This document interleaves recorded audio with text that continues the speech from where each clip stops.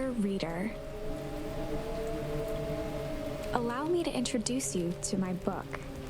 Though it might at first appear like many books you've come across, it is far from ordinary. You may, therefore, have some misunderstandings about its nature. The story that awaits you has not been fully told. In fact, its conclusion is not yet known, even to myself. It is in that way that my book is special. It is in that way that you are special. Without you, there is no story. Chapter 1.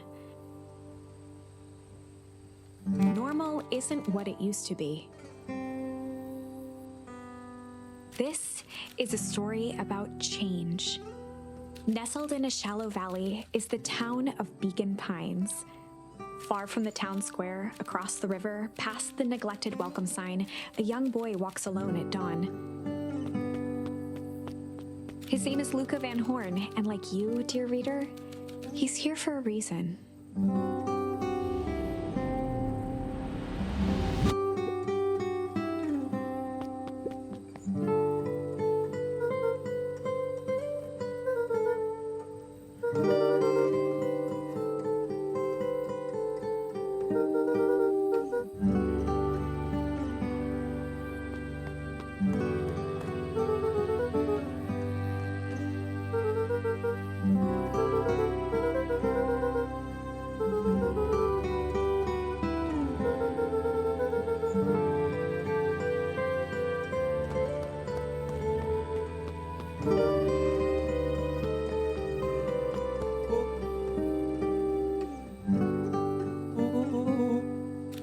Was Luca's closest friend. He possessed many fine qualities, but subtlety was not one of them.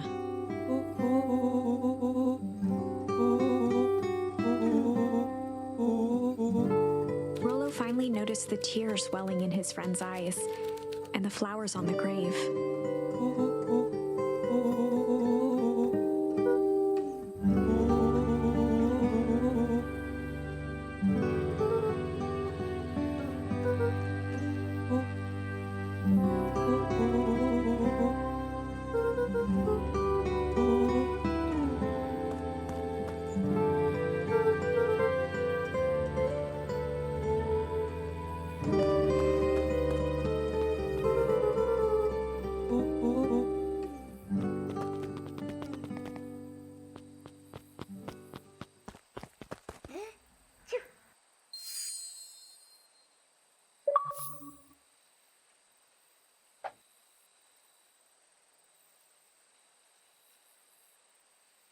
Wonderful!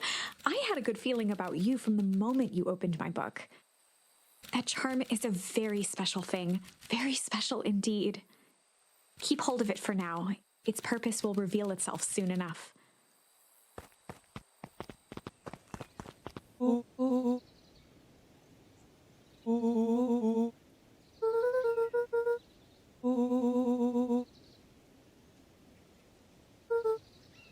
Rollo looked to the side suspiciously.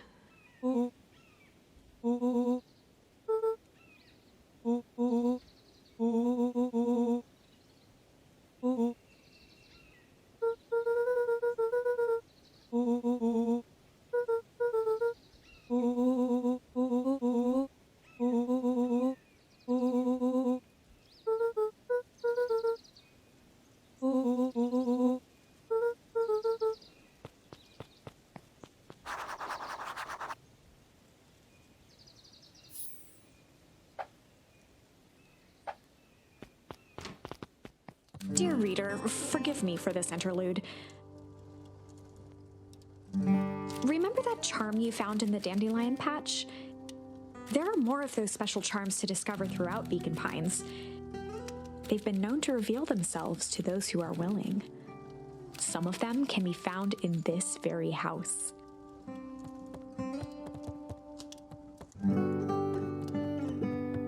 Gran had commandeered the upstairs closet when she moved in. Some things need shelter from a young boy's mischief, she said.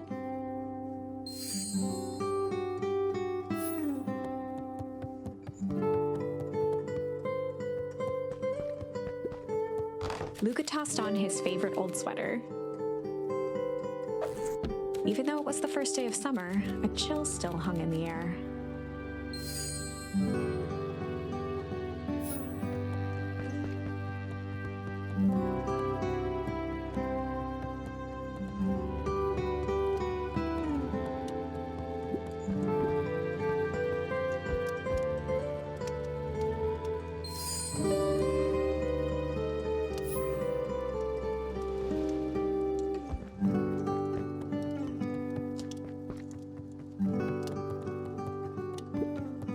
An array of prepared meals crowded the refrigerator, each labeled with the day of the week.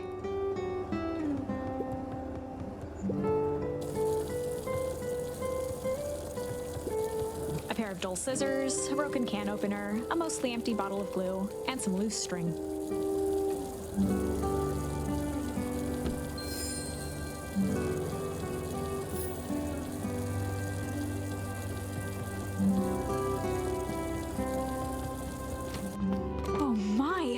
This is quite exciting. I am now certain that you are the one I've been waiting for all these years. You'll recall I was a bit coy regarding the use of charms earlier.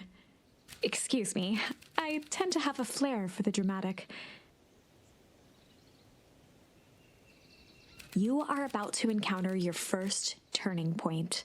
There are certain times in this tale when everything hinges on a single word. Step forth, dear reader. On the other hand, I suppose there's no reason to rush things. Gran will be waiting when you return.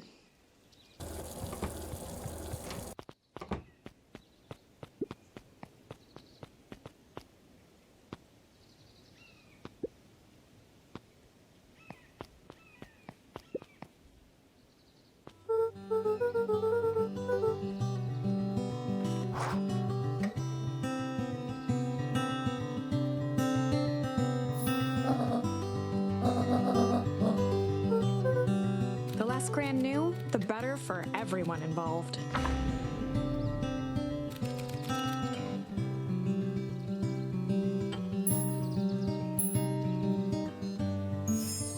We were just gonna go chill for the day.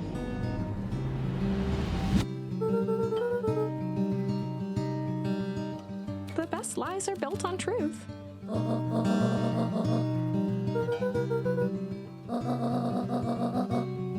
Easy. Impressive. You've managed to navigate your first turning point without too much of a mess. That is the power of charms. A single word can change everything. I think it's time to introduce you to the Chronicle.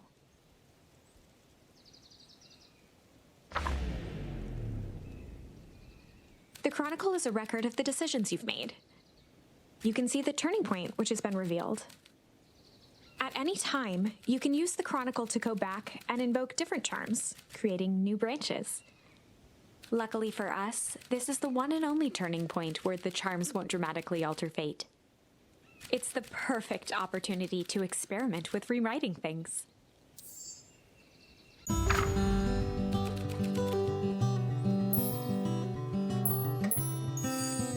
We were just gonna go ponder for the day.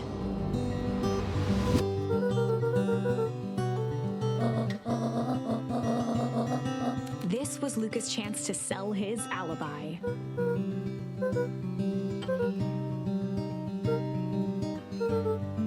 Nailed it.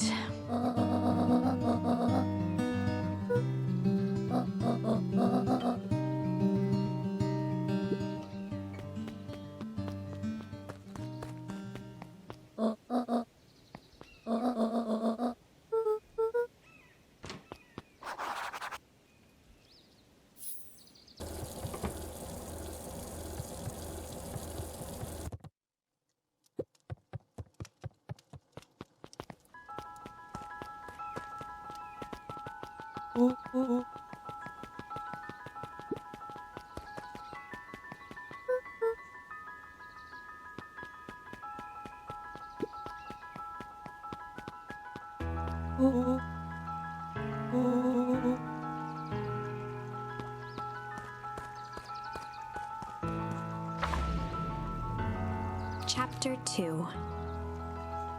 Welcome to Beacon Pines. For many years, this valley had been a small mining outpost. It wasn't until Sharper Valentine built his fertilizer company that Beacon Pines was established.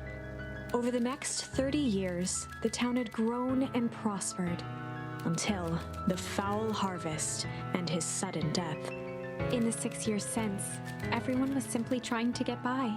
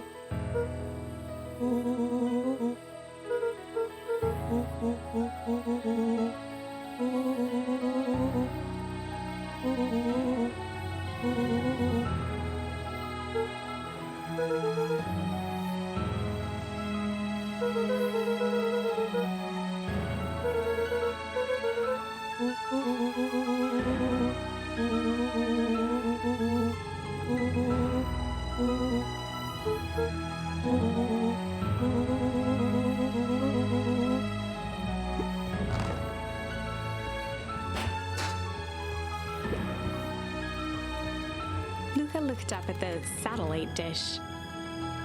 Rollo nearly killed himself putting that up into the tree. While it didn't turn the radio into an interstellar communicator, as he'd hoped, it did at least boost the signal enough to overhear truckers one town over.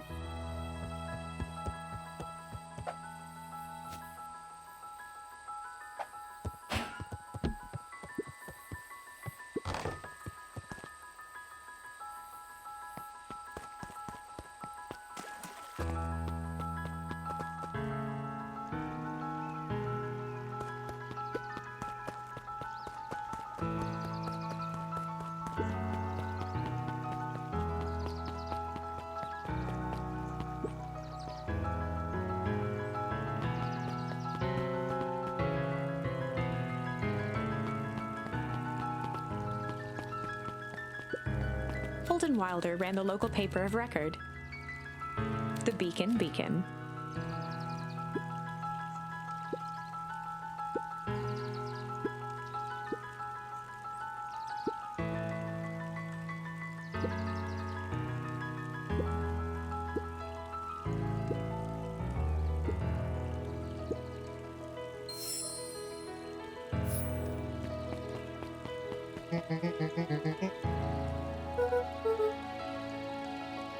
Oh, right.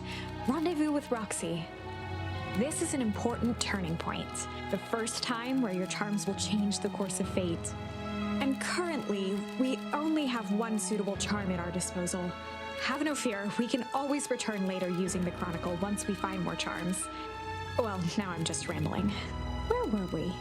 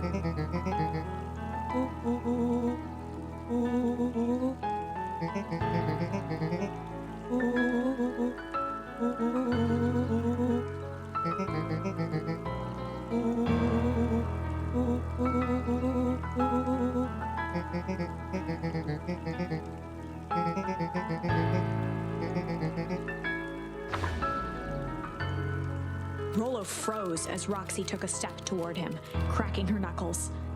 Luca knew he had one chance to save his friend from being dragged home.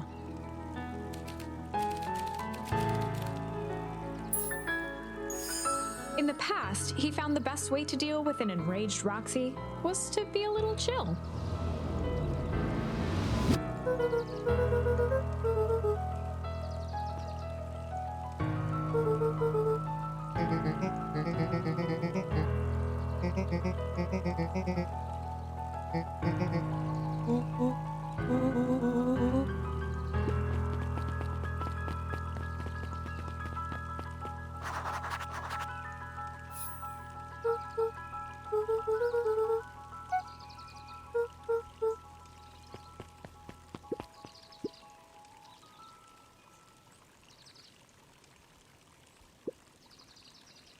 A bit much, if you ask me.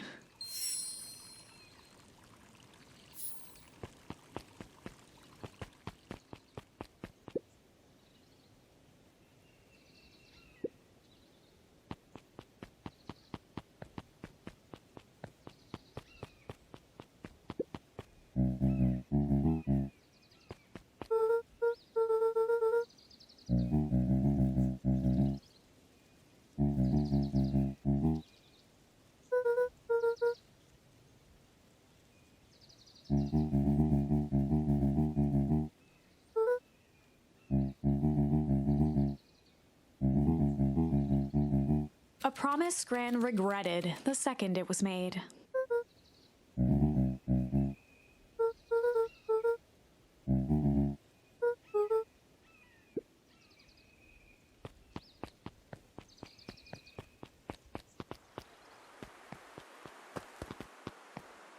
The path led into a small hollow at the edge of Weepwood.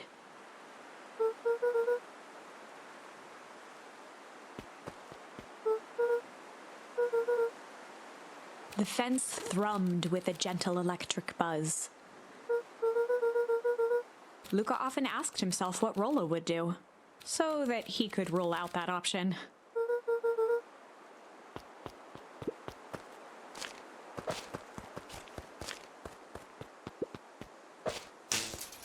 As sparks flew from the fence, the light atop that section shut off. 2 bulbs remained.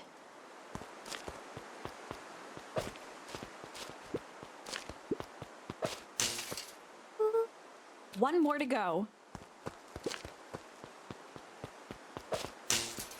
The fence's buzzing gave way to silence. Every kid in town knew the old Valentine fertilizer building. Long abandoned, the warehouse once served as the industrial heart of Beacon Pines. Now, it stood only as a reminder of things left behind. The dormant building showed strange signs of life. There was only one way to find out.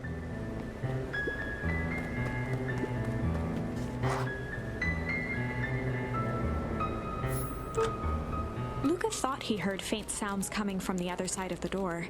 He pressed his ear against the cold metal to hear better. The sound of footsteps grew louder.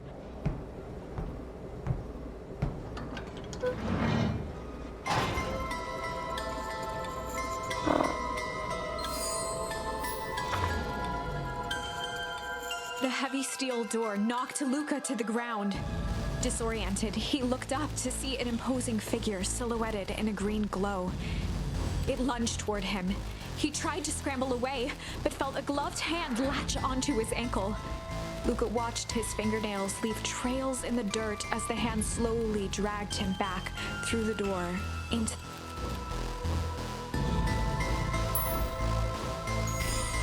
This is a story about change. It was far from the sort of change Luca imagined for himself. But change is, after all, a dangerous animal. The end? I probably should have warned you about this. There are many paths that our story can take. Most will end in tragedy, but don't let that discourage you. We will find the ending that this story deserves. I just know it. From here on out, a charm will have a check mark when it's been used to its full potential at a given turning point. Now, let's try something different.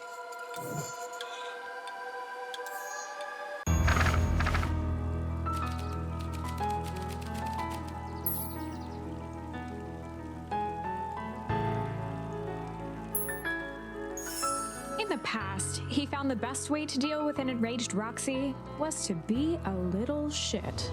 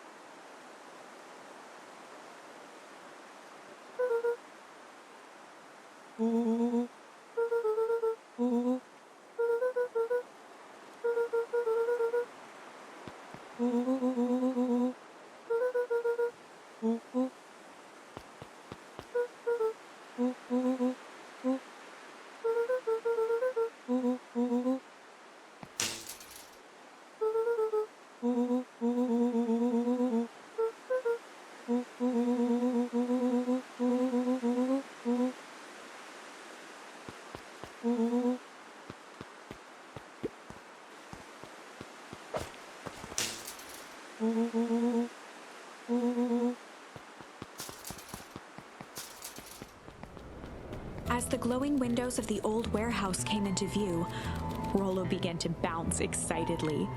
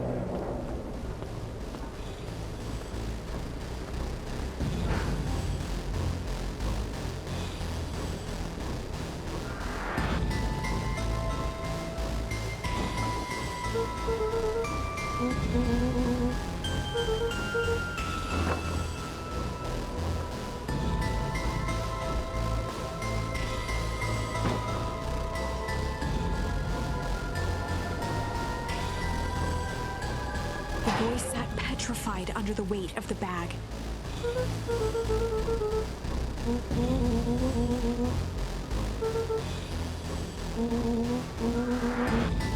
Rollo felt around at the large sack which burdened them. He snapped off a tag from just within a small zipper opening in the bag. Rollo held the badge up to a faint shaft of light within the dumpster.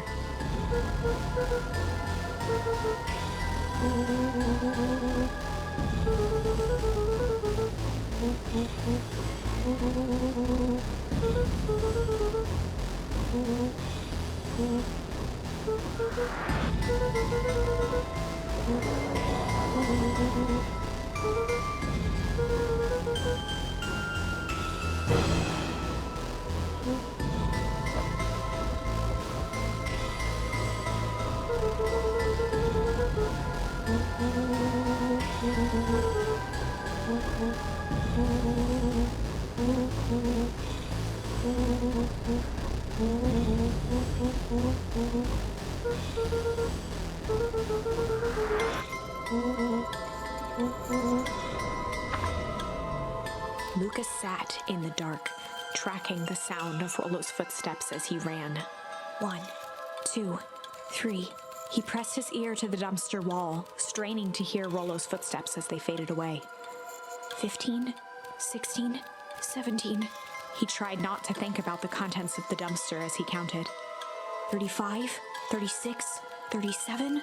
The thick stench made it hard to breathe. Screw it, that's long enough. Luca carefully lifted the lid and peered out. Nothing. No sign of Rollo. No sign of the man in the yellow suit. Time to haul ass. Luca clambered from the dumpster, stumbling to his knees. He was up like a shot and running, sprinting toward home as fast as he could. Beacon Pines flew by, blurred by the tears that welled up in his eyes. He wouldn't remember getting home at all that night. Throwing his front door open, storming up the stairs to his room and surrendering to sleep almost as abruptly as he hit his pillow. Chapter 3. Finding a Friend. The next morning, it was quieter than usual at the breakfast table. Only the sound of silverware and chewing interrupted the awkward silence.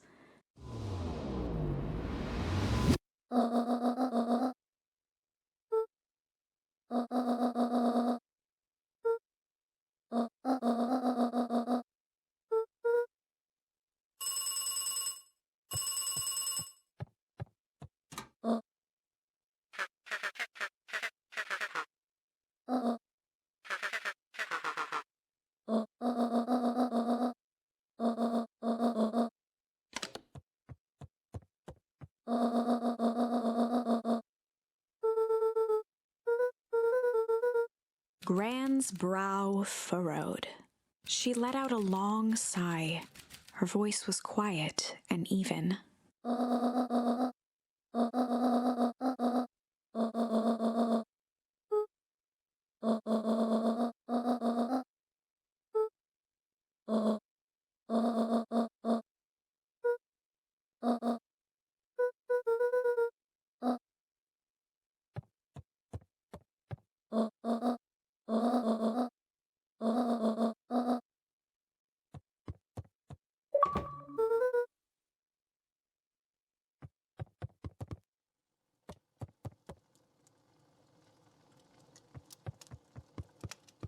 An eerie electronic sound echoed from Luca's bedroom.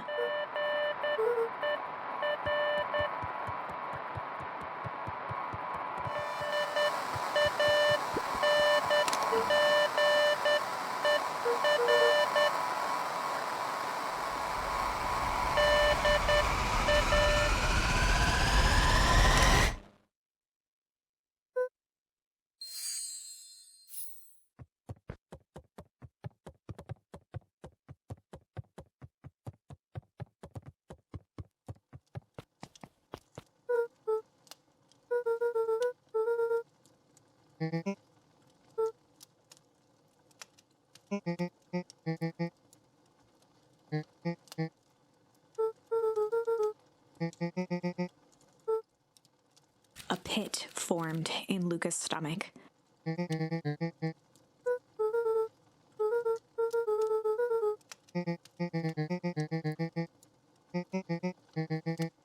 Luca's mouth felt dry.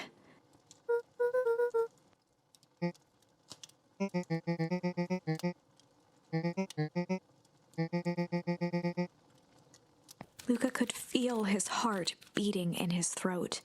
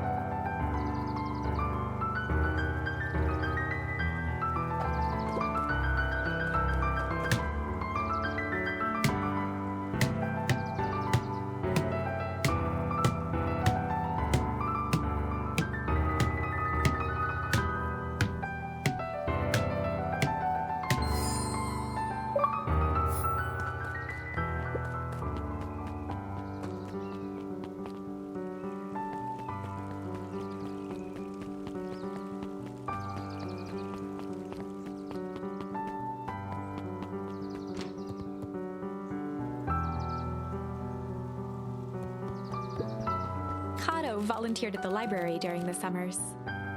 He wasn't very social, so he'd dedicate each summer to becoming an expert in a single subject, making him a reliable source of very particular knowledge. If you were to ask Kato something he didn't know, he'd escape into the dusty old bookshelves and return with just the right thing. Kato was lost in his reading. Luca crooked his neck to see the title, Introduction to Melitology.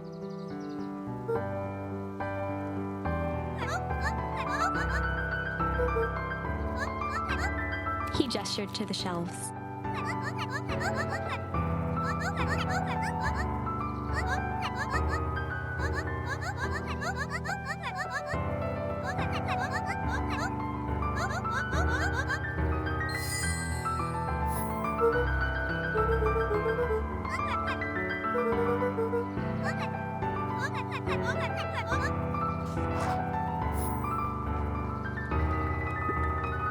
Oh, the cobs I've eaten, a salad-centric travel guide for the mildly adventurous.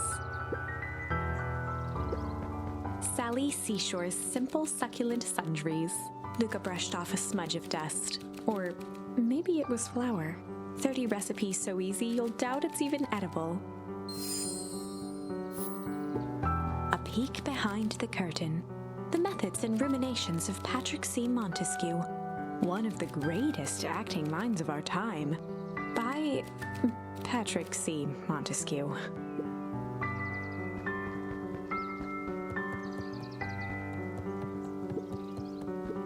The bottom corner shelf was a dusty array of thick science books.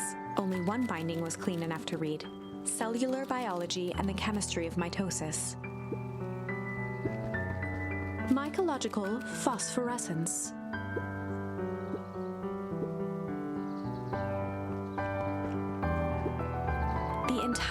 level of the library was devoted to comics, most of which were Hank Atomic and the myriad of lesser revered spin-offs.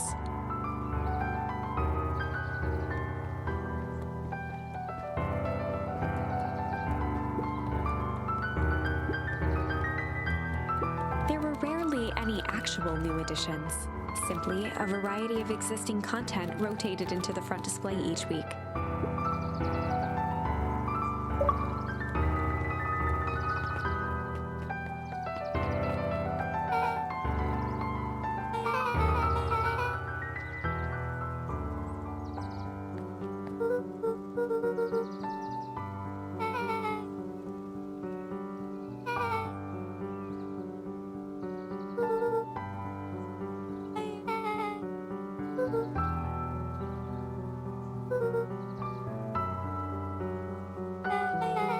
Beck's family moved often, giving her little time to establish any real connections. She would tell you she prefers it that way.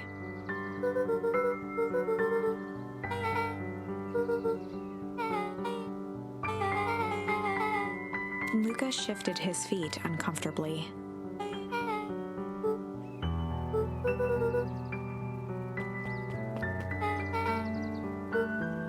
Beck pulled a coin from her pocket.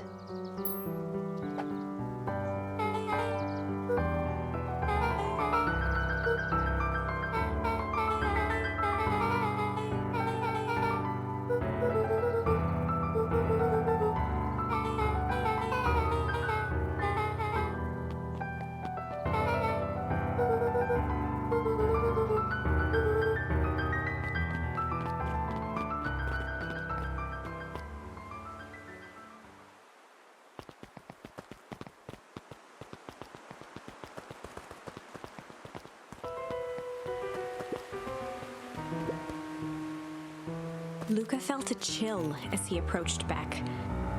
Her eyes were locked on the strange green liquid. The nearby grass was coated in a fine layer of frost.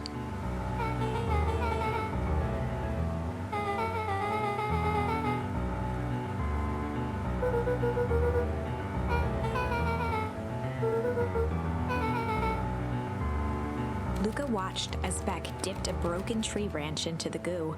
Beck's eyes widened as flowers grew from the dead wood. First small buds, which quickly bloomed into vibrant petals. As quickly as they had grown, the flowers began to shrivel and turn gray. Beck dropped the stick with a grunt of disgust.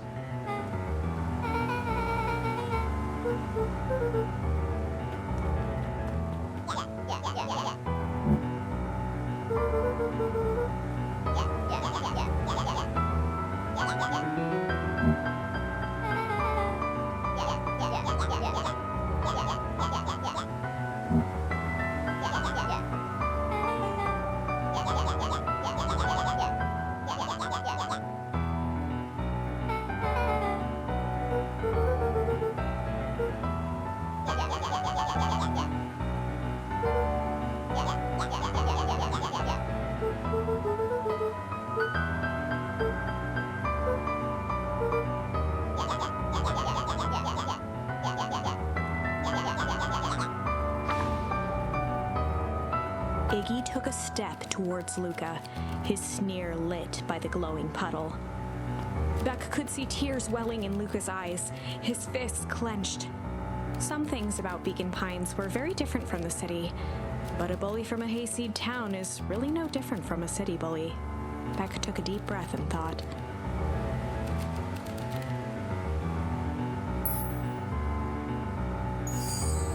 Well, time to bust out the tickles.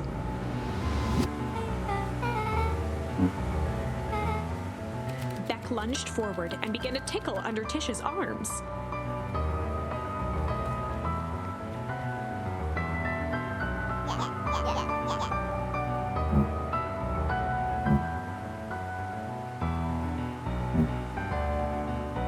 Tears began to form in Tish's eyes as she gasped for breath between gales of laughter.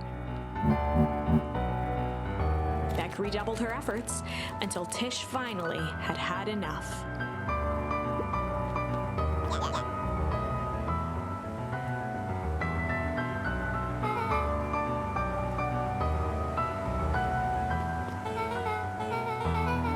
Iggy's eyes darted around, a realization dawning on his face that he was now outnumbered.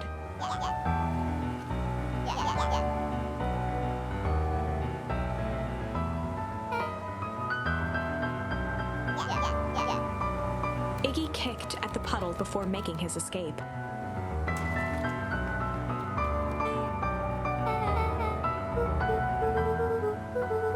Beck shook the ooze out of her hair as best as she could.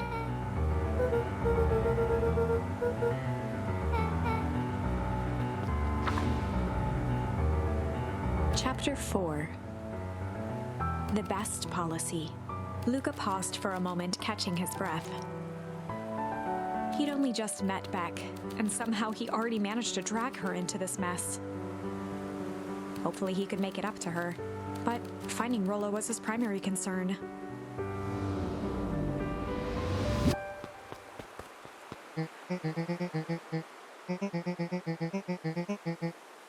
Roxy and Fitz looked drained. It was clear they'd spent all day searching.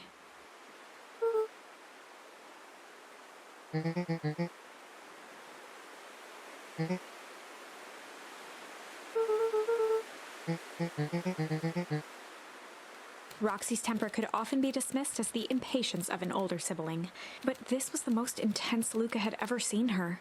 Her eyes were wild and unfocused, looking straight through Luca. In a torrent of rambled words and tears, Luca broke down.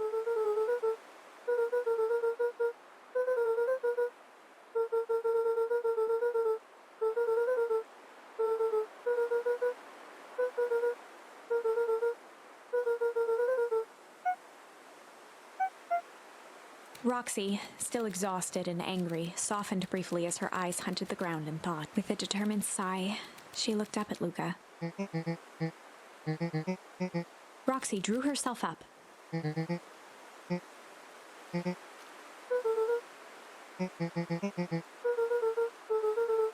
Roxy tried to think of the safest place to send Luca. Luca wiped his cheeks and gave a quick nod.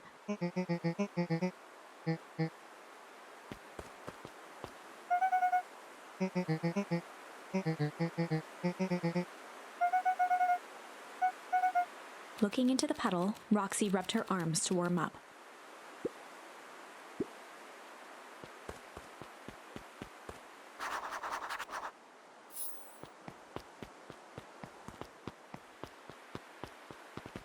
Mr. Nuncree jumped with a start.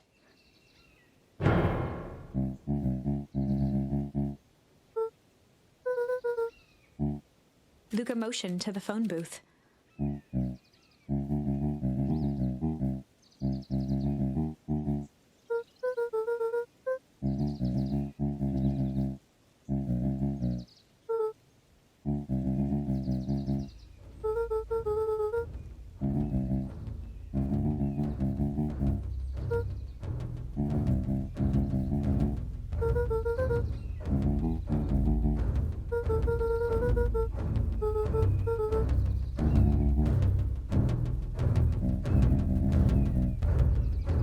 Mr. Nuncree gently placed one of his substantial hands on Luca's shoulder.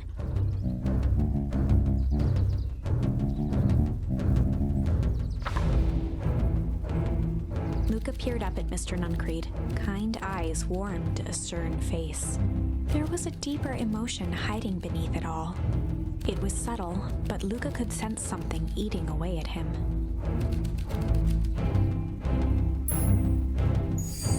There was a shame lurking behind those eyes.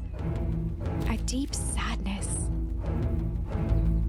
If Mr. Nuncree was that worried about Rollo, maybe he could help.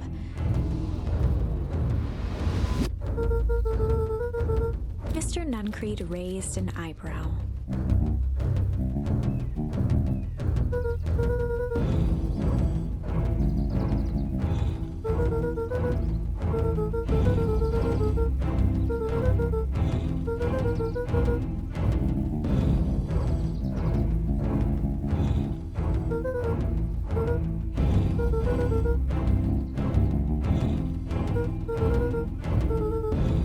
Mr. Nuncree's shoulders slumped.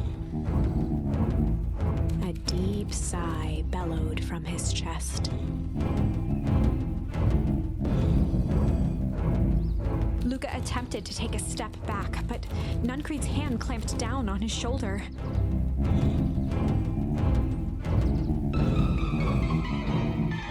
With a firm shove, Nuncreed manhandled Luca into the phone booth. The door latched shut with a mechanical hiss.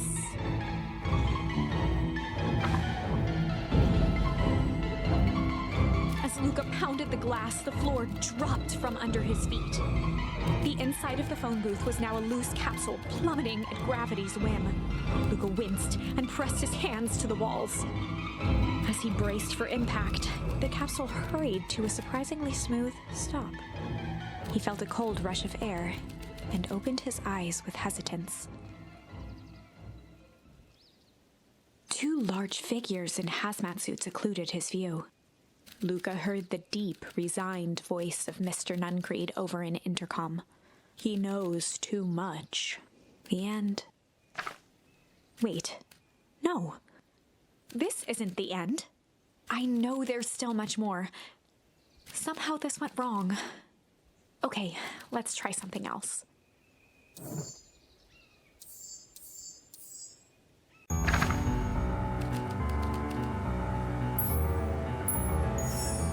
Well, time to bust out the strange.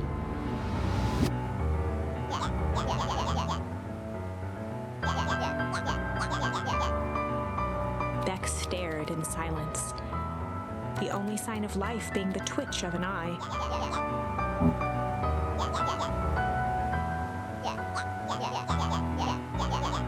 At the sight of Iggy taunting Beck, something in Luca snapped. Iggy's smirk shifted to a look of shock as Luca launched himself into his stomach.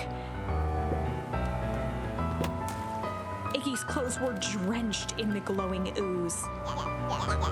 Iggy's voice began to slur as he struggled to get up.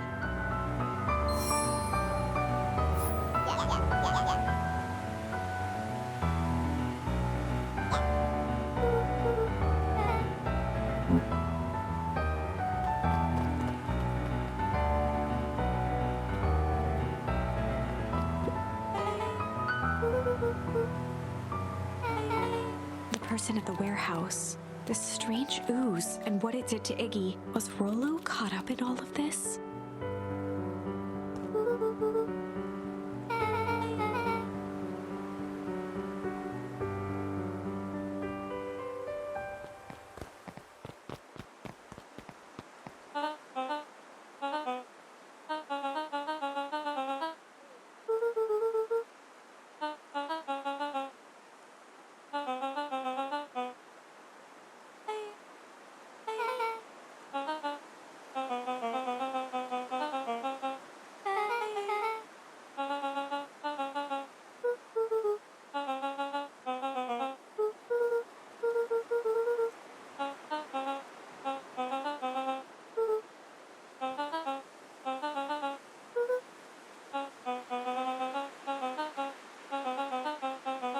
Beck glanced toward Luca.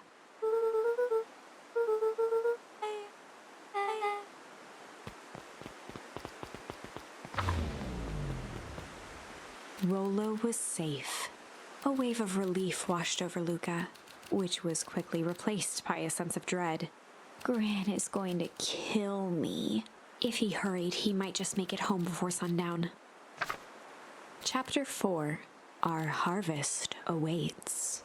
Luca took a deep breath and gingerly opened the door, steeling himself for Gran's wrath.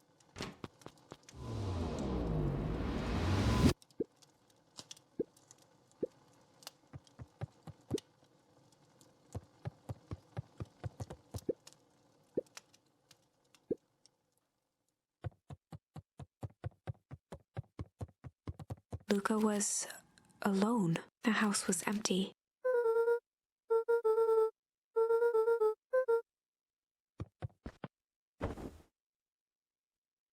Luca was sitting by the pond, listening to small waves lap against a rock. His father sat in a folding chair in front of him. Without turning, he spoke. "Why don't you grab me some nice bait?" "Sure thing, Dad." Luca hopped over to the tackle box and popped open the lid. Inside was a rolling, buzzing mass. We're fishing with bees? Luca's father gave a warm chuckle. Well, you catch more fish with bees than honey. Pick us out a good one. Luca closed his eyes and plucked out a bee. He could feel its wings struggle between his finger and thumb. Holding it at arm's length, he hurried over. His father deftly baited the hook and examined his work. Interesting choice. With a practiced flick of the wrist, the line buzzed in a graceful arc. The water accepted it without a splash or ripple. The wrong choice. But I respect it. The pond began to freeze over. Sometimes we gotta make the wrong choice before we can make it right. Pallid ice propagated across the still surface with an alarming speed. Luca scrambled back as the ground beneath him turned cold. Dad, I don't understand. Sorry, kiddo. Understanding isn't always part of the deal. The relentless ice shot through the fishing line toward his father. Dad, look out! His father casually wound the reel. None of it's your fault, you know. Never was. Dad, we have to go! Luca grabbed his father's shoulders, trying to pull him away. Please, you have to run! The ice crackled as it spread across his father's hands. That's the thing about fishing, Luca. His chest began to crystallize. You toss your hook in, and you never know what you're gonna pull out. A shock of searing cold ran up Luca's arms. He gave one last desperate tug. The chair tipped backwards in a single frozen mass. Luca tried to stop the momentum, but it was too late. He watched the icy form of his father slam into the hard ground, shattering into 1,000 pieces that crowded around his feet. Dad, I don't understand. What does all this mean? The gentle rustle of leaves was the only reply.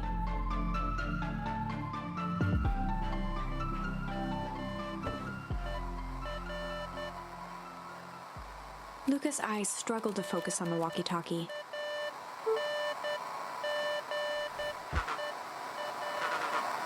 Faintly, he could hear Rollo amongst the noise.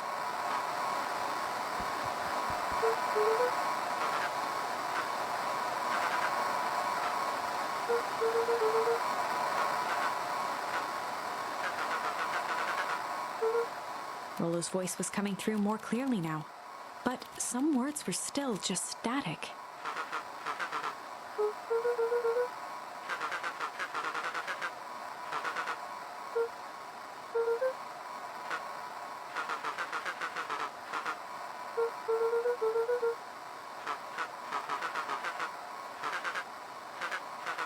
The signal went silent. Luca held still, waiting for a response, his pounding heartbeat marking the passage of time. Lolo's voice began to fade.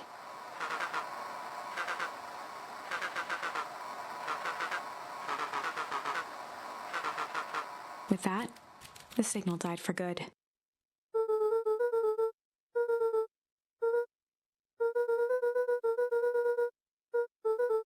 Luca grabbed the walkie-talkie and sprinted to the treehouse.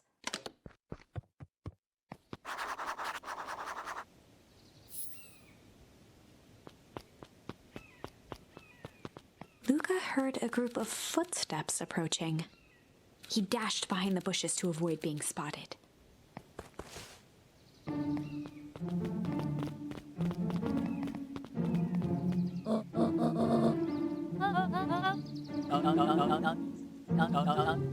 Mr. Tolliver paused, shifting his eyes to one side.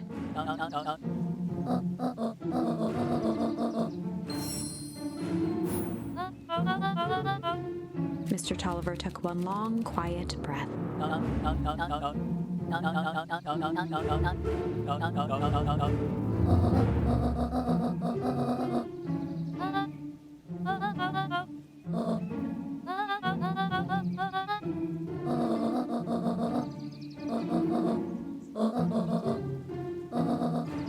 The three shared a determined look.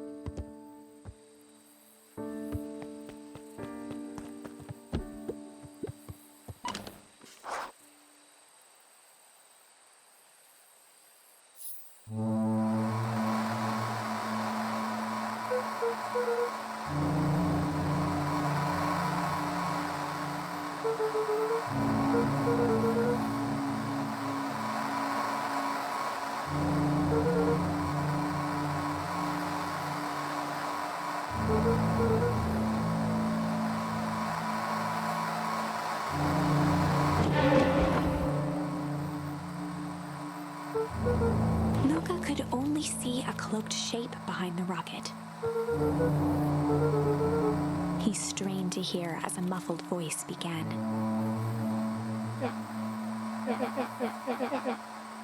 Fear gripped Luca's throat.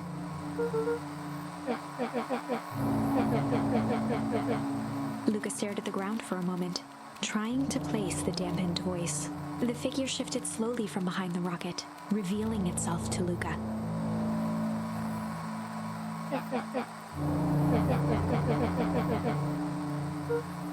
Luca reached over empathetically.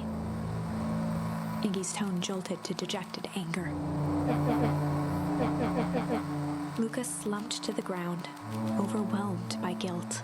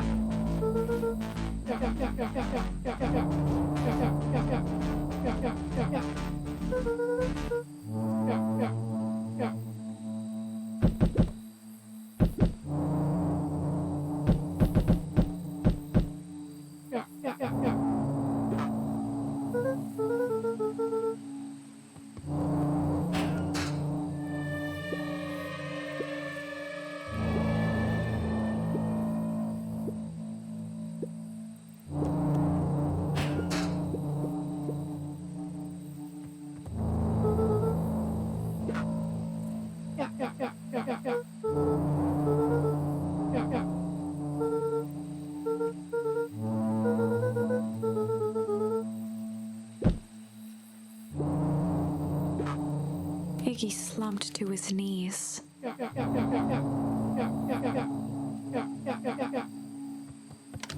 Luca grabbed the walkie-talkie and headed for the window. Luca and Iggy climbed up the back of the treehouse to its roof, where Rollo had constructed his MCDC, the Mission Control Defense Cannon. From behind the crowd of clipboards, William Kerr strode forward, a warm smile on his face.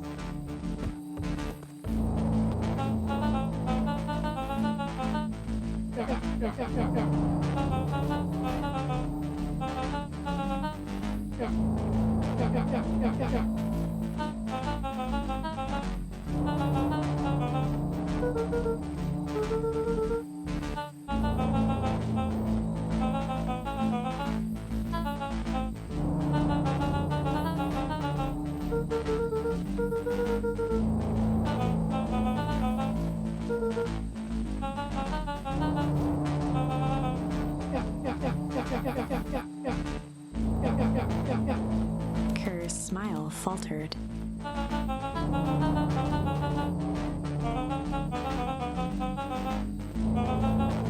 Luca's grip tightened on the MCDC.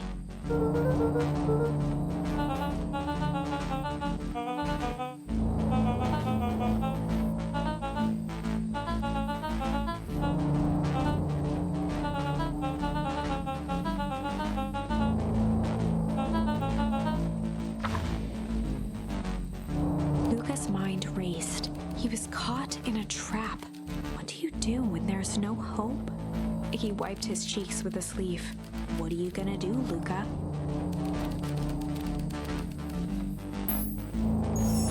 Luca drew himself up and decided to take the only option they had left. He swung the mission control defense cannon around, aiming it confidently at the smirking face of William Kerr. Luca summoned his most insolent demeanor.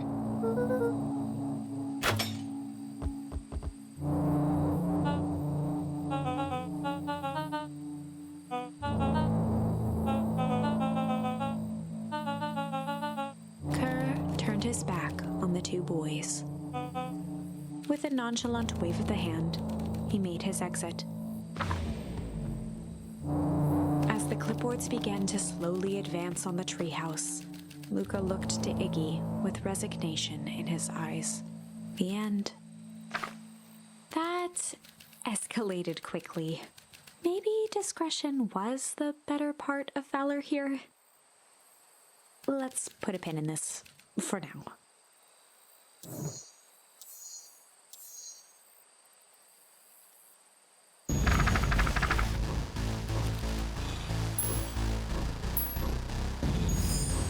This is a story about struggle.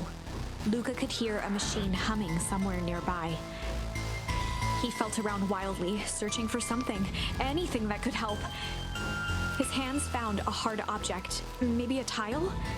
He yanked it free, lifting the cold stone.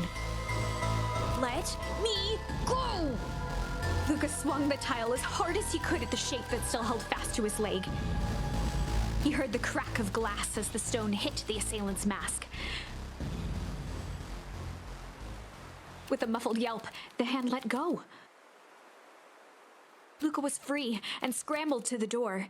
He never looked back once on the long run home. Chapter 3. Everything's fine. The next morning, it was quieter than usual at the breakfast table. Only the sound of silverware and chewing interrupted the awkward silence.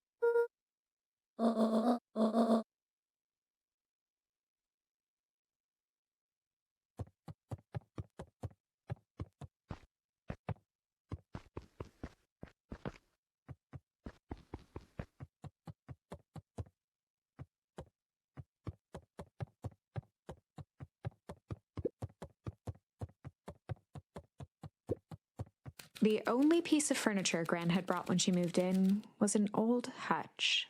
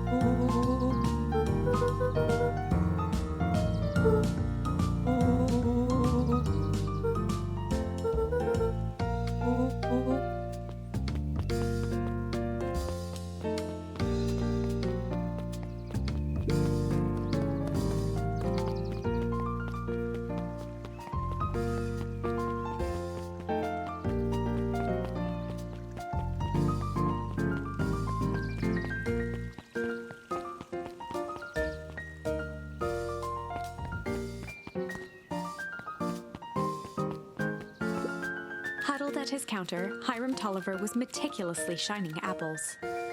More accurately, Hiram Tolliver was meticulously shining one apple. With a yelp, Mr. Tolliver fumbled the apple, flailing at the air as it fell.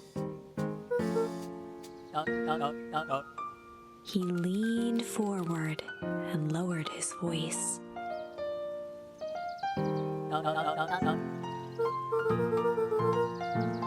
He leaned in a bit further. Mr. Tolliver leaned back, speaking loud enough for anyone to hear.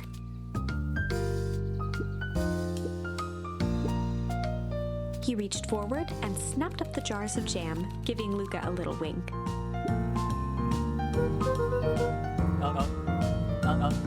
He leaned in for a final whisper.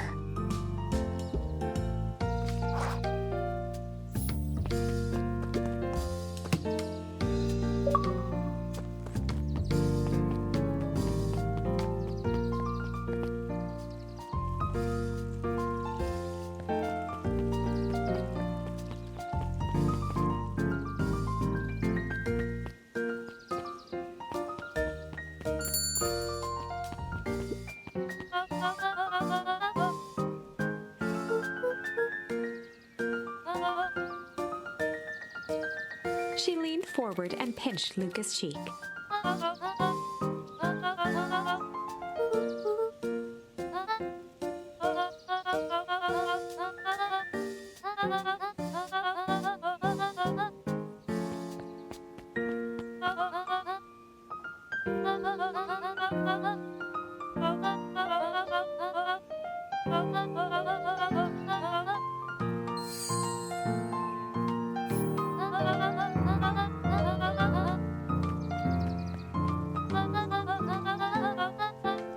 Luca shifted the basket uncomfortably. Mrs. Fratelli lifted the cloth and inspected the jam. She carefully lifted out her jars of jam.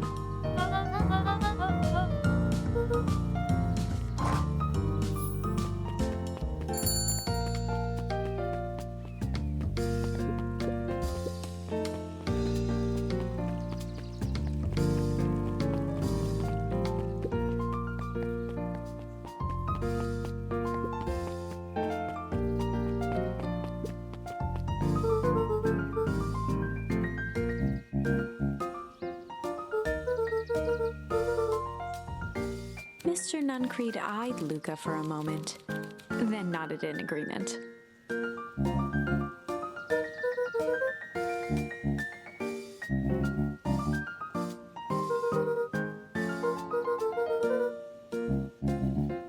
Nuncreed snatched the basket from Luca.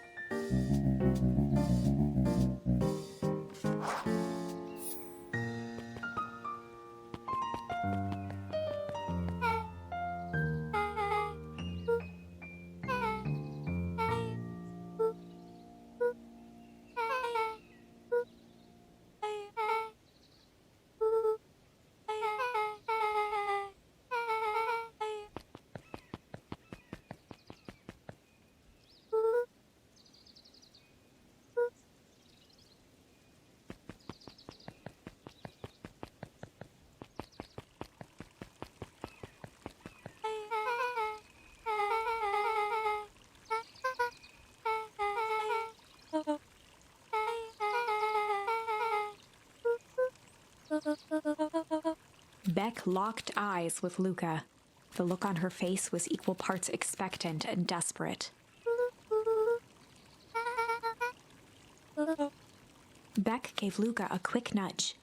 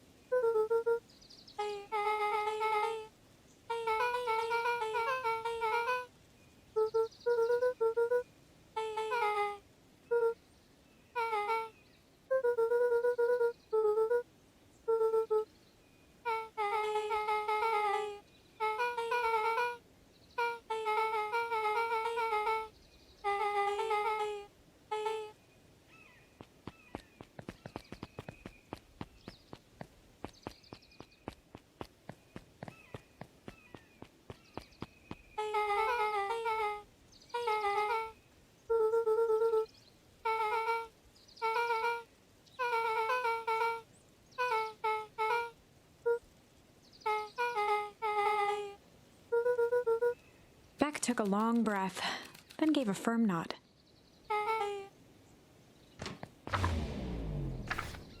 Chapter 4. Dinner with the Moodwills. Ilona Moodwill was worried about change. A gardener at heart, she understood the necessity of change, relied on it even. But there was a difference between the controlled world of her plants and this cluttered cottage in a strange town. Almost done. Nellie was a blur of activity, digging through boxes. Sorry, love, couldn't find the dishes. We'll have to make do with paper plates. Dinner went by without much conversation. As she watched Beck and Luca finish up their pizza, Ilona let herself relax into the chair. The things she cared about were still here. Nellie finally had the job of her dreams. Beck was beginning to take root. Ilona's task was simply to tend to them. She could do that.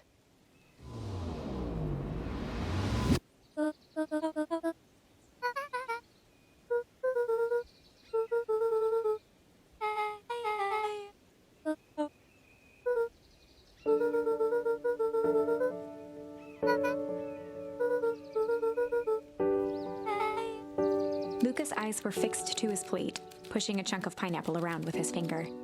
Nellie was the one who eventually broke the silence.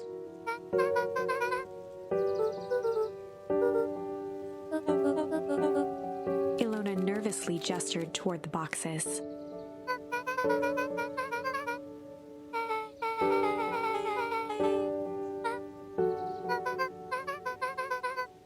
Luca wiped his face with his sleeve. Beck gave Luca a swift kick under the table.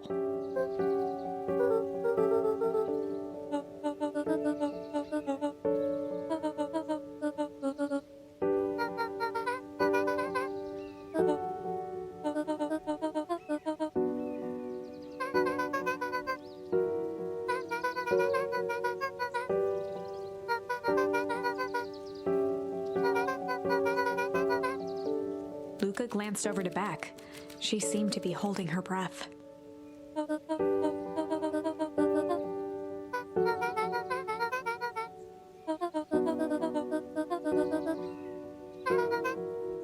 Beck slammed her fist into the table, perhaps harder than she intended. Luca glanced outside to gauge the time. The sky was darker than he expected, filled with ominous clouds.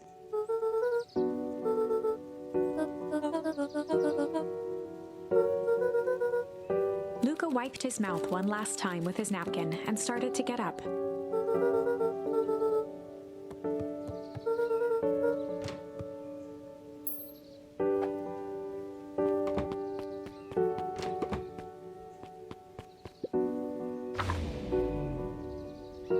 Surprised, Luca turned around.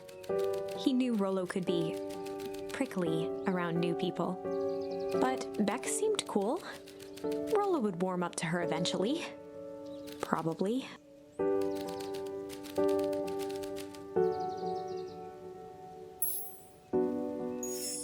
Luca began to respond, but the sky answered for him as the clouds above began to rumble with ominous thunder.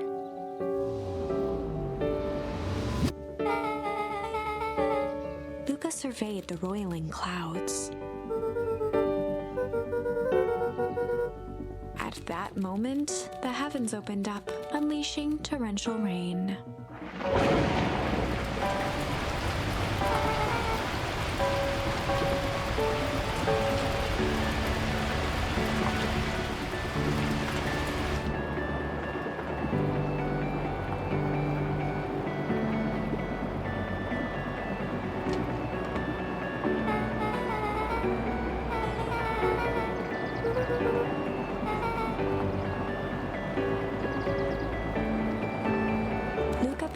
To examine the bouquet of wilting flower. Judging by the odor, they were well past their prime.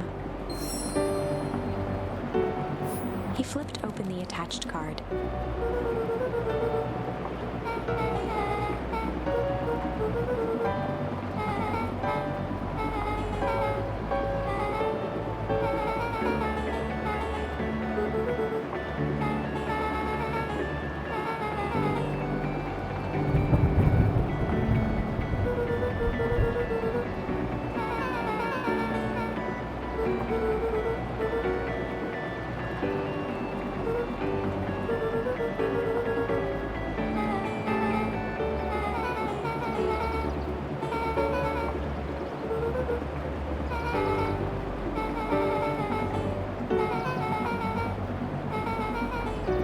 Luca flicked at one of the toggles.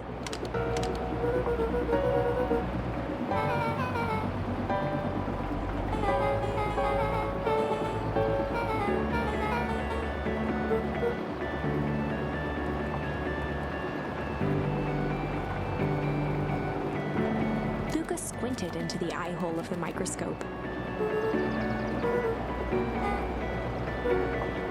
Luca adjusted the slide with his fingers to get a better look. Luca wiped his hand off on his sweater and gave a nervous laugh. Beck looked down, timidly tapping the ladder with her feet.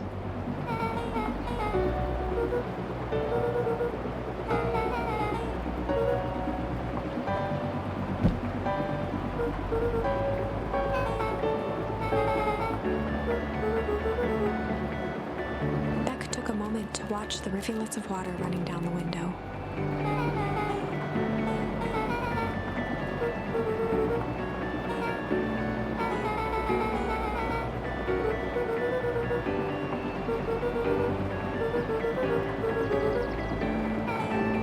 Luca took a deep breath, exhaling slowly.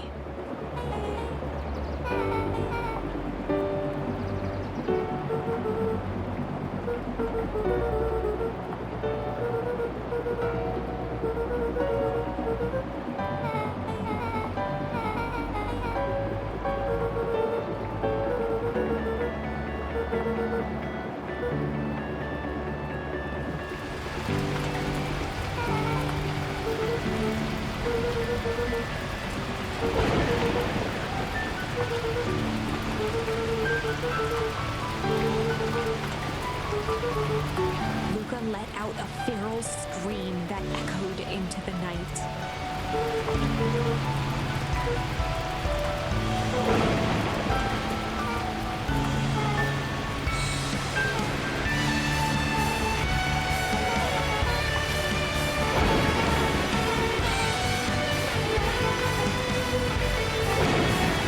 Her voice dropped to a trembling whisper.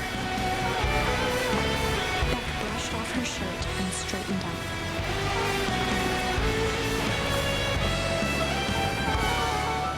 As abruptly as it began, the storm abated.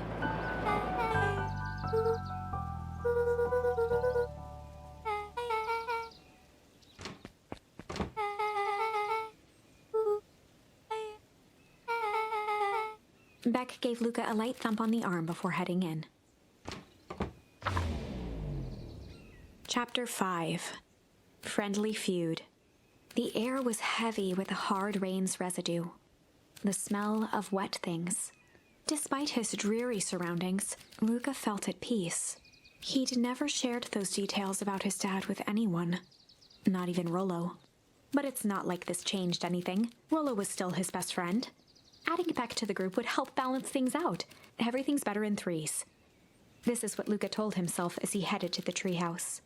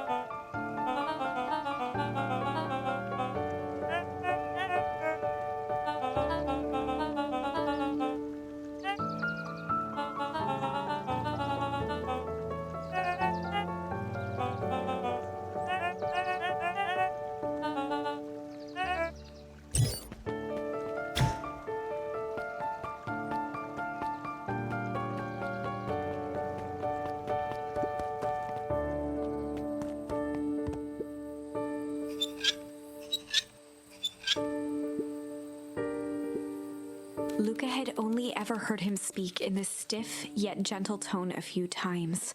And it always meant one thing.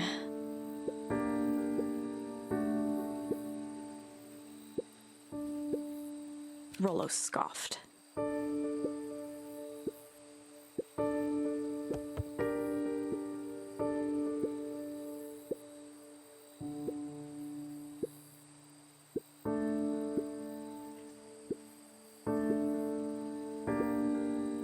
Luca stumbled on his words, knowing he'd said too much.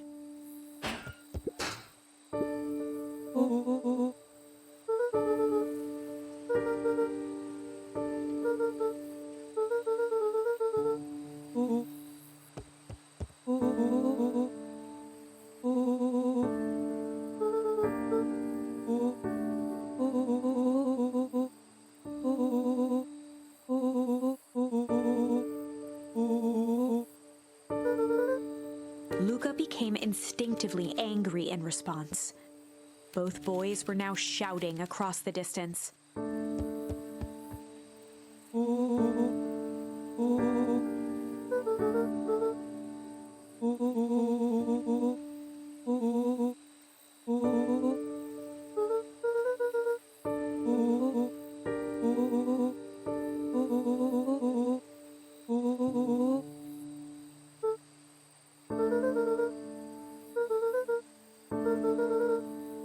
Rollo's tone changed to a calm, yet more intense anger.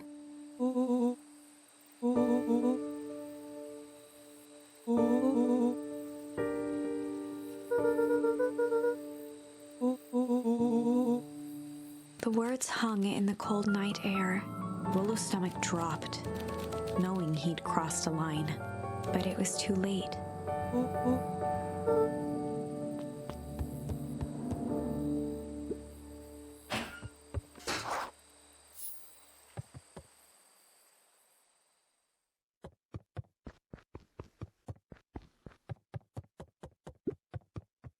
Luca dug through his old stuff, not even sure what he was looking for.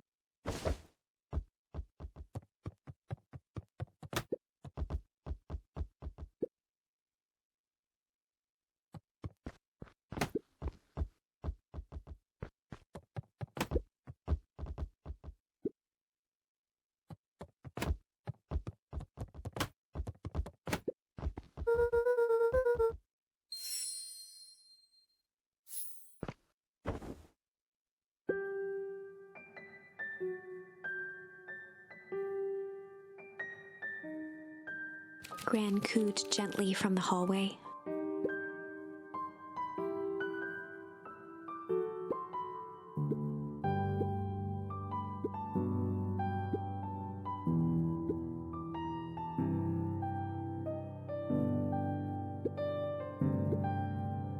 Luca just wanted to be alone. He waited to hear the sound of the front door closing.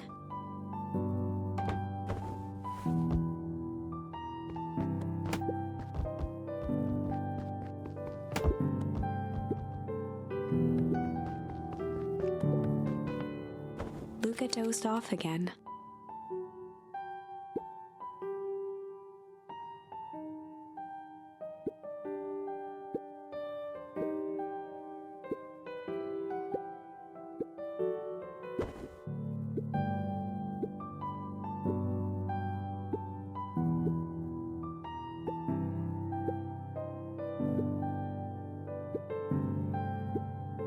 Luca still couldn't bring himself to go out.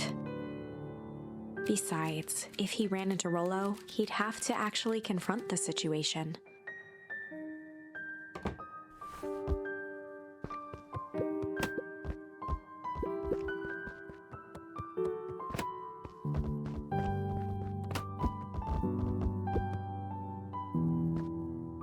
The Adventures of Hank Atomic. Luca carefully opened the cover and began to read. Rollo had received it for his birthday. A special hardcover edition with behind-the-scenes commentary and bonus art. Rollo cherished it, but asked that Luca keep it at his house. Luca wasn't sure if it was because Rollo didn't trust himself with it, didn't trust his sister around it, or just wanted an excuse to come hang out at Luca's more often. Whatever the reason, Luca didn't mind, but it had stayed right there where Rollo had stashed it ever since. Now, at the foot of his bed, Luca lost himself in the pages. He'd read it all before, but at this moment, it somehow felt sentimental. He was well into issue number 5 when he heard soft footsteps from the hallway.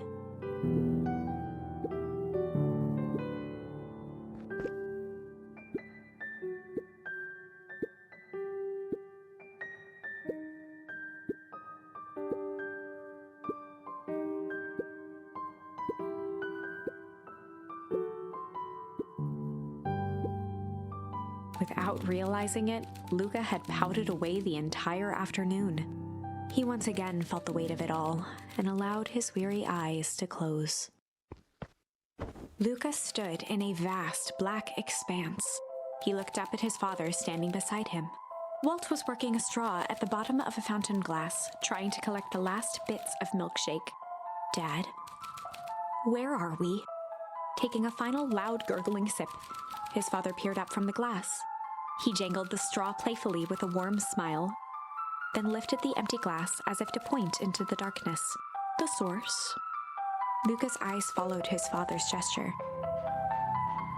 In an instant, he was sitting in front of a blazing campfire. Across from him sat a large figure in a yellow hazmat suit. The figure's voice was a scratchy echo. "Well, if it isn't the man of the hour. Make yourself comfortable." Luca held his shivering hands over the flame to warm himself. "It doesn't work that way here." Their yellow-gloved hand pointed to the base of the flame. "It's a cold flame, see?" Luca peered at the base of the fire. It wasn't wood that was burning. It was Beacon Pines itself. Tiny buildings, freezing and crumbling as they were consumed by flame. Luca could see small shadows moving in the burning city. People. Luca leapt to his feet. "We've got to help them!" The figure gave a dismissive wave of their hand. "Why waste energy helping people who can't even help themselves?" The figure bent down to examine the panicked crowd as they desperately tried to stop the flames. "They only care about what's right in front of them. Not like us."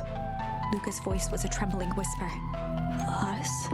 The figure slowly stood up, grabbing its helmet with both hands.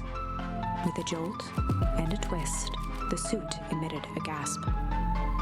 A cloud of torpid mist escaped, slowly revealing the face within. Luca's own face looked back at him. Older, worn, distant. The sensation was oddly familiar. As if he'd caught his own reflection by surprise in the mirror. The doppelganger smiled. "I tried to help once." He gestured towards his face. "And all it got me was this." Lucas staggered back. "You aren't me." Luca felt a hand catch his shoulder. His father was there again, beside him. "Every choice sets us on a path. This is the end of one of your paths, son." Luca watched his older self shake its head ruefully, its face twisting into a cruel grin. "Well, Dad, if you wanted him to see this, far be it from me to disappoint." Luca watched in shock as the figure took a confident step forward and plunged into the flames. In a flash of cold light, he was gone. What does all of this mean? Luca felt a reassuring squeeze on his shoulder. Just remember, why we choose matters just as much as what we choose. Luca woke up to see a hazy figure at the foot of his bed, silhouetted in the morning sun.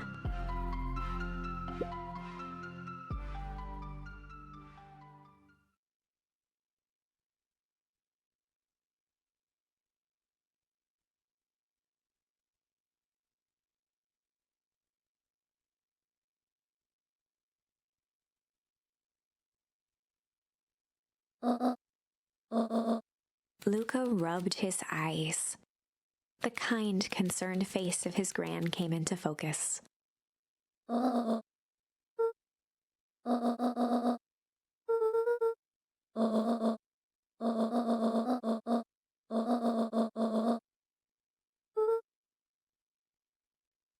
Gran silenced Luca with a gentle pat on the leg.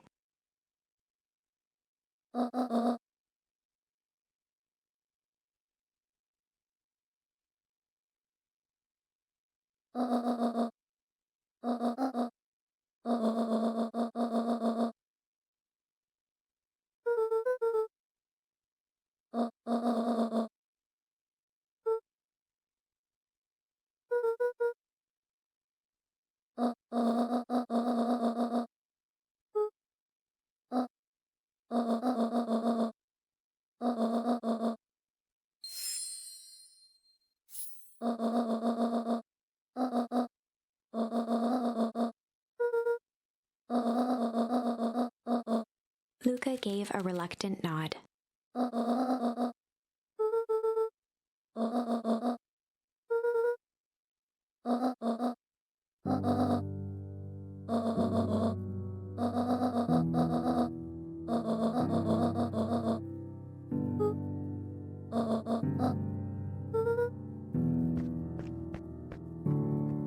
Luca took a deep breath.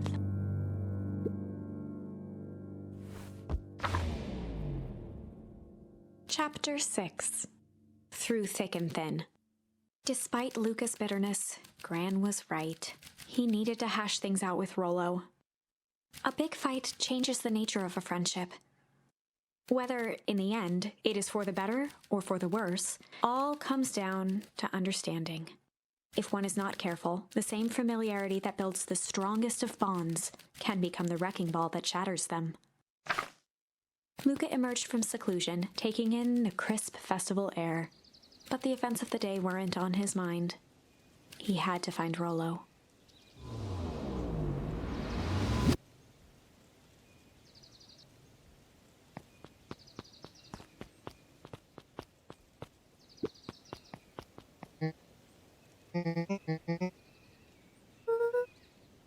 Roxy rolled her eyes, shaking her head.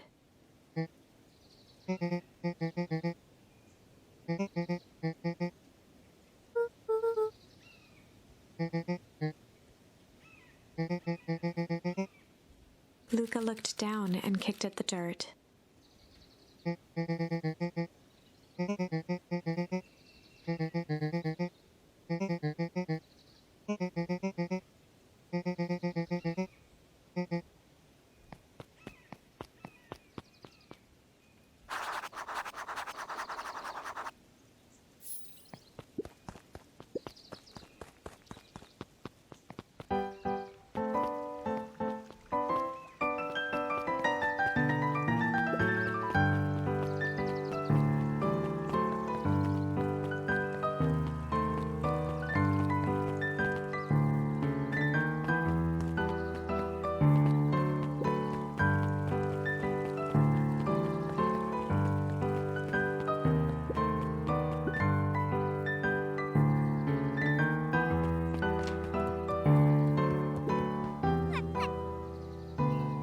Kato's eyes lit with excitement.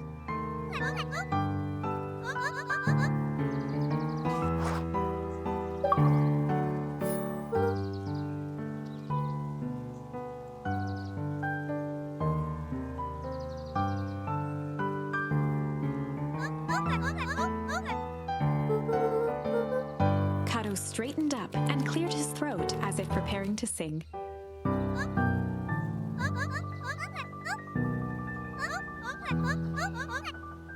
Kato stared at Luca eagerly.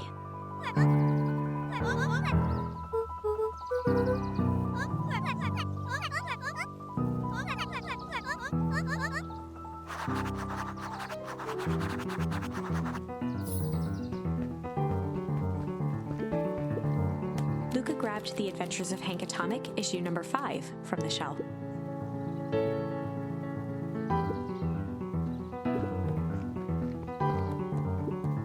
Luca grabbed Natural Photography, volume 5, from the shelf.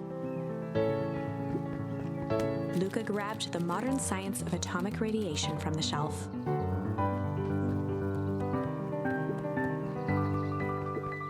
Luca grabbed The Adventures of Hank Atomic, issue number 4, from the shelf.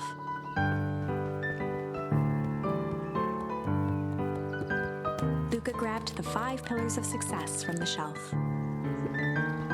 Luca grabbed The Issue with Self-Help, a Helpful Guide, from the shelf. Luca grabbed 500 Meals for One Big Pot from the shelf.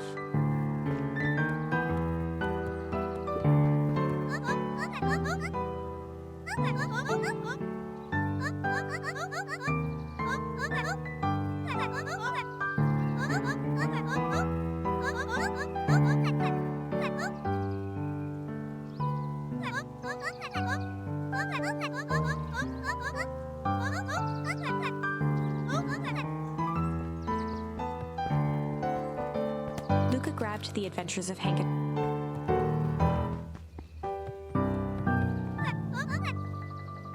Kato removed his book from the desk and replaced it with Luca's, turning on the lamp. As he slid the book under the purple light, 2 words glowed: The Adventures of Hank Atomic, issue 5. Luca clicked his tongue with recognition.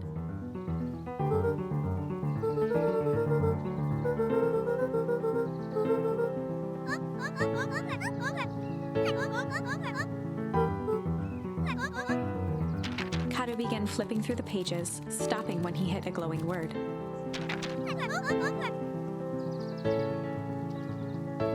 He continued flipping.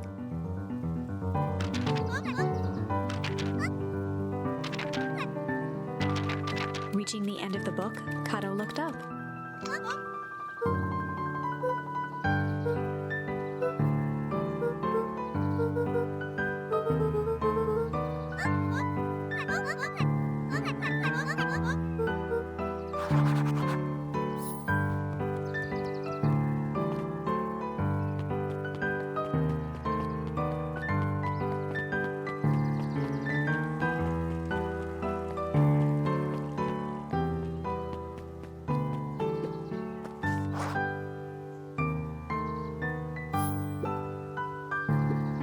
Before Luca could finish his sentence, Griffin handed him a corn dog. Luca shrugged, taking a sizable bite out of the corn dog.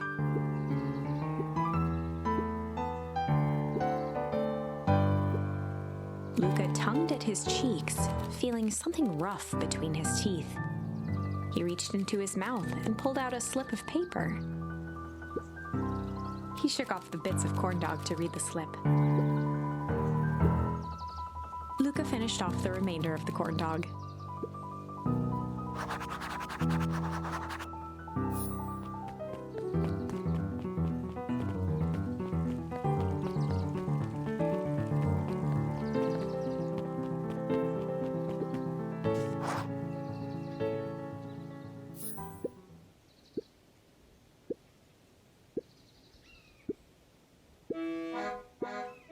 Lumi waved his hands around sarcastically as he began.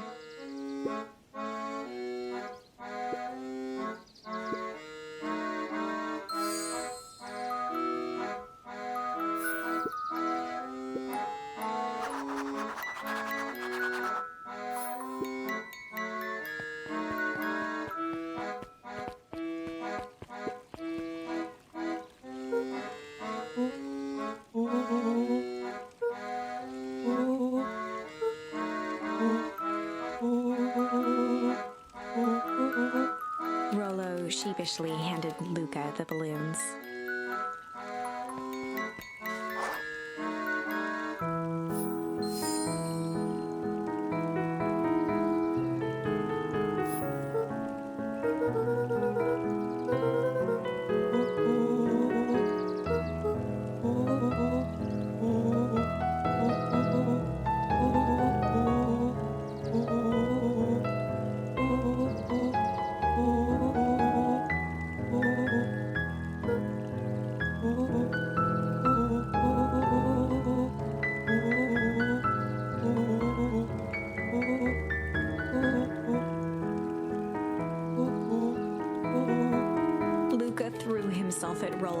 hugging him as tightly as he could.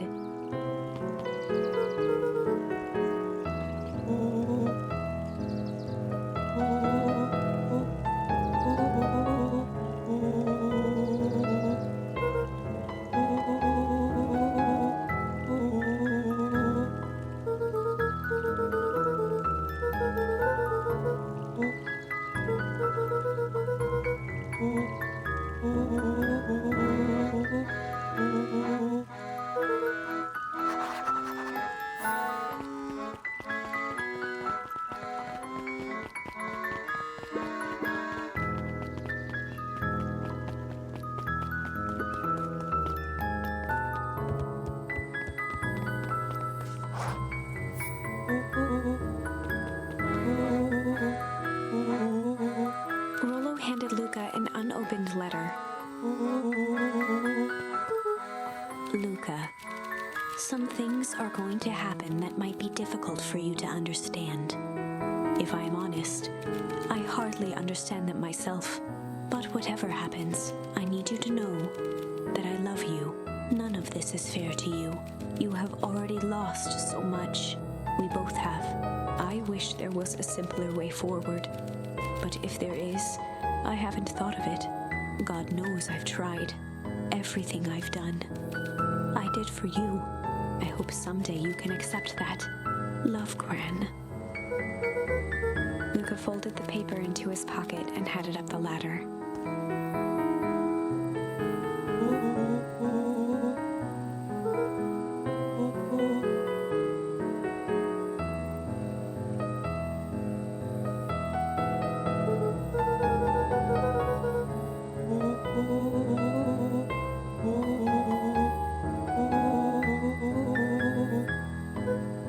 Luca was at a loss for words, but that was fine. Words aren't always necessary.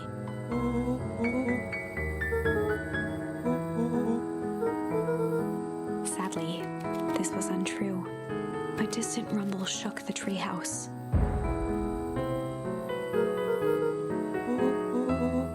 It was not fireworks. It was something the boys couldn't possibly comprehend, something as old and cruel as time itself.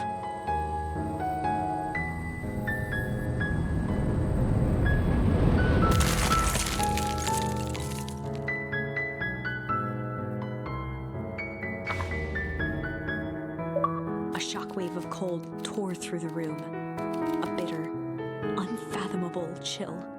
Before they could react, it encased them in ice. Two boys, reunited by friendship, only to be cruelly separated by a malevolence beyond reason. And so, our story ends on this melancholy scene, in a silent treehouse turned statuary. In a town brought low by its secrets, sits a pair of friends, alone, together, for the rest of time. The end. No, that can't be the ending. It simply can't. I won't accept it, and I hope you won't either. There are more endings, more possibilities. I can feel it. We are just going to have to sort through them all until we find the one that fits.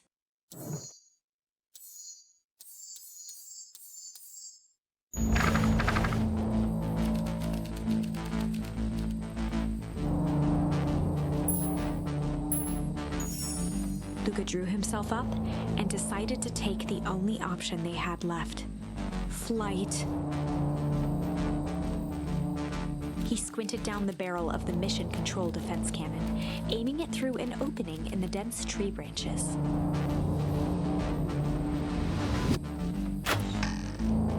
He looked up with surprise as it struck true and taut.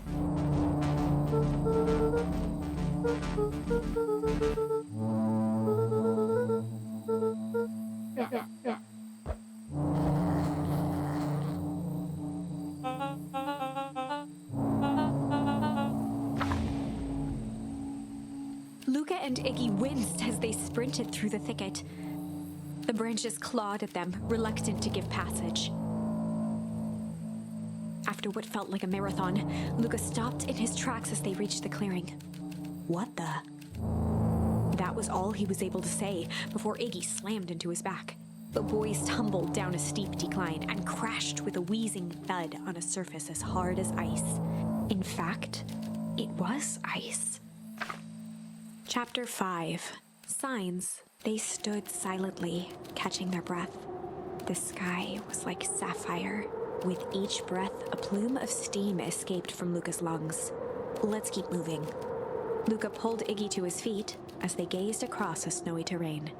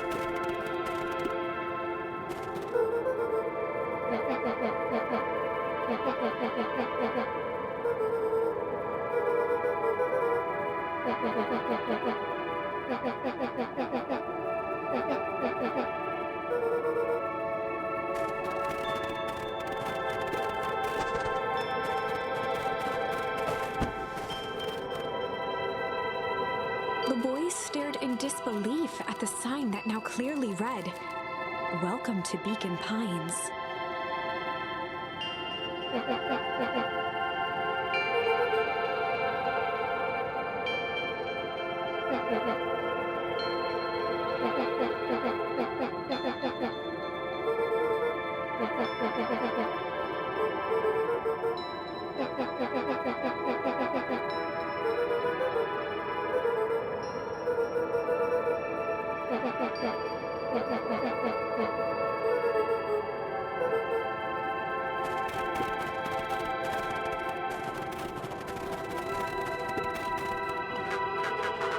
Luca had almost forgotten the walkie-talkie he was carrying.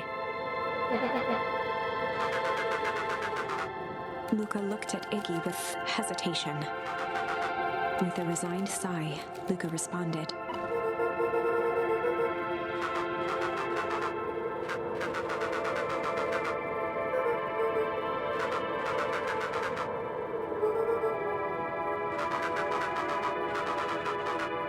Luca winced, shoving the walkie-talkie back into his pocket. The crunching of footsteps trailing Luca went hush. He looked back to see Iggy's face twisted with confusion.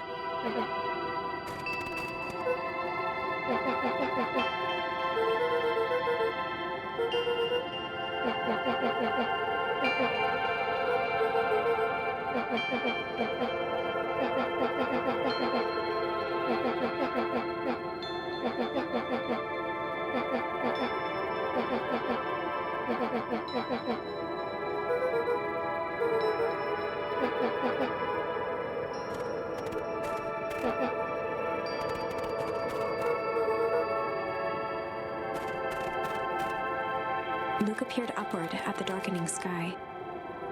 He let out a long, foggy breath. Faintly, Iggy began to cry. Seeing Iggy in such a pathetic state gave Luca a sense of compassion and more than a little guilt.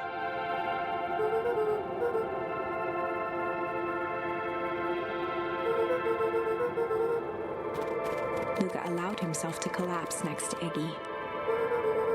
The boys huddled together for warmth and comfort. If not for exhaustion, their minds would be racing, trying to make sense of the events of the day. As it was, all they had energy for was to sit in silence, numb.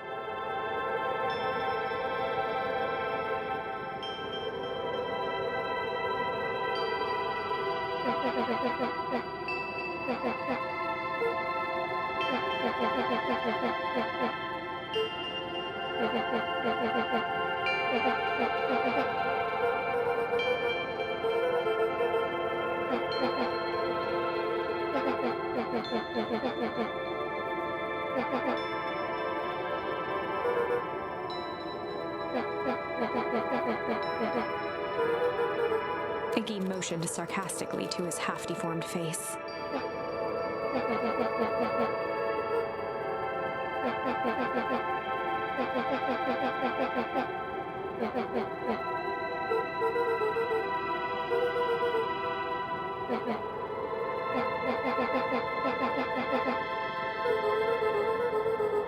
Iggy shrugged.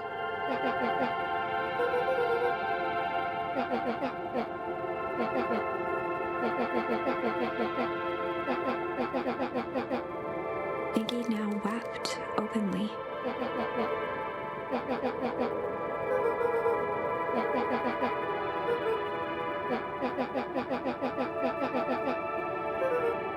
He wiped his nose with a sleeve. Luca gave a warm chuckle. Iggy cleared his throat as he wiped his eyes. Iggy arched into a wide yawn.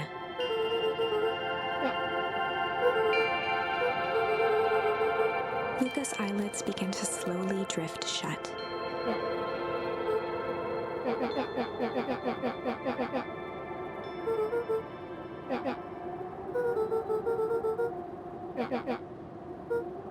That's all Luca could whisper before succumbing to sleep.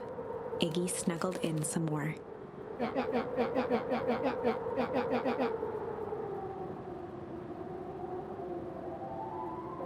The house smelled of warm bread. Luca was playing with toy blocks on the living room rug. He looked up to see his parents on the couch. His mother held his father's head in her lap. She idly stroked his hair while humming a song. A voice behind Luca spoke. "This is how you remember them, huh?" Luca turned to see his own face. The doppelganger from his dreams, still clad in a yellow hazmat suit, still carrying a look of disdain behind empty eyes. Aww, look at this perfectly cozy scene. You know it wasn't really like this. The figure picked up a toy block and inspected it. It's amazing the facades that one can build given the right materials.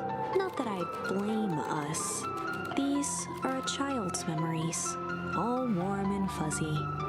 You don't remember, do you? Luca snatched the block from the figure's yellow-gloved hand.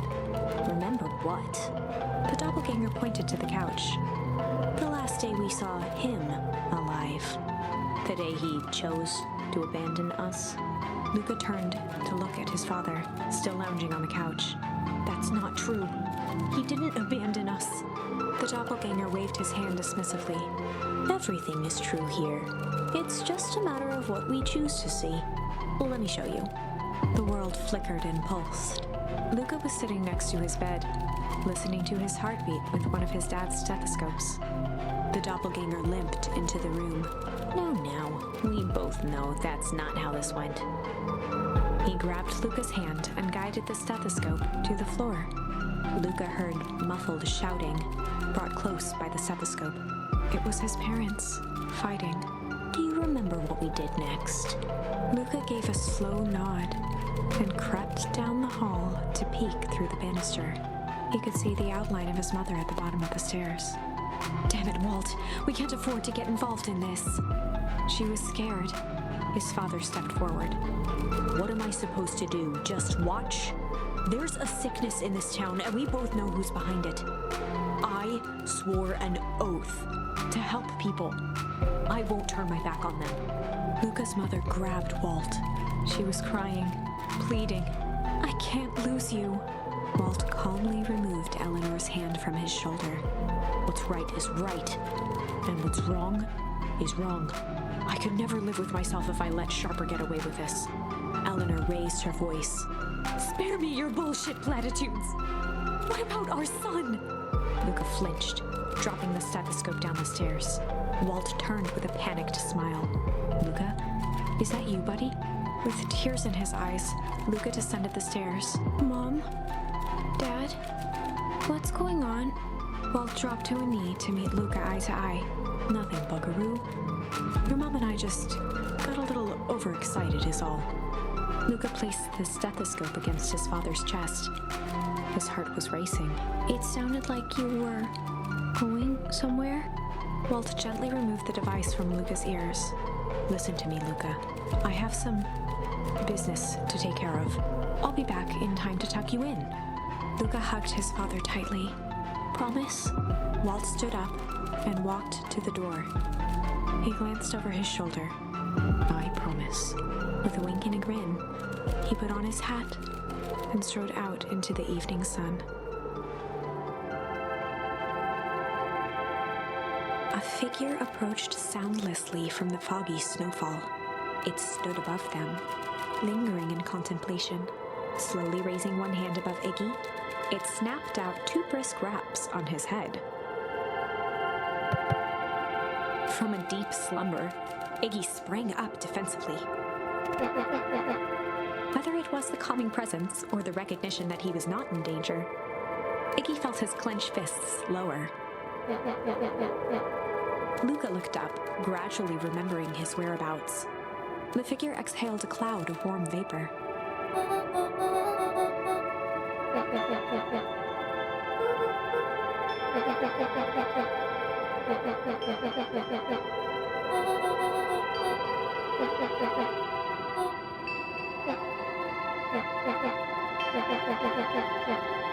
When it came to complete strangers, Iggy had trouble cobbling together an insult.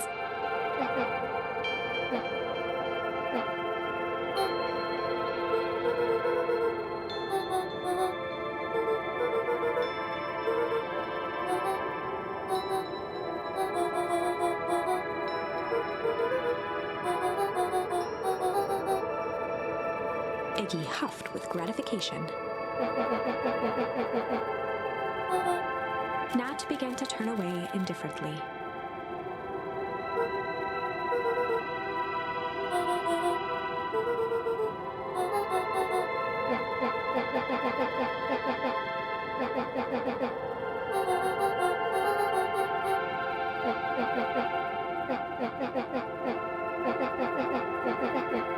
Iggy turned sharply and began to stomp off.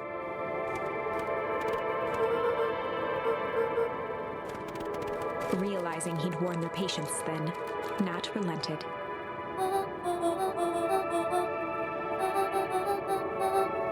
Luca and Iggy turned around with hope in their eyes. Nat took a deep breath in. Nat exhaled slowly, then snapped his fingers. For a brief moment, Luca and Iggy let themselves believe that some great magic was about to unfold, until they opened their eyes and found themselves in the exact same place, cold and disheartened.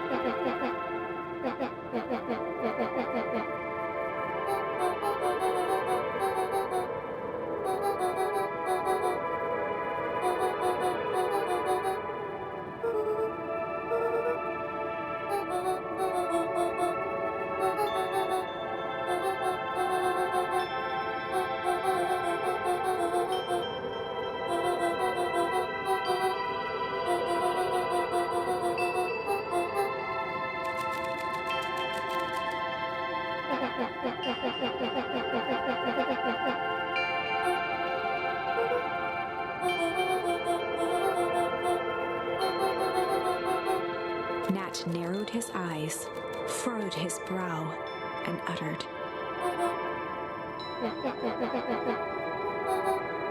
Luca began to laugh uncomfortably. He looked down at his feet. His eyes started back and forth in contemplation. With a sudden pain, a thought struck him. He sprinted off into the pale distance. As Iggy turned to follow, Nat called out.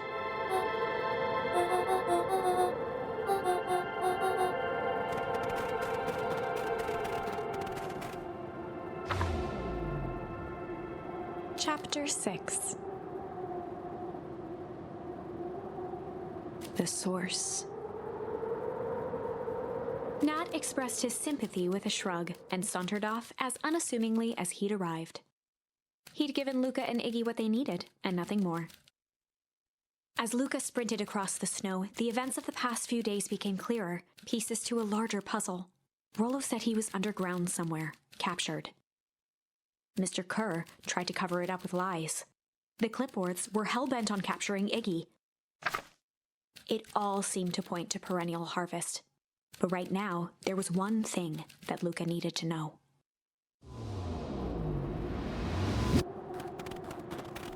Luca stopped dead in his tracks.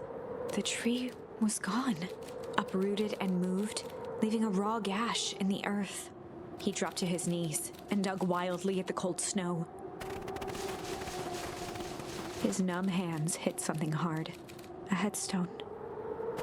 A dry whisper escaped Luca's lips.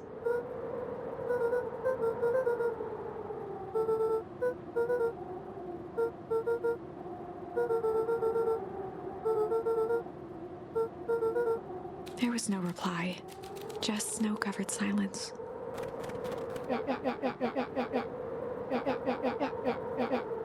Iggy finally noticed the tears welling in Luca's eyes and the snow-covered grave.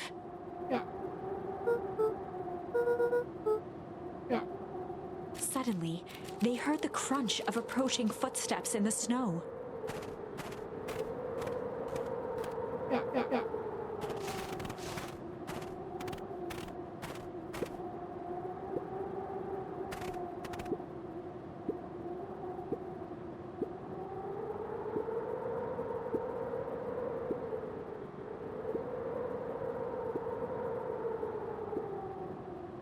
He bent down to scoop up a snowball and lobbed it playfully.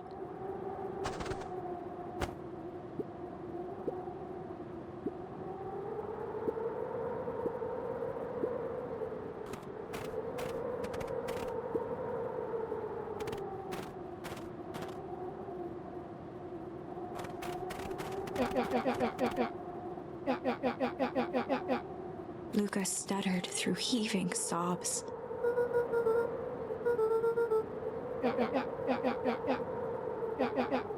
Iggy gave Luca a solid smack on the back of his head.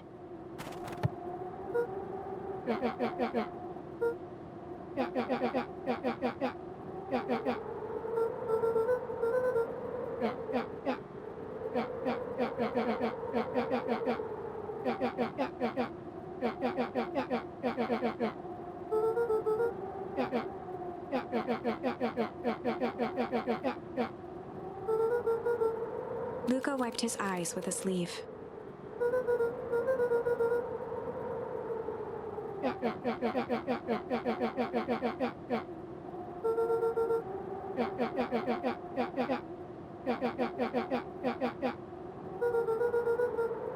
Iggy flashed a mischievous smile and cracked his knuckles.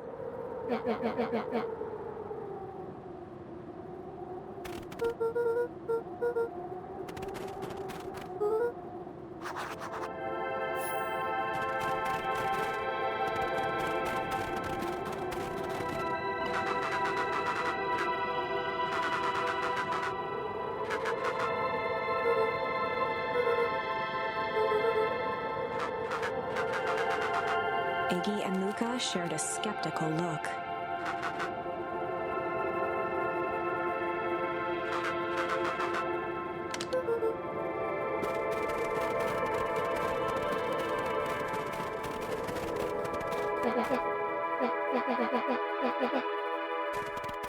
Iggy darted behind a large pine and began digging furiously.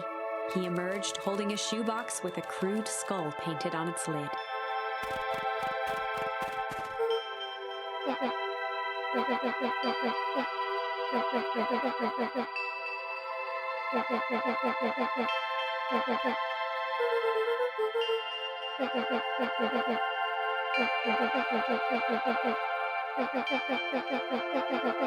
Luca rolled his eyes with realization. Iggy stifled a chuckle.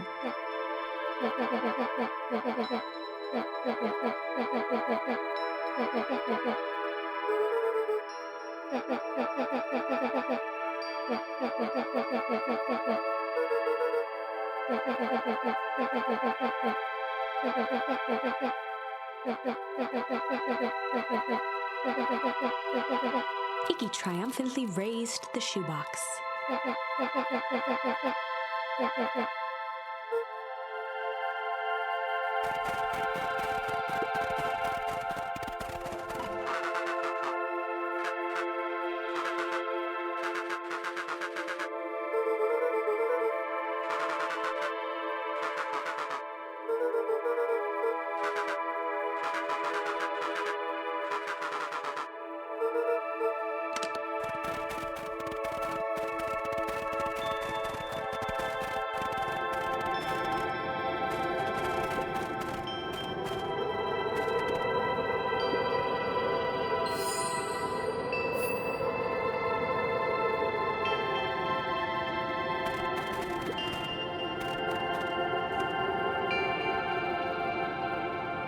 Luca and Iggy inched up to the edge of the hole with bewilderment in their eyes.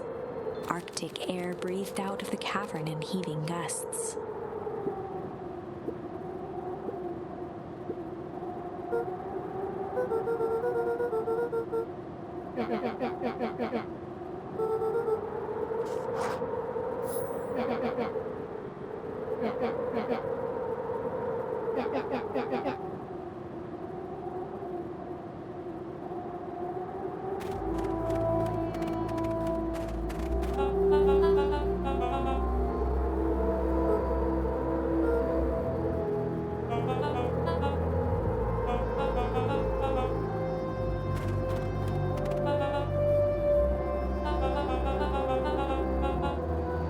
Mr. Kerr gazed down the abyss in contemplation.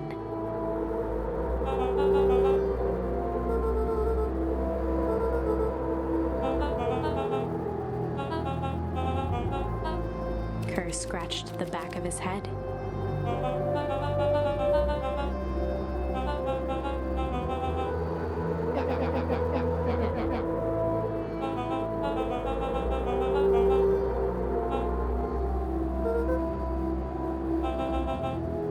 His face contorted into a saccharine grin.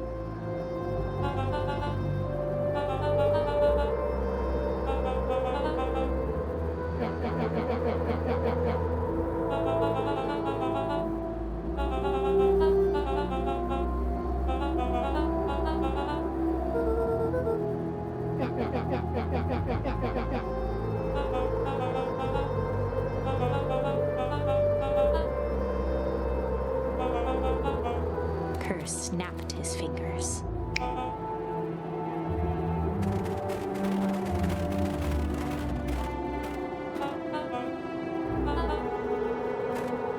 Iggy turned to Luca with a sly glance.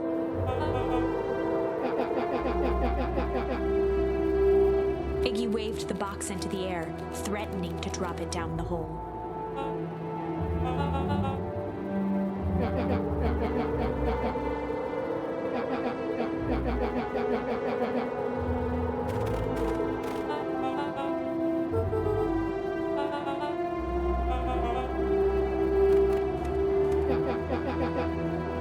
Iggy plucked a single bottle rocket from the box and held it up with reverence.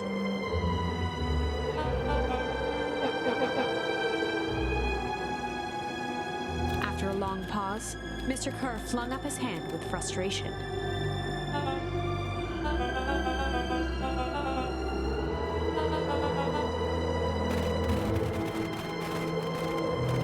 Mr. Kerr sighed into the frigid air. With a nonchalant flick, Iggy tossed the firework into the hole.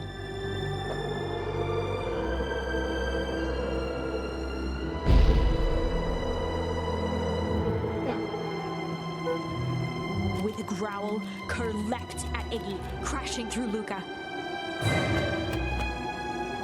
Iggy tried to twist away, but in the struggle they both tumbled over the side. Luca dove forward, bracing Iggy's hand just before it slipped. His grip was made precarious by the cold, wet snow. He could see Kerr further down, clinging to Iggy's coat.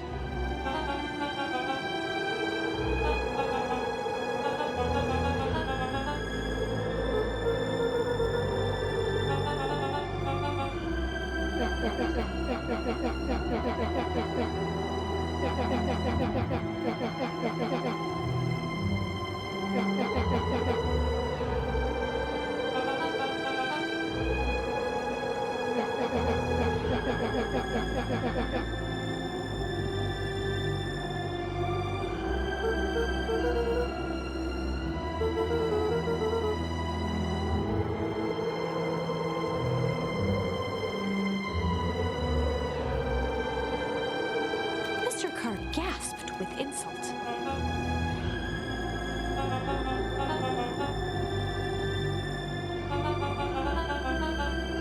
With a wild look in his eye, Mr. Kerr began to hum a proud melody.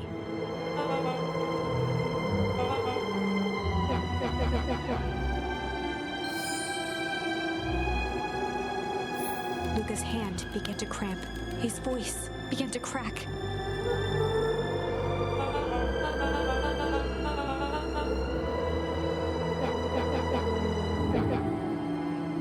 Luca felt Iggy loosen his grasp. Every muscle in Luca's body burned.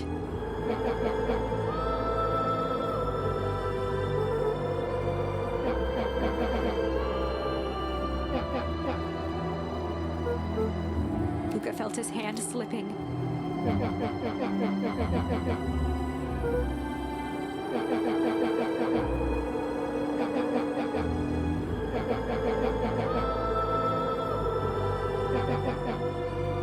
A calm settled over Iggy's face. Iggy's voice was colder than the bitter air billowing from the chasm.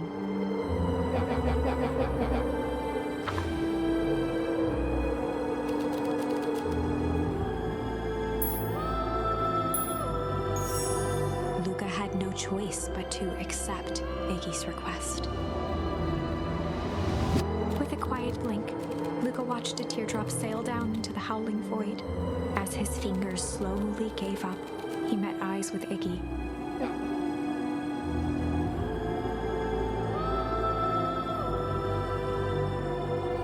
The two silhouettes were swallowed by darkness.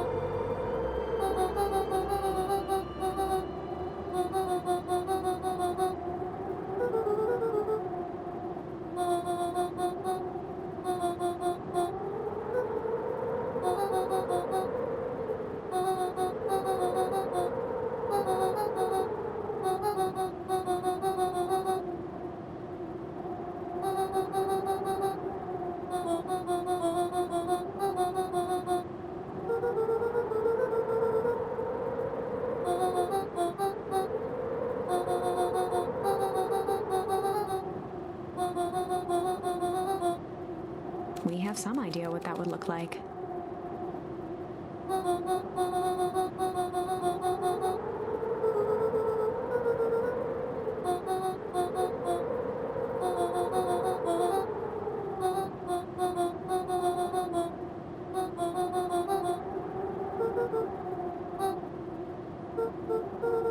A fierce twinkle flashed in Nat's eyes.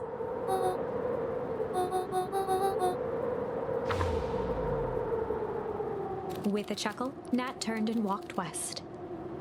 Dumbfounded, Luca followed behind him, trudging through the snow. Every step taking him further away from everyone and everything he knew, and closer to destiny. To be continued in Beacon Pines, Pines Harder. Revenge served cold. Second time's a charm?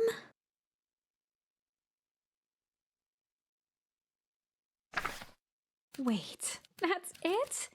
This ends with a crummy cliffhanger just when it was getting good? I was even starting to like Iggy. No way. I refuse to be associated with some never-ending parade of sequels. Let's go back and find something more definitive.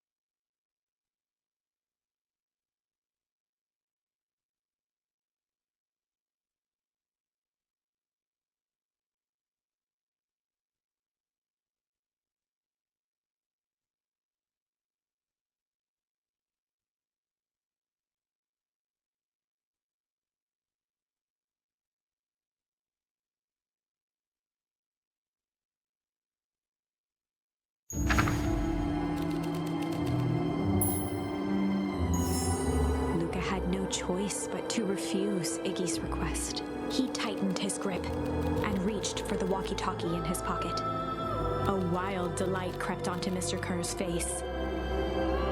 That's a good lad. Now, radio for help. Iggy begged Luca with his eyes one last time, but Luca pressed the button and called out. We need help. Mr. Kerr is in danger. It wasn't long before they were once again surrounded by clipboards. Mr. Kerr sighed with relieved frustration. There you are. You really are a worthless lot, aren't you? Mirror, now. A clipboard dutifully produced an ornate ivory hand mirror, and Mr. Kerr began preening his tousled hair. Ah, that's better. Mr. Van Horn, I applaud your sharp thinking under duress. I'll put in a good word for you with the founder. Take them away. A swarm of hands overpowered Luca. The last thing he saw before a cloth bag was pulled over his head was the defeated look on Iggy's face. The end. I think this was one of those times where doing the right thing was the wrong thing.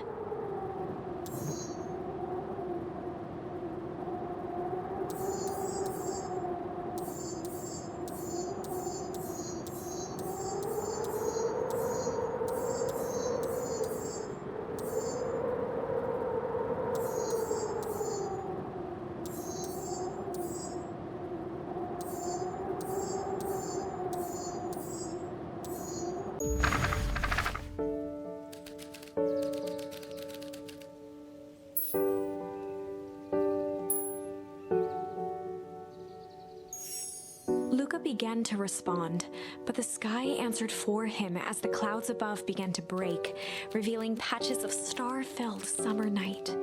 Moonlight filtered down, shimmering in the treetops.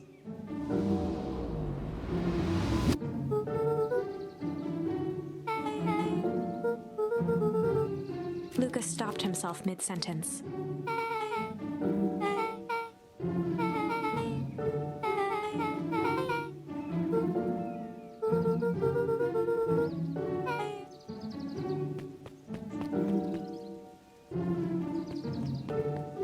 Lucas saw Beck skulking by the gate.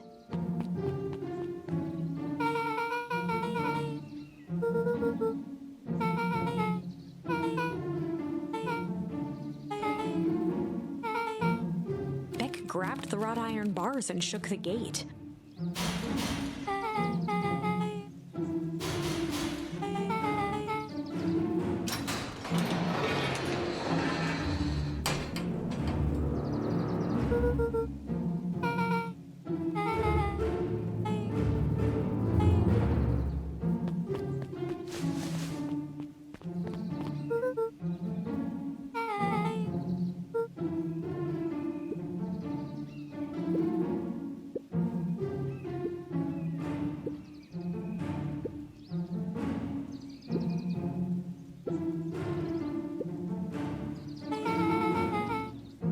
Beck's voice was an excited whisper.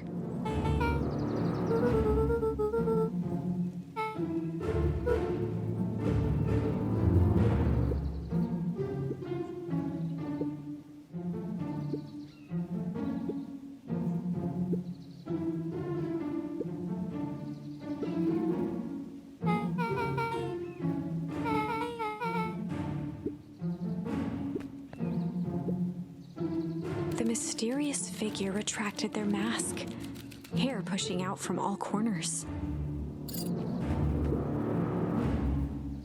A chill ran down Luca's spine. His vision blurred. Beck stifled a sharp wince, and Luca looked down to see himself wrenching her hand. Gran tousled her hair back under the face mask.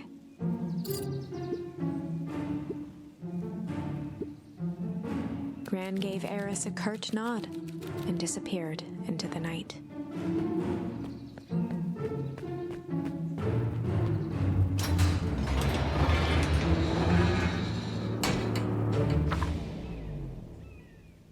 Chapter 5. What big ears you have! Lucas sat shivering in the bushes, staring at his feet. After checking to make sure the coast was clear, Beck gave him a gentle tug on his sweater.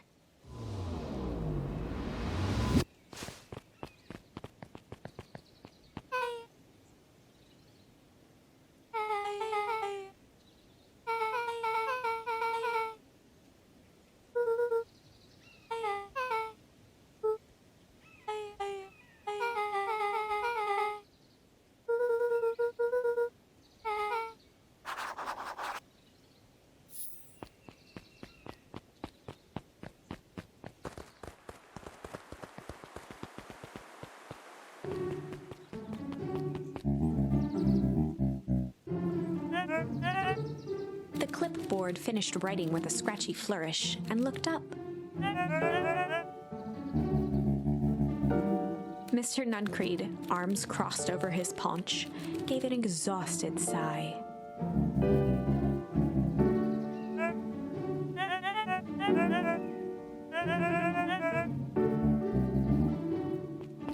He snatched the pad and scribbled his name so hard the pen nearly snapped.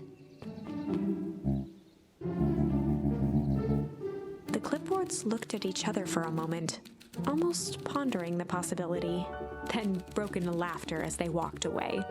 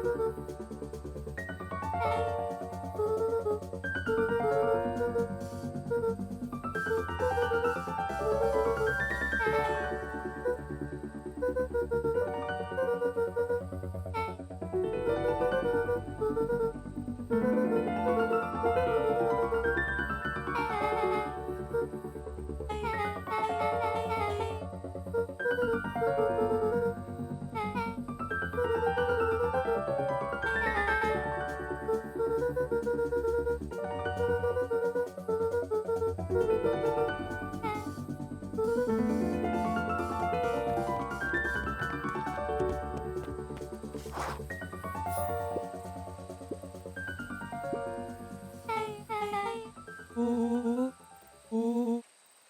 waggled his head with pride.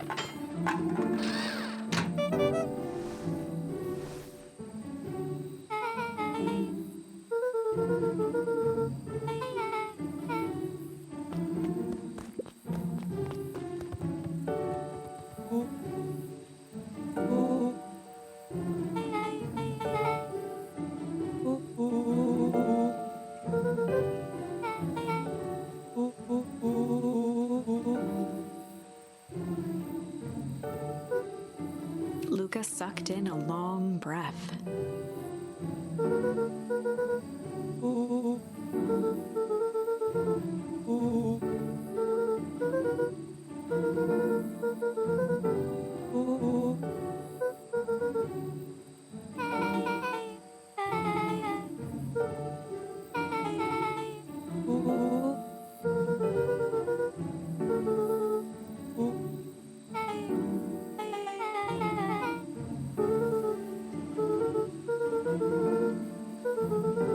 Rollo let out a low whistle.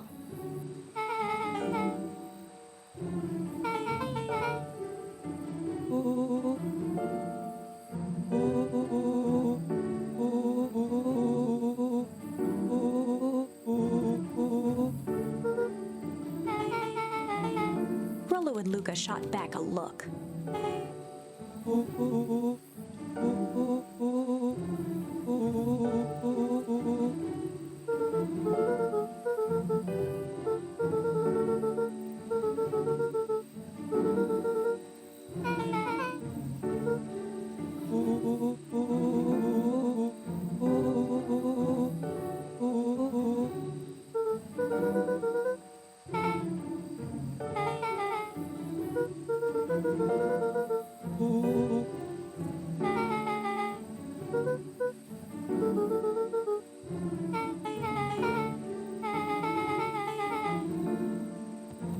Luca gazed out the window.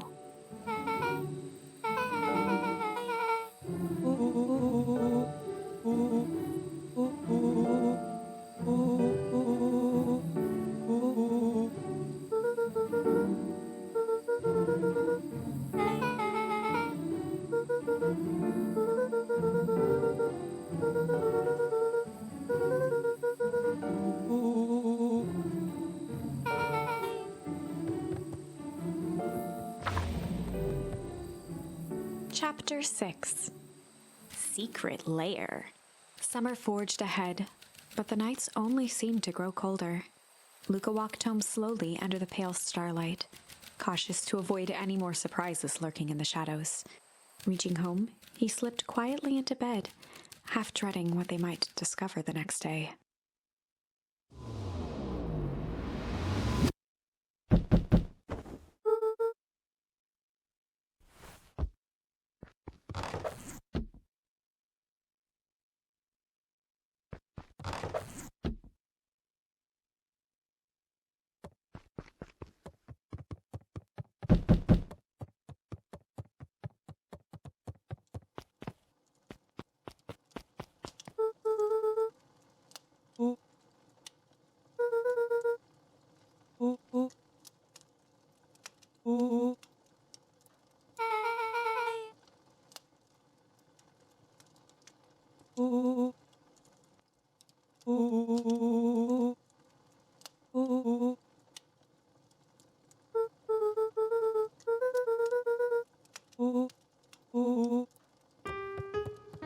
Luca and Beck rolled their eyes as Rollo strutted across the room.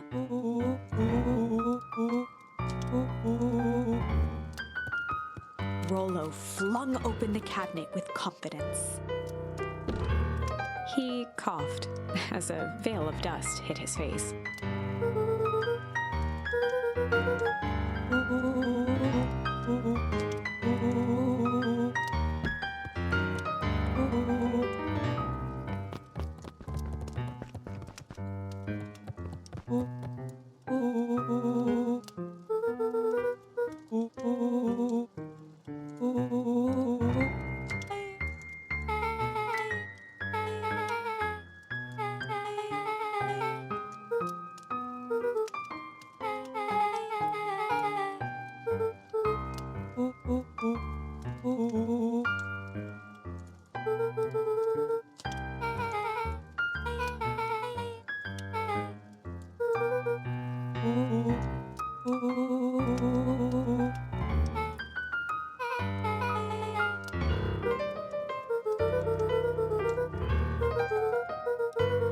A look of realization crept onto Luca's face. All three kids snapped to glance at each other, then sprinted in turn toward the kitchen.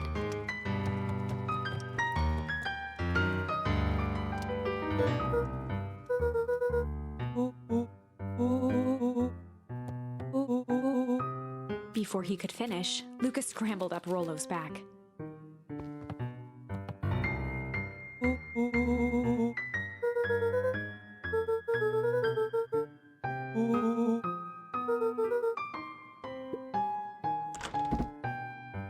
The three crowded around the hutch to peer in. With the glass doors opened, a perfect porcelain display gleamed in front of them. Their eyes searched for anything amiss, but the only distinct feature was its impeccability.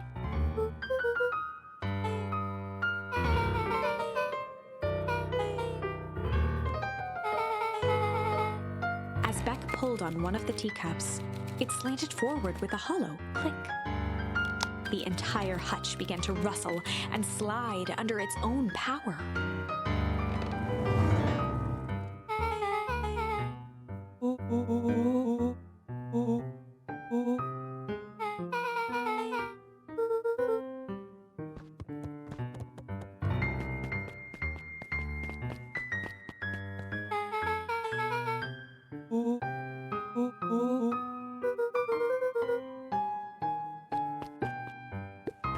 Luca jostled each cabinet drawer in turn. Only one was unlocked. He fingered through the filing cabinet, pausing at a bulging folder labeled Walter. For a long moment, he just stared at it.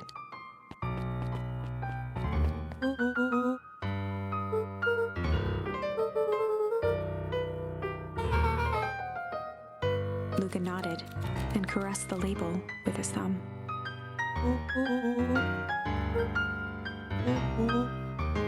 Rollo swiped the folder from the drawer and began leafing through the pages.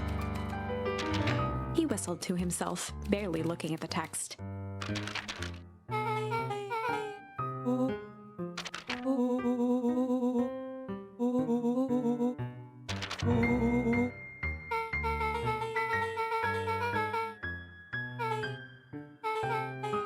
He stopped at a page and mimed, holding up a monocle.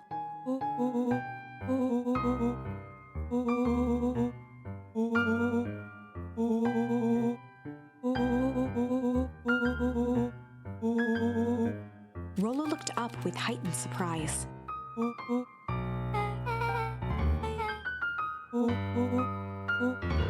Rollo's finger traced across the page.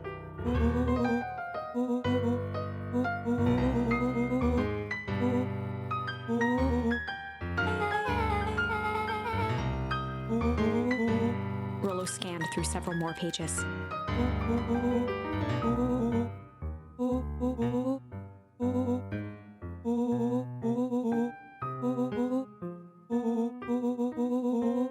Luca, staring blankly at the cabinet this whole time, spoke softly.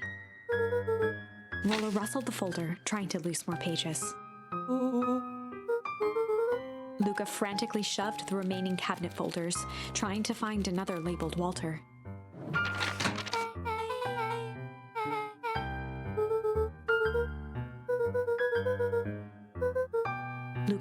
drawer shut. A spider web of string connected photos of people from the town, interspersed with hastily scrawled notes.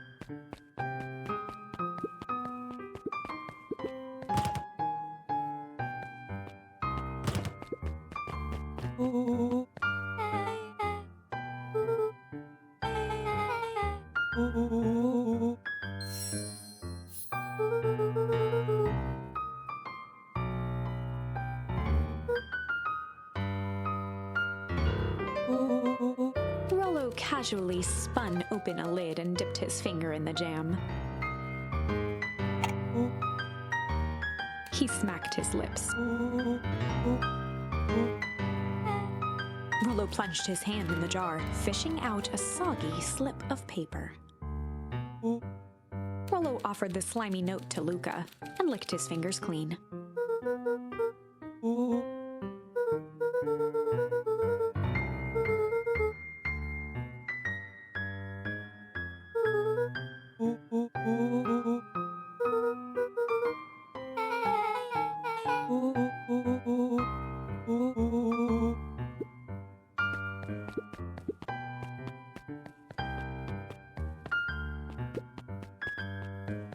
They crowded around a worn-down old map of Beacon Pines.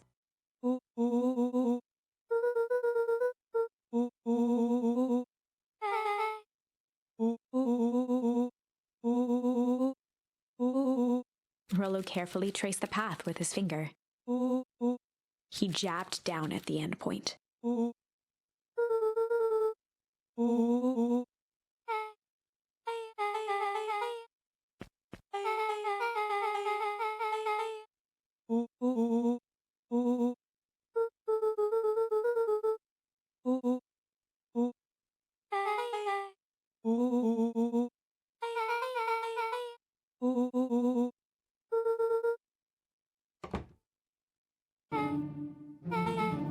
Luca looked up from the map.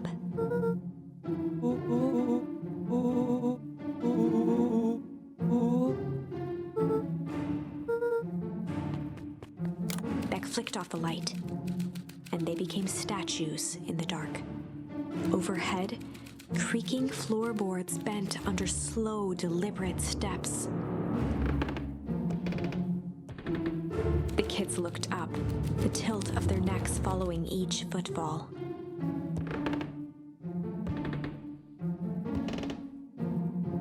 Then suddenly, it stopped.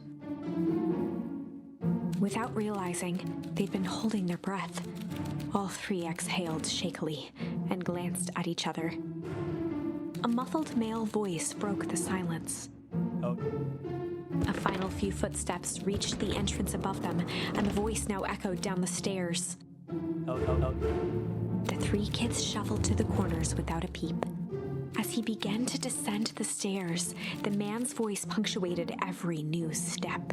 Thump. Oh. Thump. Oh. Thump. Oh. Thump. Thump. At the bottom step, the man paused, squinting to search the room for signs of life. Rollo shifted suddenly. Luca gave him an intense, chastising look and whispered through clenched teeth. It was too late. Rollo was already inching toward the stairway. He screeched as he charged toward the shadowy figure. With all his weight, Rollo tackled the man to the ground. From the dark corner, they saw something move.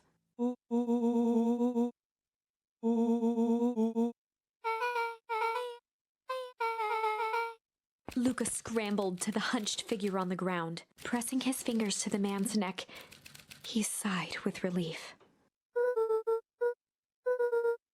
As Beck flicked back on the light, Luca and Rollo both gasped in stereo. Chapter 7. The Interrogation of Hiram Tolliver. Still unconscious, Mr. Tolliver slumped heavily in a shoddy old chair. His hands were bound with rope, his feet tied with some loose string. The kids huddled in a circle, discussing their plan. One thing was certain, they couldn't just let Mr. Tolliver go. They needed to know what he was doing in Luca's house. After some deliberation, it was decided.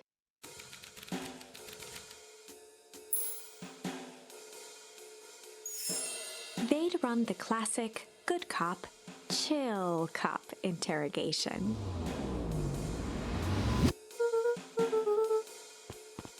Luca walked calmly to the light switch, flicking it off and on a few times. Mr. Tolliver shook his head, gathering his wits. He looked over to find Luca, who returned a calming grin.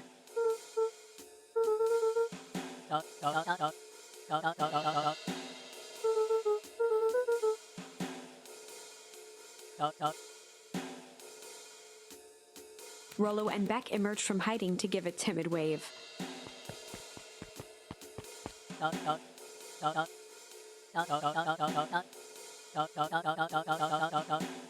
Luca glanced over to Rollo and Beck, who replied with skeptical looks.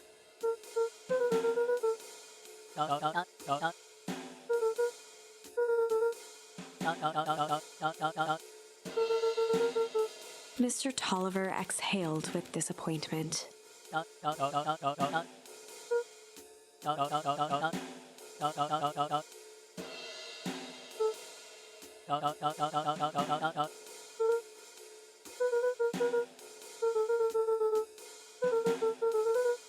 Luca gestured to the corner.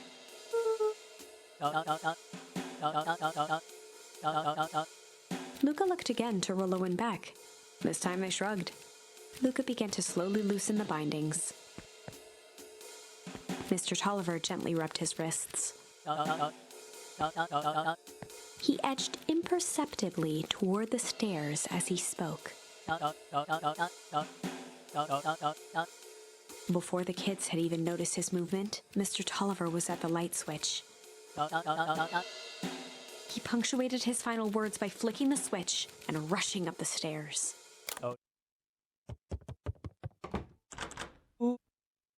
Beck darted to the wall and turned back on the lights. It was too late. Rollo confirmed what they all heard. Mr. Tolliver's muffled voice came from behind the door.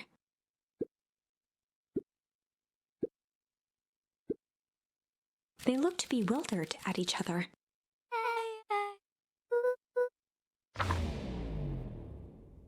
They heard the staccato thump of quick steps exiting the house. The kids looked down in resignation. This isn't how it goes in Hank Atomic. For some reason, they'd always assumed it was up to them to save their town. Luca opened his mouth, hoping to conjure some magical words to make this right. Only a hollow croak escaped. The end. Well, we certainly aren't going to find a grand resolution to our tale locked in a basement. Back to the drawing board.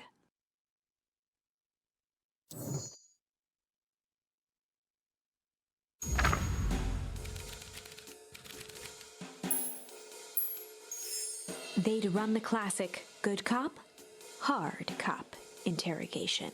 Rollo brandished a steely gaze. I've got this. Read about it 100 times.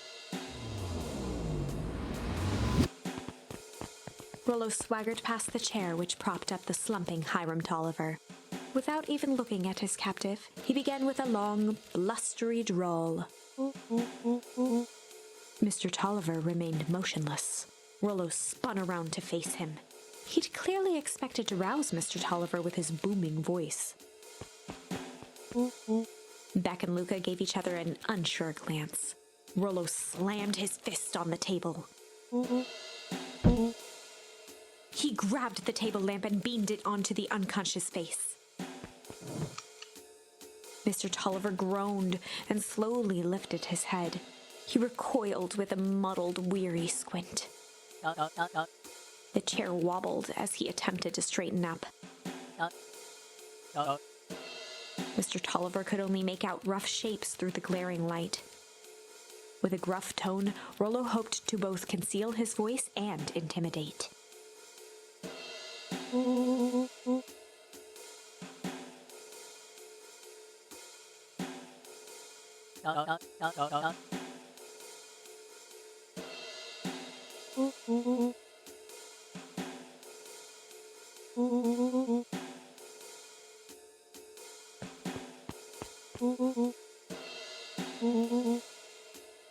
The doubtful expression on Beck and Luca's faces transformed into awe.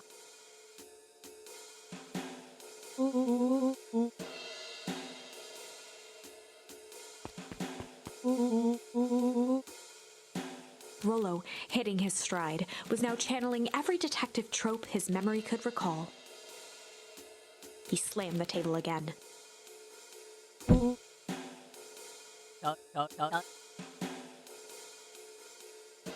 Mr. Tolliver's voice became desperate. He was nearly in tears.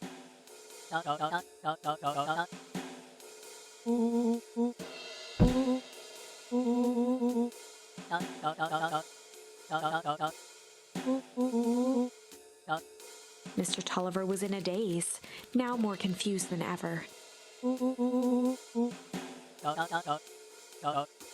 He shook his head, feeling more and more dizzy.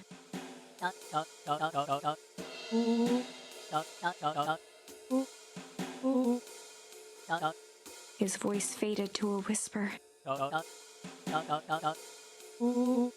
With that, Mr. Tolliver passed out cold. Rollo swung around with a repentant grimace.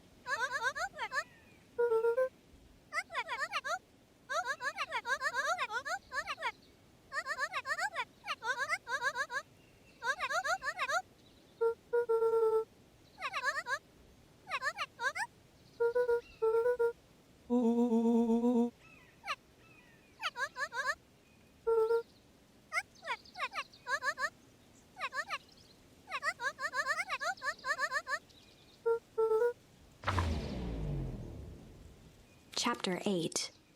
6 feet under, 3 towns over. The kids spent the rest of the afternoon combing through dusty piles of old county records, desperately searching for anything that could help them make sense of Mr. Tolliver's cryptic utterance. Luca tried to shake the thought of Gran's basement, but his focus wavered. Explosives, messages hidden in jam, dossiers on various town figures, and a corkboard threaded with photos. Gran was the only family he had left. He still couldn't bring himself to believe the worst.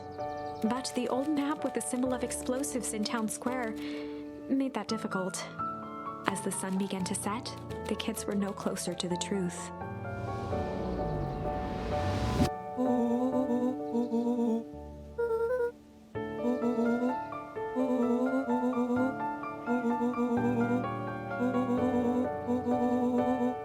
Rollo shut his book with an assertive nod.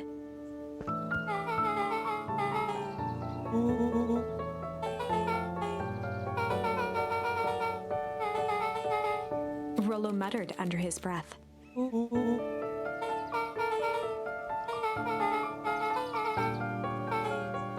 Beck slammed her finger down on the open page before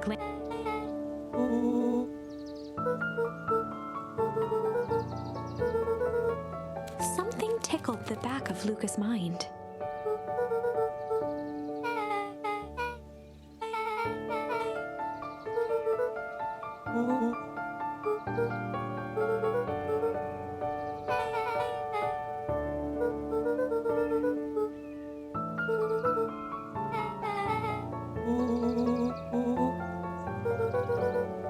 The question hung in the air.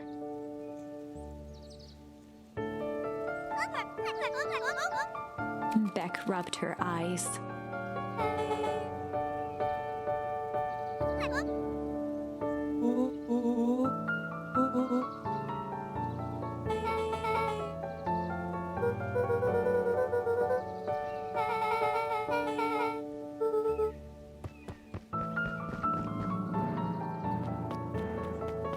Luca's heart was pounding as he approached the house. If he was lucky, Gran, or whoever it was, hadn't gotten back yet. And of course, there was Mr. Tolliver tied up and unconscious in the basement. Dealing with him would be the first order of business. Luca shook out his arms to calm his nerves before entering.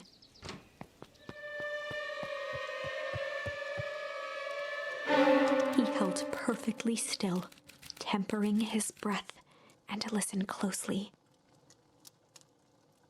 She was asleep. His only hope was that she hadn't found Mr. Tolliver before dozing off.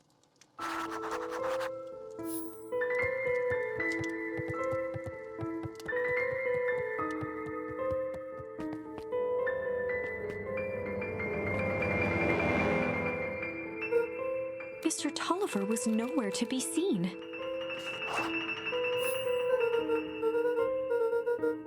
Or maybe Gran knew everything. Luca's hungry stomach groaned. Not realizing it, he'd gone the entire day without eating. Luca rushed over to the pile of jam jars, unscrewed one, and shoveled a handful into his mouth. He flipped the lid to read the label.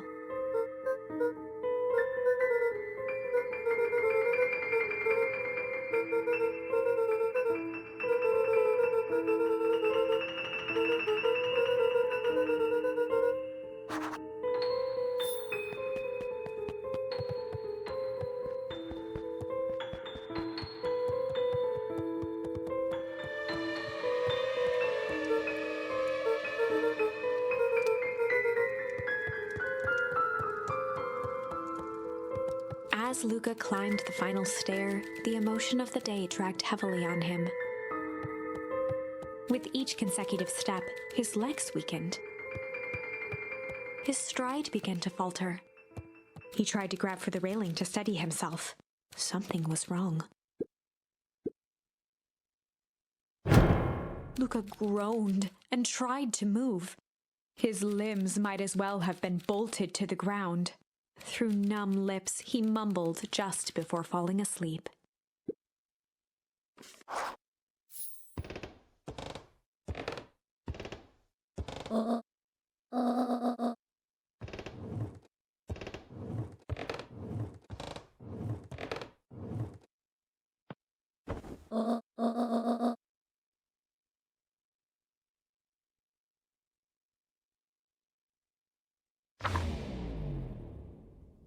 Chapter 9. A speech to end all speeches. Luca awoke to find himself face down in bed. He moaned into his pillow. Why would Gran drug him? Or rather, why was she trying to drug Mr. Nuncreed? Shaking the questions from his woozy head, Luca snapped back to the matter at hand.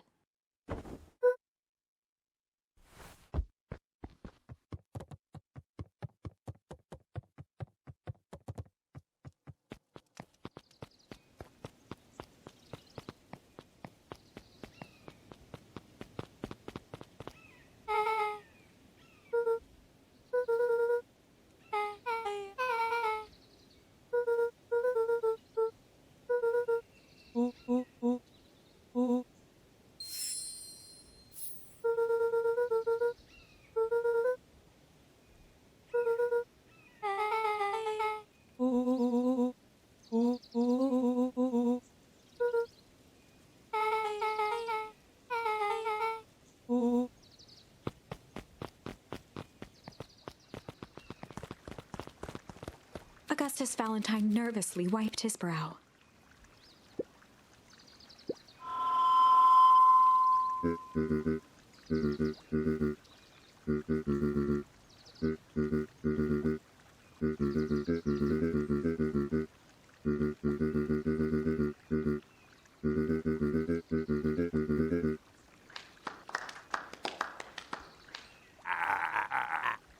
Gus cleared his throat and awkwardly loosened his tie. William Kerr bounded on the stage with the energy of a preacher at a big tent revival. He gave Gus a hearty slap on the back and motioned him off the stage.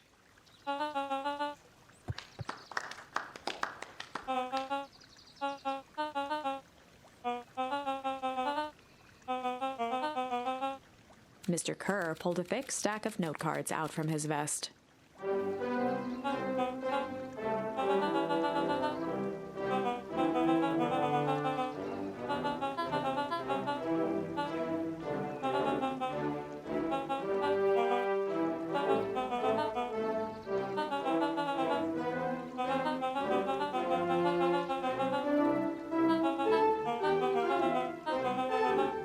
Mr. Kerr took a moment to survey the crowd. He wiped away a single tear.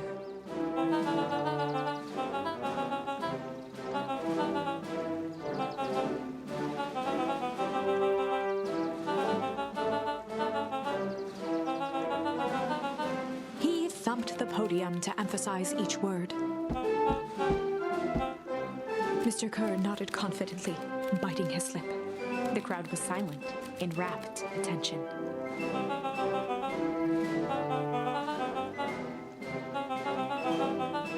Mr. Kerr methodically made eye contact with each section of the crowd.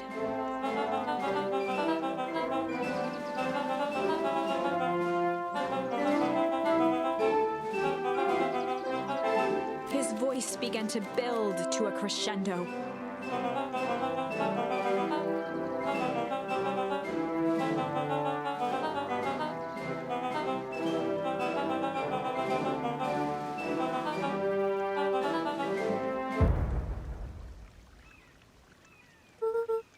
The crowd began to look around nervously. Mr. Kerr quickly flicked through his note cards.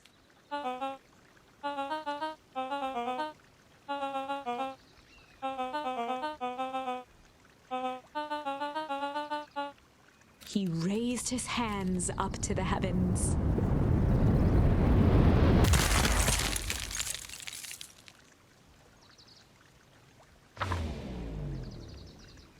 At that moment, a merciless wall of impossibly cold air ripped through the crowd, instantly freezing everyone and everything it touched. For a man like William Kerr, this was a fitting way for things to end. On a stage, with an entire town frozen in rapt attention for the rest of time. The end. There's that ice again! Whenever I think we're getting close, it comes along and ruins everything! Maybe we should just quit? Maybe you should just close the book, walk away, and never think of me again. No, I don't mean that. We got a little closer this time. We just need to try again. Please.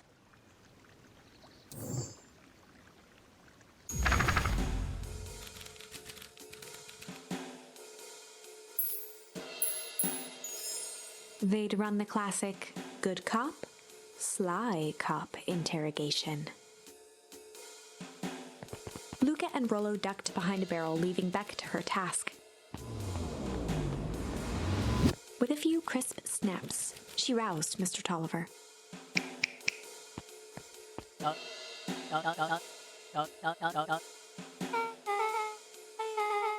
Mr. Tolliver looked down and shifted a bit, testing his restraints.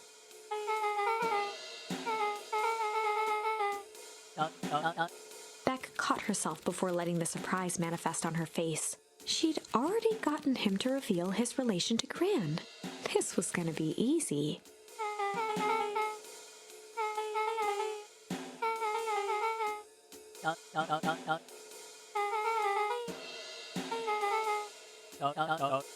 Mr. Mr. Tolliver wriggled a bit in his restraints. Beck quickly removed the ropes.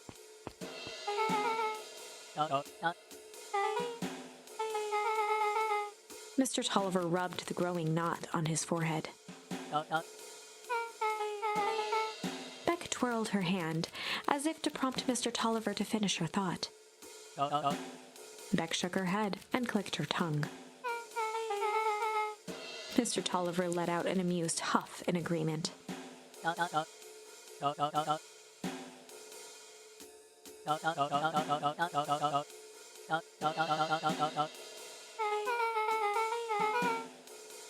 Beck was on a roll now, playing Mr. Tolliver like a fiddle.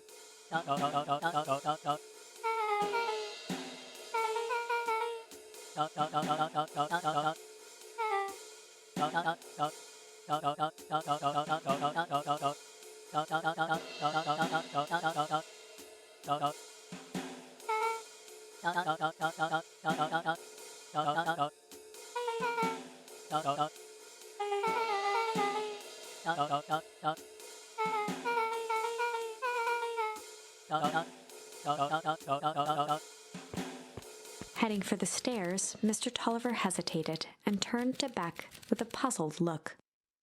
She grinned and gave him a peppy wave.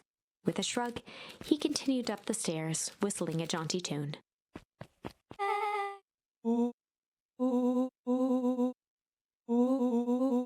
Beck blinked slowly in disappointment.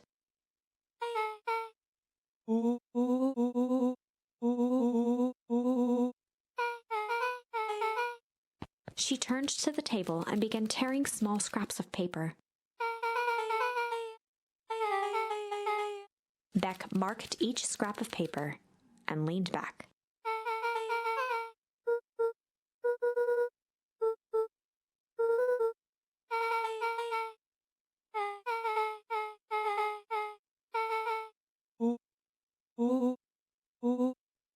Luca and Beck looked at Rollo with amazement.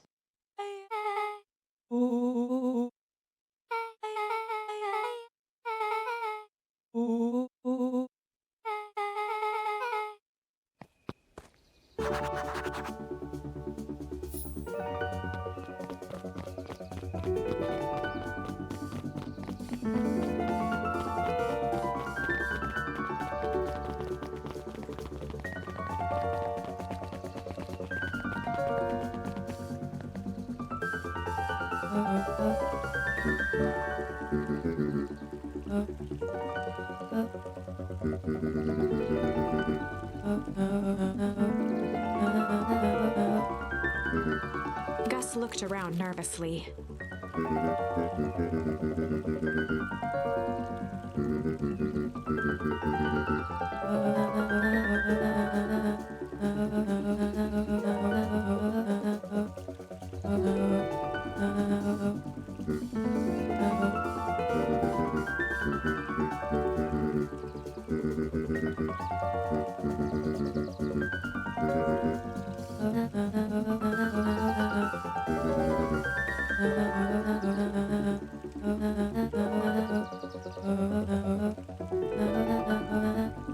Eris's cry hung in the air.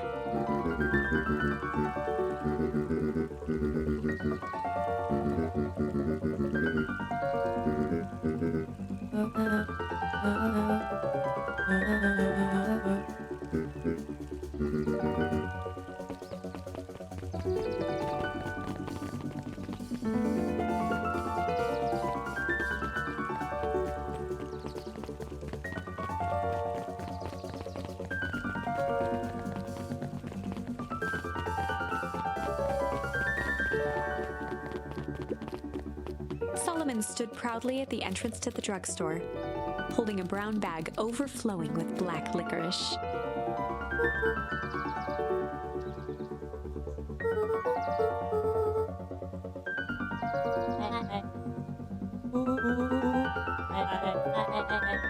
Solomon shoveled a surprising amount of licorice into his mouth.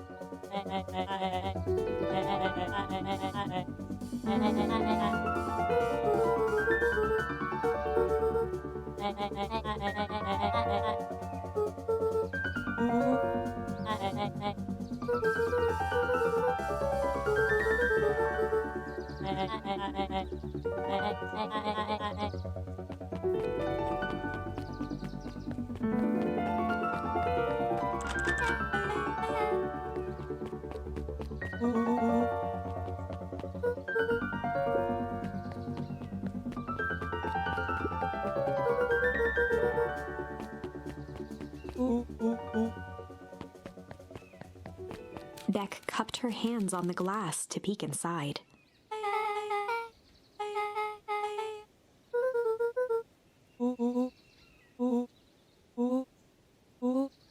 Beck flung open the door, and they all squeezed in.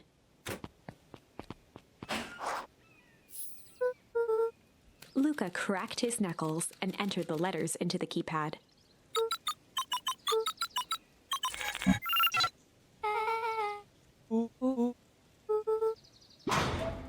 The inside of the phone booth dropped loose from its shell. Without even the space to panic, they closed their eyes, held their breath, and accepted their fate. Suddenly, the chaotic descent slowed to an effortless landing. It was unclear where they ended up, but at least it was solid ground. The air was stagnant and smelled vaguely of chlorine.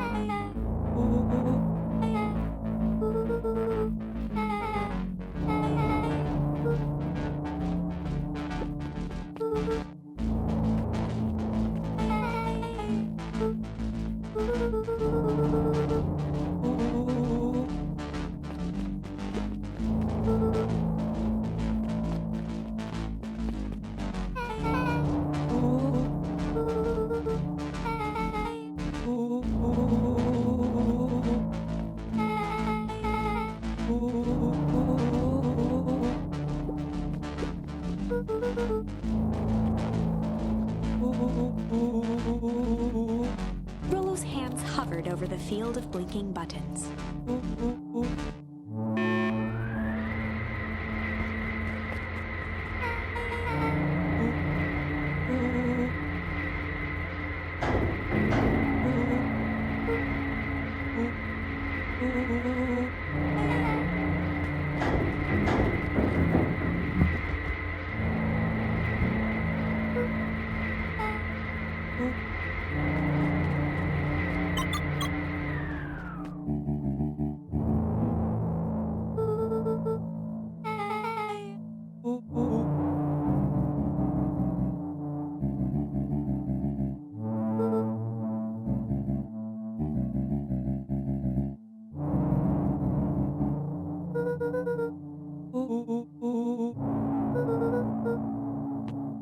Joseph waited for a moment in silence.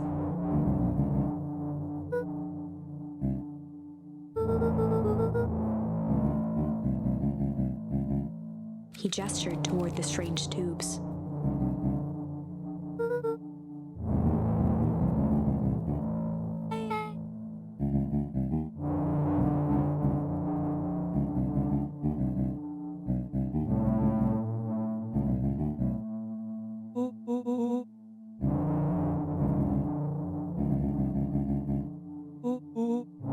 Nuncreed let out a growl of a sigh.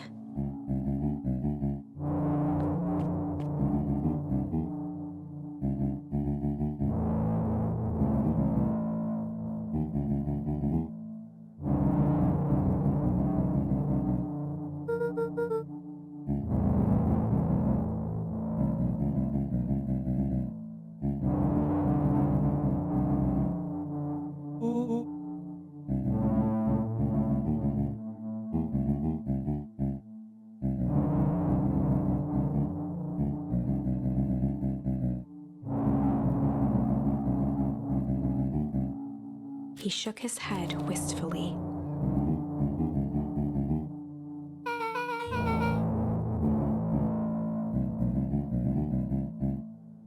Nuncreed took a menacing step towards the children.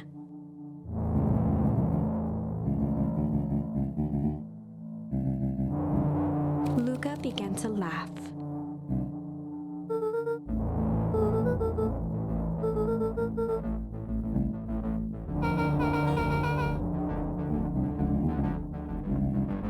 The color drained from Nuncreed's face.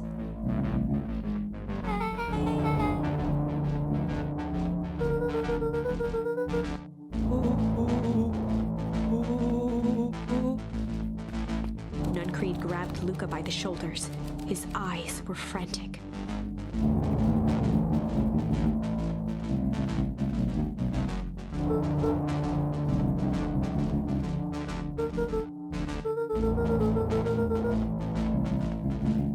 A jolt of realization struck Mr. Nuncreed.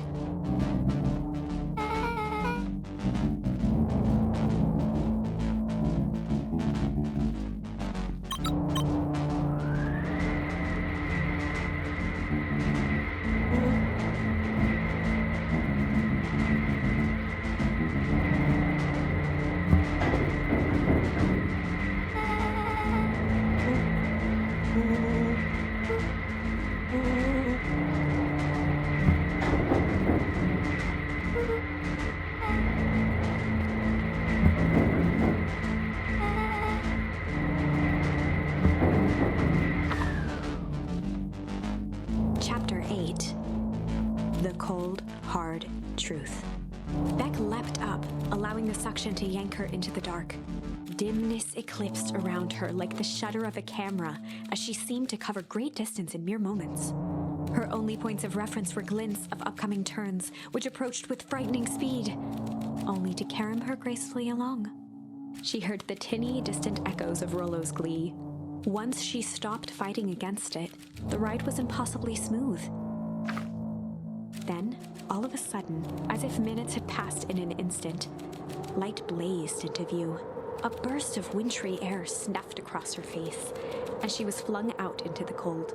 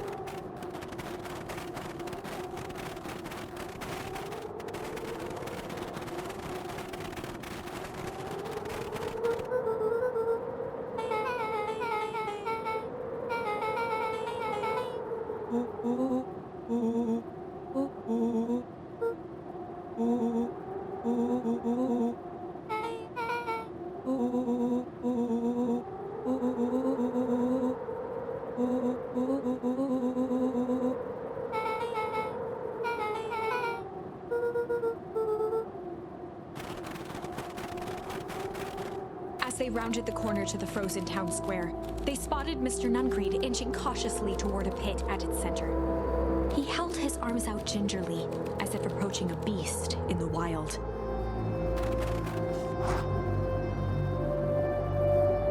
Upon closing the distance, Luca recognized what Nuncreed was after. Gran stood confidently at the edge, one arm outstretched over the abyss. Nearby, a wheelbarrow had been emptied out. She held a lit torch, which flickered in the bitter wind.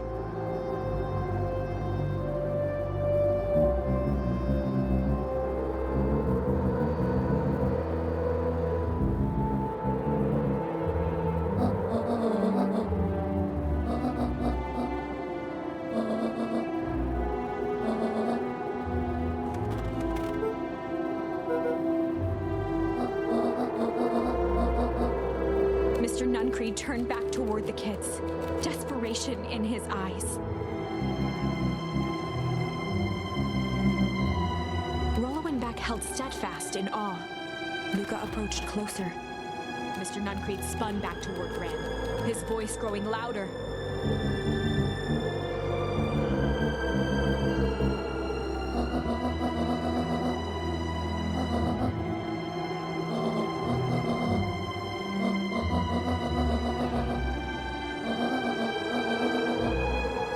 Mr. Nuncreed winced with anguish.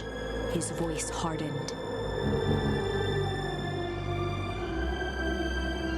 They both now yelled, not to each other, but at fate itself, making their peace with long-held burdens. The wind howled with encouragement.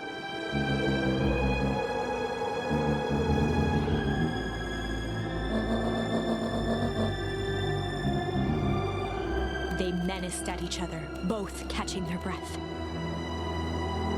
The moment balanced on a knife's edge. Amid a blur of emotions and memories, Luca's mind flooded with questions. The wind calmed, as if to give him the stage. And in the stillness, he began to weep. It was all just too much. Falling to his knees, Luca whimpered softly. The tears crystallized as they hit the snow. Gran stared at Luca for a moment with warm sympathy, remembering why this was all necessary.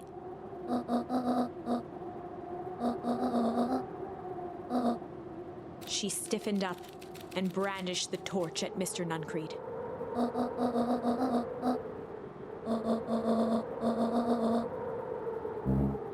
Ignoring his final plea, Gran flung the torch into the deep darkness. She smiled and exhaled in relief. Mr. Nuncreed moaned in resignation. The torch echoed as it ricocheted down the hole, punctuated with a thunderous thud.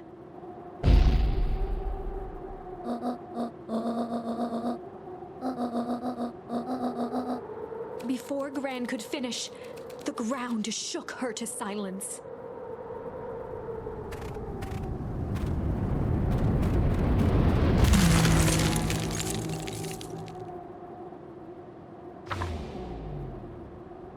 Gran only had time to spin around and run to Luca.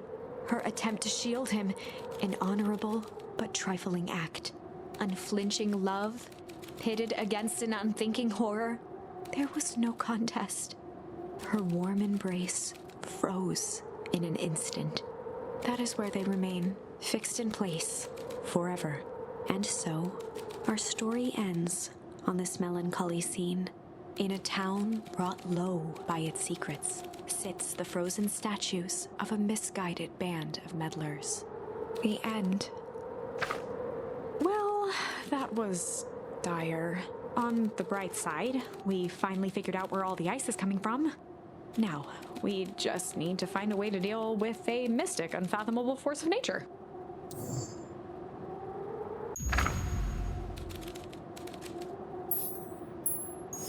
And in the stillness, he began to hum. After the death of his father, Luca had trouble sleeping. Each night, his mother would sit at the foot of his bed and hum a gentle melody. It was the only thing that could calm his mind, the only thing that, however briefly, could make it all seem okay. That melody pervaded every memory Luca had of his mother. Shivering in the raw snow, he began to hum it out loud.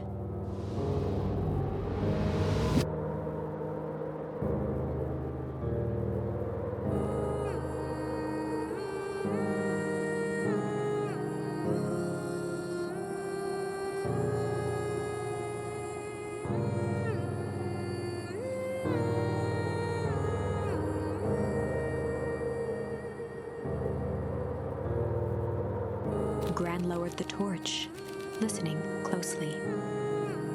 As recognition slowly set in, her heart sank. Those countless nights of consolation, the incomparable loss they shared together. She let the torch fall to the snow and sizzle out. A few steps toward Luca was all she could bear before dropping to the snow herself. Through a flood of tears, she began to hum along, note for note.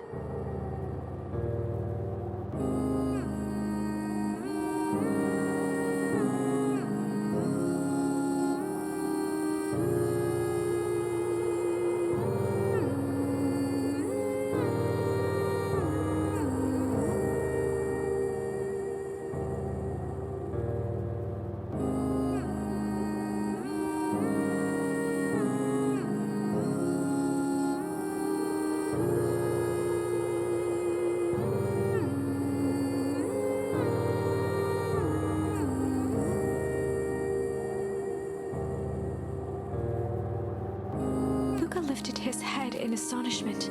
The last time he heard that melody was the last night he saw his mother.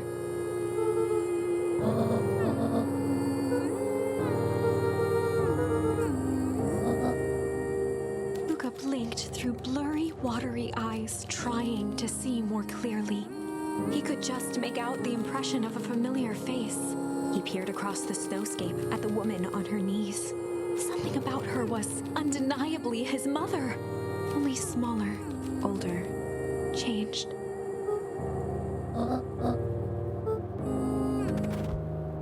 Luca sprinted as fast as he could toward his mother. They held each other close, and the cold retreated from their bodies.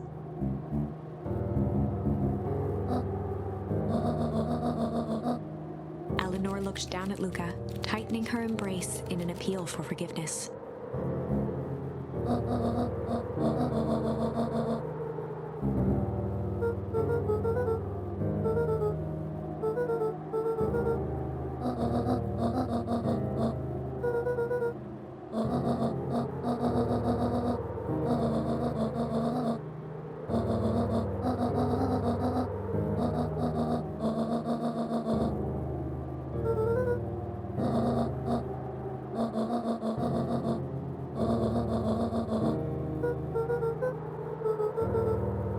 Joseph slumped into the cold, wet snow.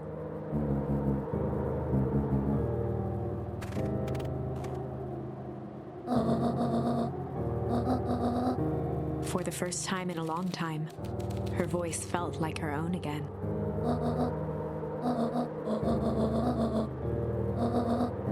Luca gazed down at Nuncreed with pity. He looked small. Joseph stared into the snow as if searching it for answers.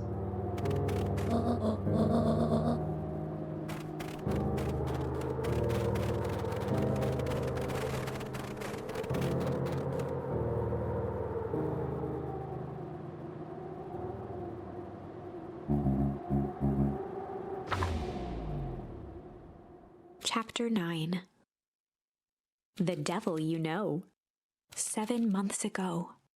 Eleanor Van Horn crept down the maze of sterile hallways under perennial harvest. She stopped in front of the large steel door marked Deep Engineering. No turning back now. She raised a trembling hand. The stolen keycard worked as promised, and the door buzzed open with mechanical efficiency. She was immediately hit with the smell of disinfectant. It was some sort of laboratory. In one corner was a desk covered in papers. Across the room stood a tall metal pod with hoses protruding from its base. She rushed to the desk and began shifting through the piles of papers. They were experiment reports on something called Tempus Liquamen. There were dozens of them, every one stamped failed. Eleanor heard the sharp echo of footsteps approaching. She was out of time. Her eyes scanned the room, eventually landing on the strange pod. Muttering a curse under her breath, she dashed over and dove inside.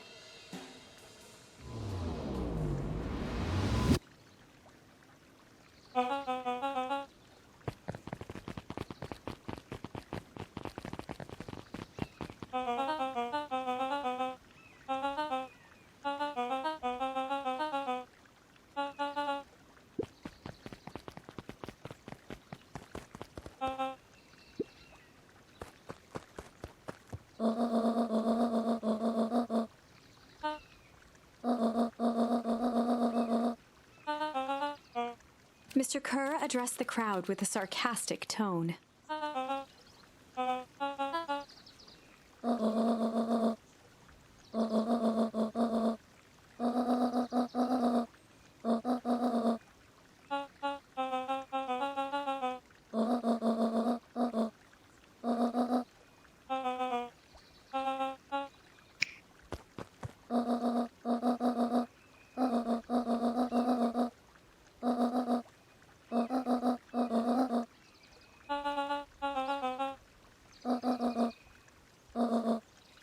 Whispers filtered through the crowd.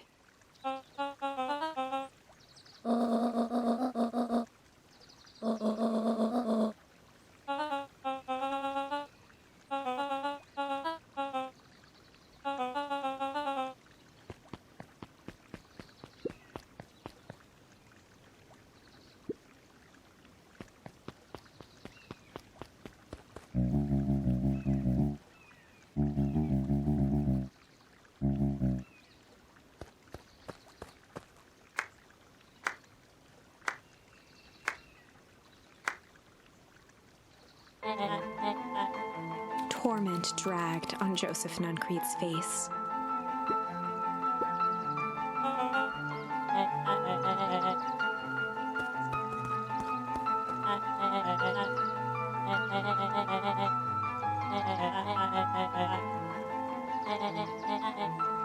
He paused for a moment, plucking a piece of fuzz from his sweater and discarding it to the ground.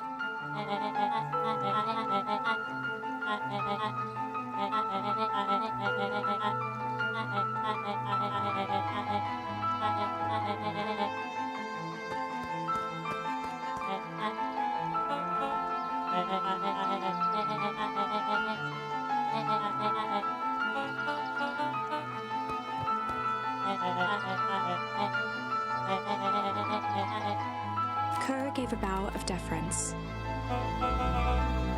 Gasps rippled through the crowd. Solomon pulled a glass vial from his pocket. In one smooth motion, he downed its contents. A triumphant smile grew across Solomon's lips. His body and face began to contort and expand as he disappeared into a belching green mist.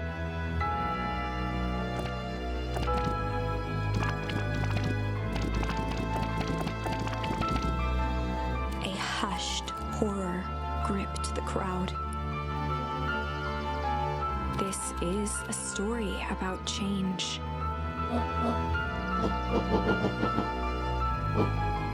Sharper examined his new hands.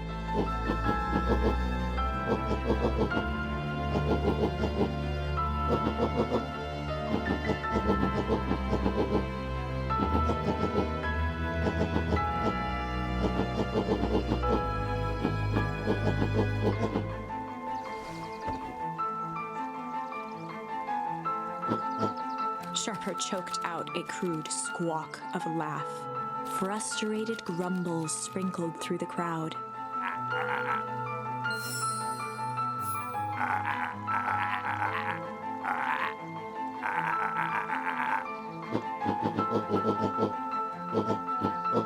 William Kerr gave a subtle nod to the clipboards.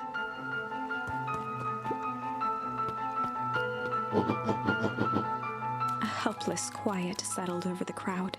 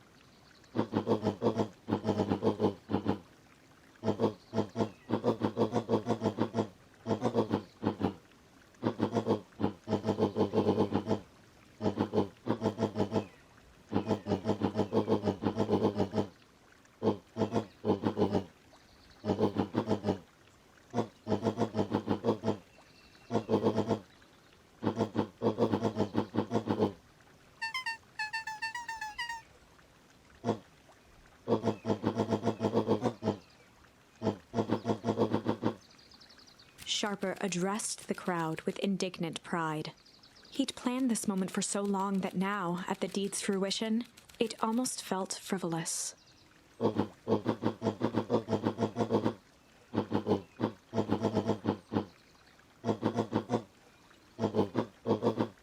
Mr. Kerr flourished a preposterously elaborate bow.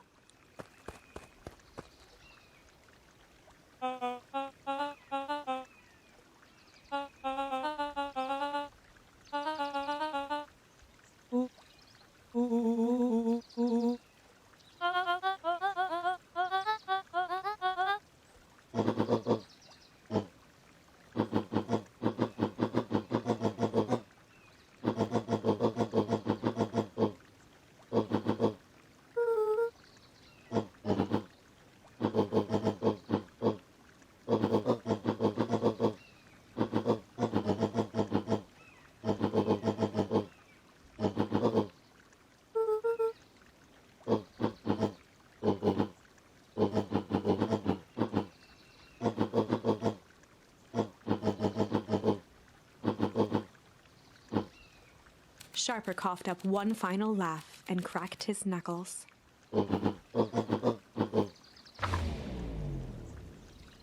And so, Sharper set about remaking the town in his own image. The fertilizer factory soon reopened for business.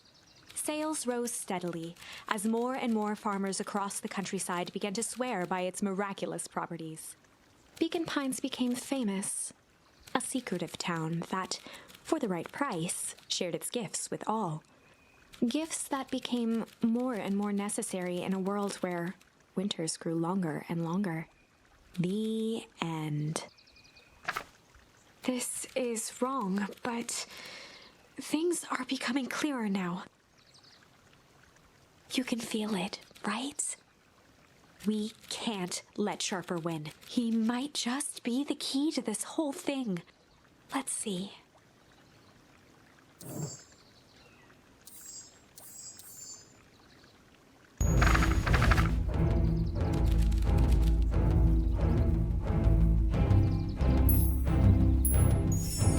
There was a malice lurking behind those eyes. Like a trap ready to spring. Luca felt the weight of Nuncrete's hand on his shoulder. Something wasn't right. He didn't know why, but something was telling Luca to get out of there.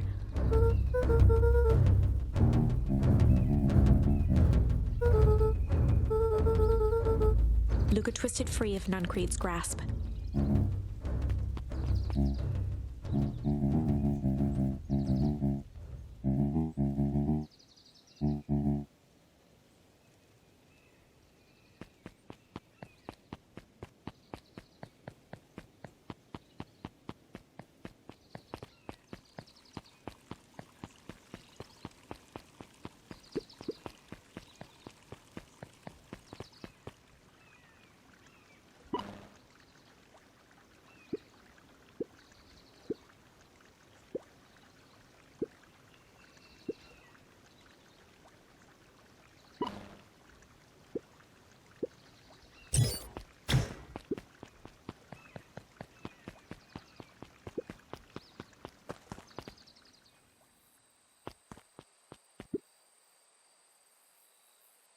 Whenever Luca saw his dad's chair by the pond,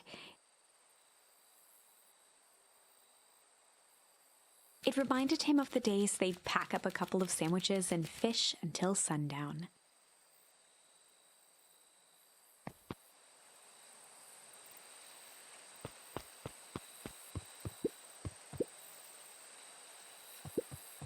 Luca opened the tackle box and picked the perfect bait.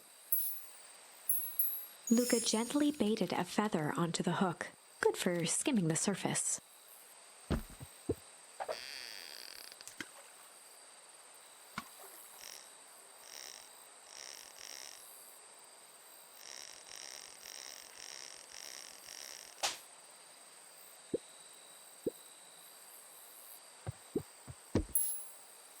Luca gently baited a feather onto the hook.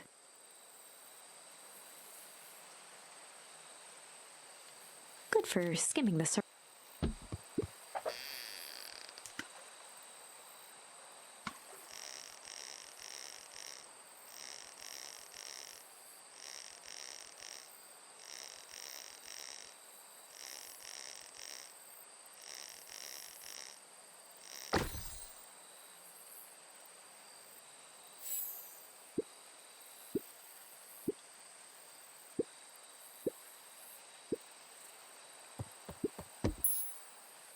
Luca tied a shoestring to the hook. What fish could resist a nice shoestring?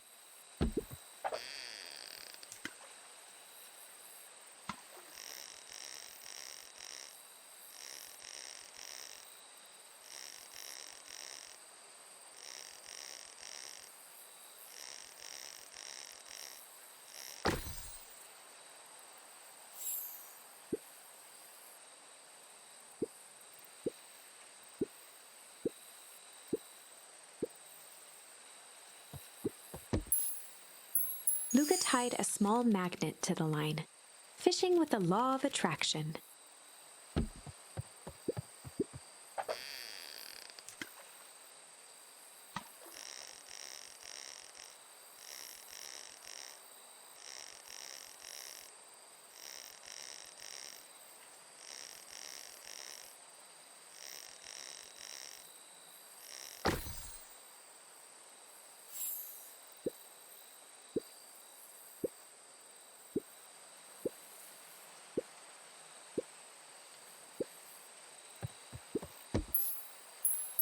Luca wrapped some tape around. Hey, you never know.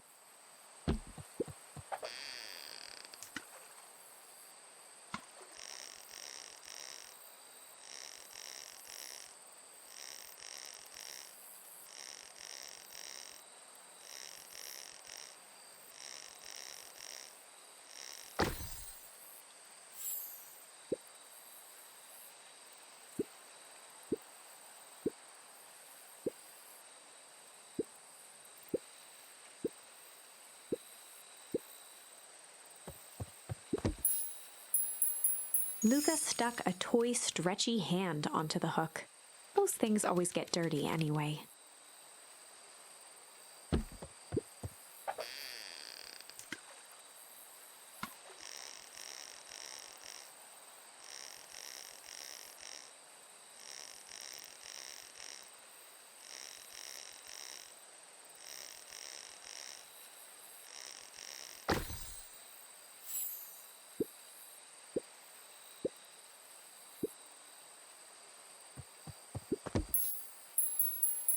Luca placed a sinker on the line.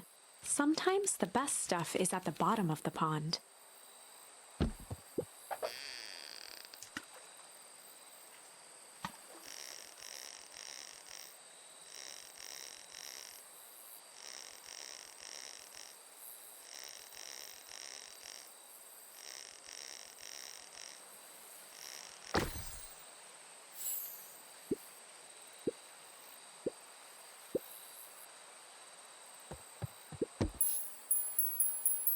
Luca wrapped a twig of thyme around the hook. Some fish have refined taste.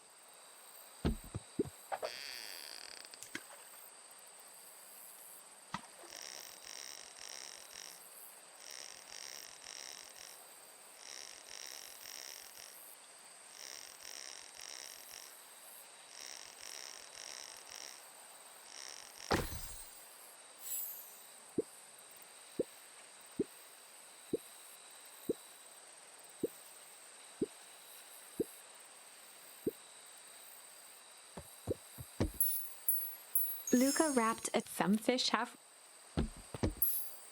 Luca tied a bent nail onto the line. If all you have is a hammer,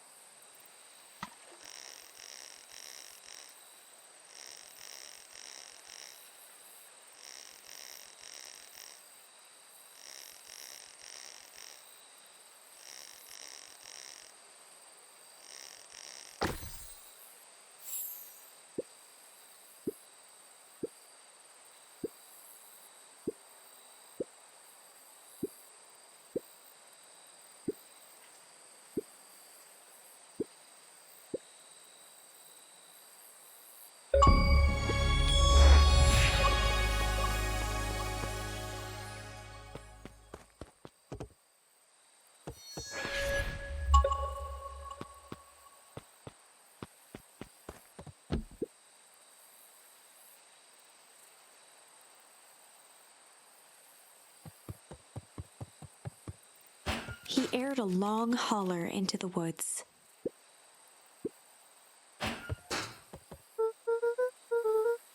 Luca felt his eyes getting heavy and plopped into the beanbag. He conceded to its lumpy embrace.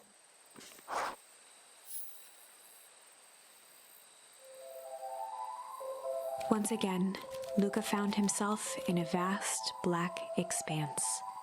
This time, he knew exactly where to go. He took a single confident step forward. The world flickered and pulsed. He found himself standing in front of the frigid air of a blazing campfire. The source.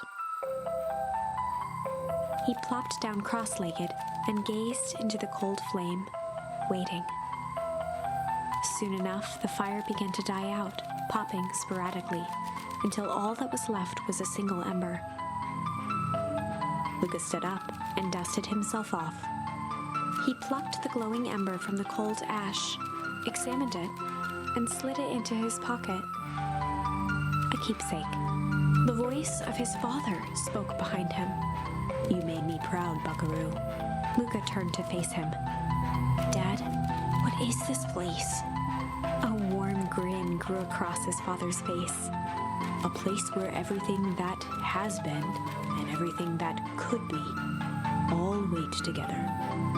Luca found himself staring at his father's face, trying as hard as he could to memorize every single detail. Wait? For what? Another voice spoke out as Luca's doppelganger stepped forward. "That's up to you." Without knowing why, Luca began to weep. Is any of this real? Are you real?" Luca's father bent down to smudge away a tear. "Of course. I'm as real as the part of you that misses me." Luca turned to look at the older version of himself. "And you?" The doppelganger choked back tears. "I'm as real as the part of you that's angry he's gone." Does that make sense? Through his tears, Luca laughed. "I think so." His father pulled him in for an embrace. "Time to go, Buckaroo." Luca was startled from his dream by a banging on the floor. A commanding voice rumbled from below. Just as Luca sprang to lock the entry hatch, the door knocked open. Chapter 5. Dangers Big and Small. Luca stumbled back. He heard the rope ladder creak under significant weight. Keeping his eyes fixed on the hatch, he inched backward to the balcony. As his hand grasped the door handle, Luca froze. A large figure clumsily wriggled up through the hole.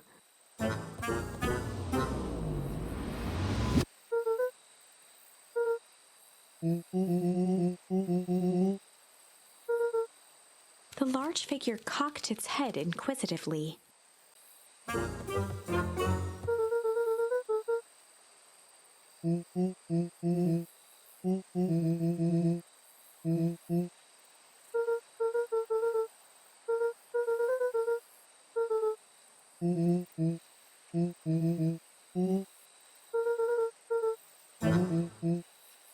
Luca's jaw dropped. He peered more closely at the man standing in front of him. Something about him was undeniably Rollo. Only bigger, older, changed.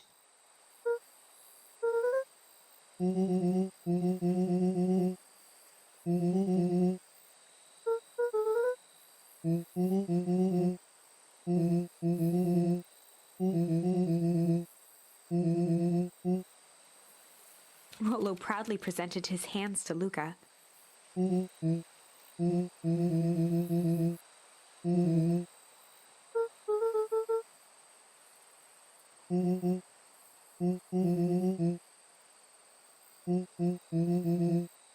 Luca moved to the side and pointed Rollo to his reflection in the balcony window. His hands shot up to his face.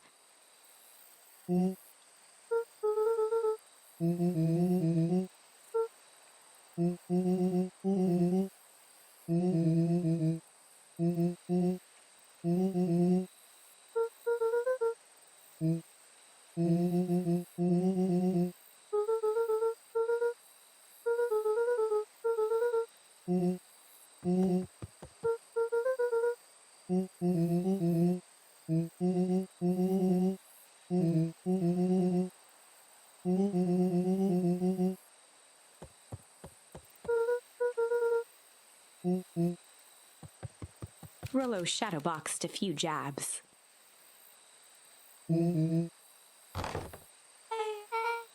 With a yelp, Rollo dove behind Luca.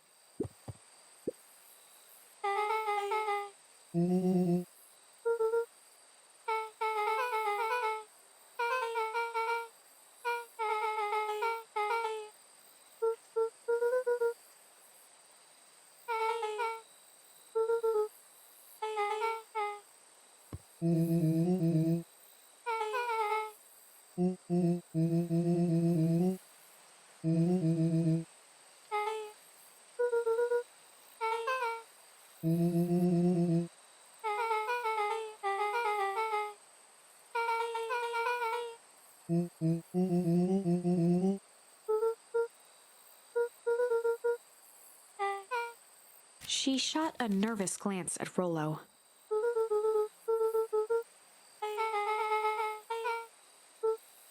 Beck's eyes narrowed.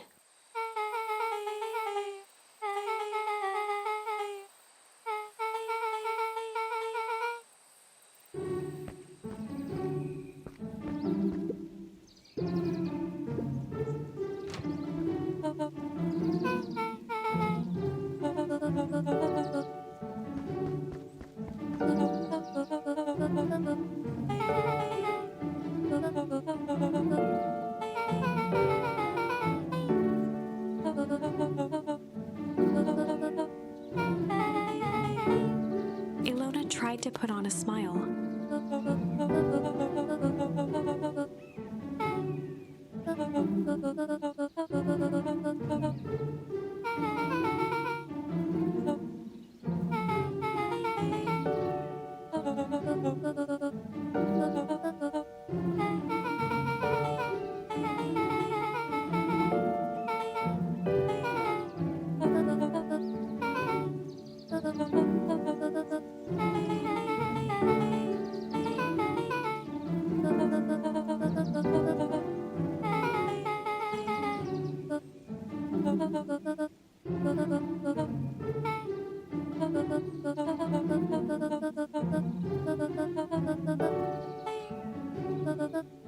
She sighed, and after a moment, looked down at Beck sympathetically.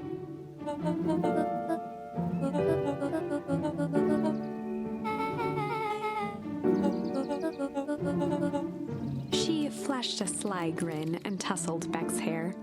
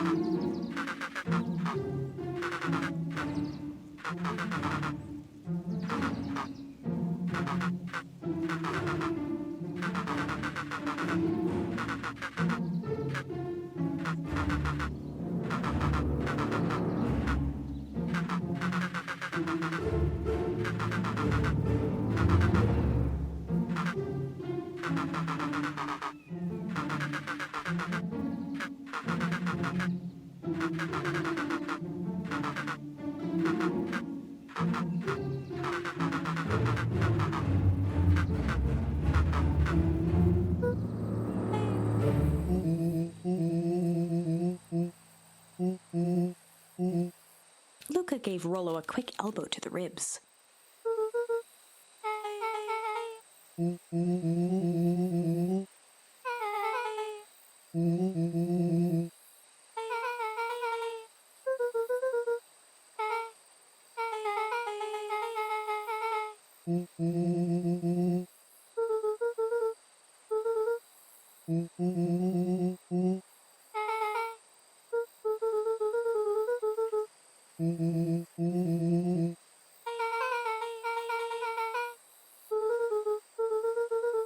Beck flicked a large sheet of paper out of her pocket and slammed it on the floor.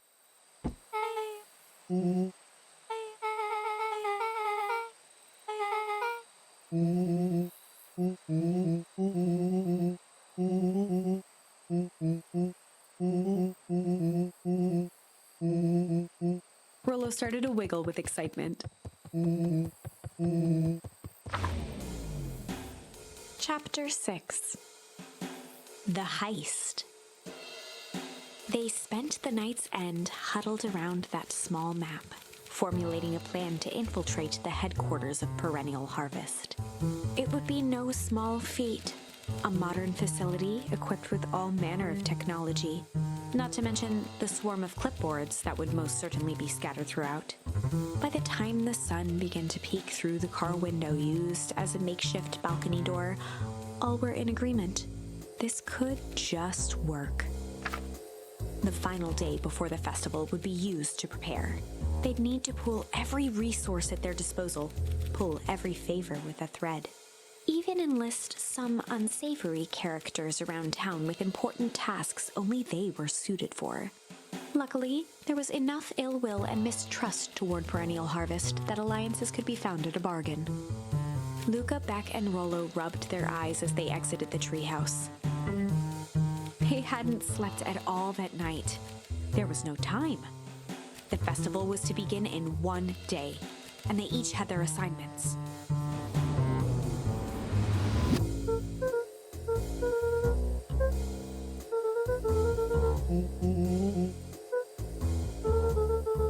He waved vaguely at Rollo's sizable figure. Beck snorted an involuntary giggle.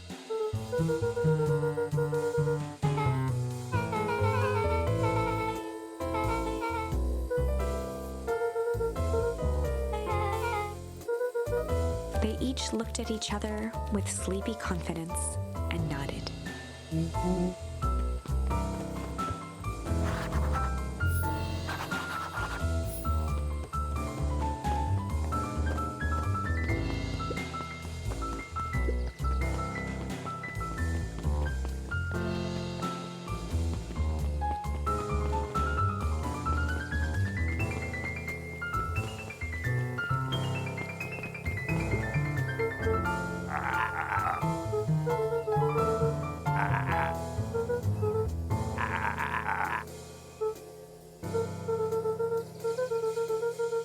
Jeff wheezed out a long snicker.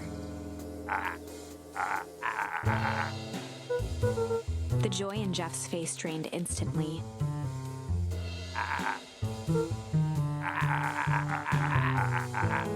Looking into the sullen eyes of his would-be accomplice, Luca blurted out the first word that came to mind.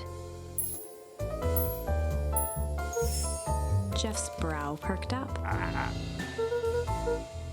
Sensing some traction, Luca carried on with vigor. Jeff's scowl faded with a sigh.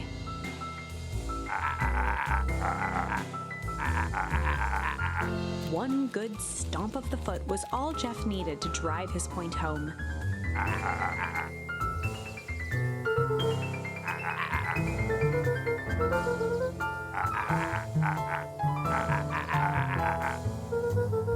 Luca offered out his open hand to seal the deal. With a firm and dusty grip, Jeff reciprocated.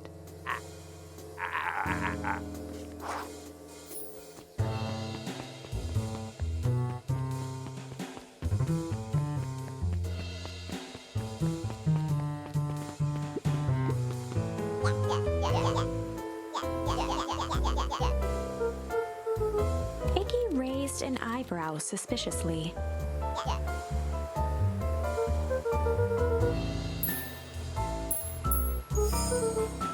Iggy gave a reluctant shrug.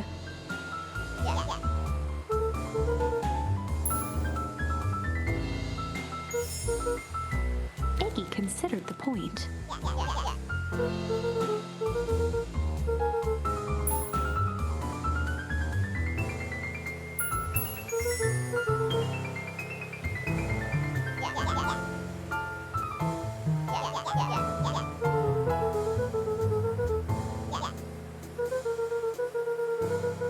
A wild-eyed grin spread across Iggy's face.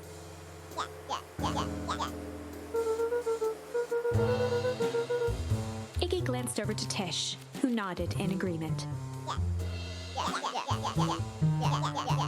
With a quick nod, Luca was off.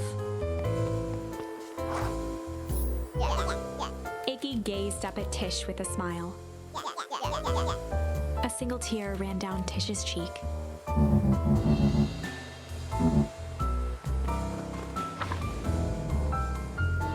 Chapter 7. Into the Hive. A good heist requires preparation. And thorough preparation takes time, something they had precious little of. So far, everything was in order. Jeff, Iggy, and Tish all agreed to do their part. Beck radioed Luca that night with a simple and covert message. "We're locked and loaded on my end." And Rollo, after a lengthy confession, managed to persuade Roxy and Fitz to help. He stowed away in mission control for the night to avoid attracting attention. Rollo, being uniquely suited for the role, would be the first to breach perennial harvest. The outfit provided by Jeff wasn't perfect, but a convincing disguise is 10% wardrobe, 90% confidence. Rollo took a few vigorous breaths and shook out his arms.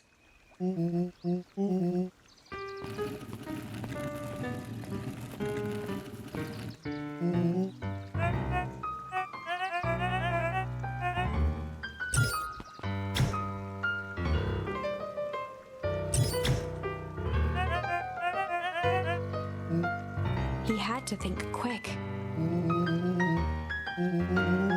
Rollo sighed, adjusting his tool belt.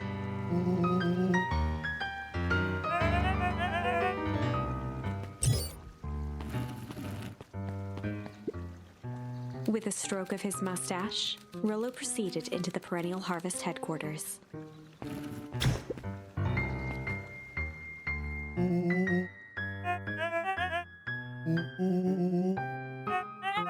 He stammered and flipped through the pages of his clipboard.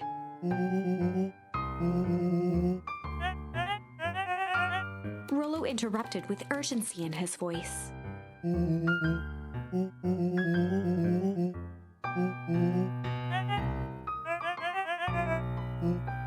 Rollo panicked.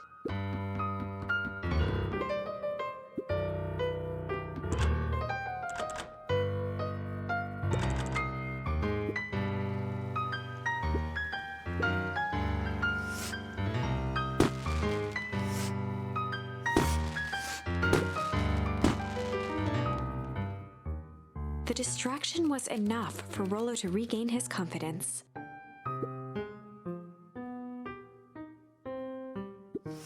The clipboard fumbled around in a frenzy.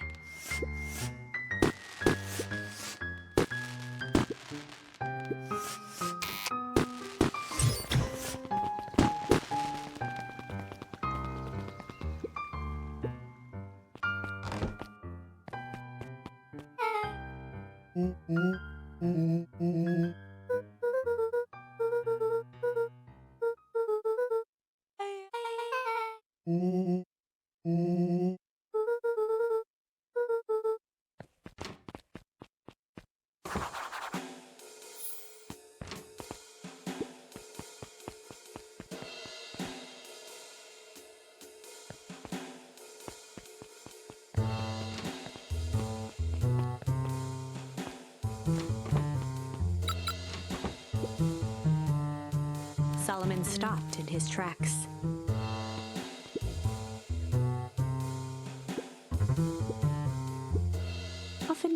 Confusion flashed across Solomon's face. His words rushed out dramatically.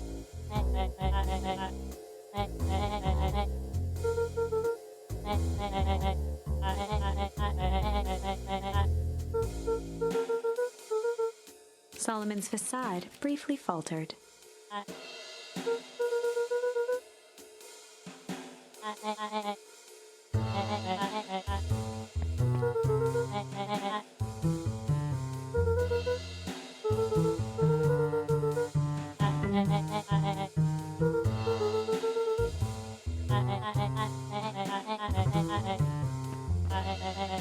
Luca happened to notice a plaque above the door.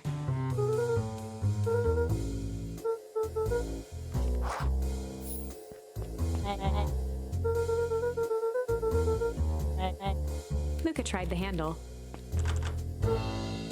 Solomon leaned forward to examine the mechanism.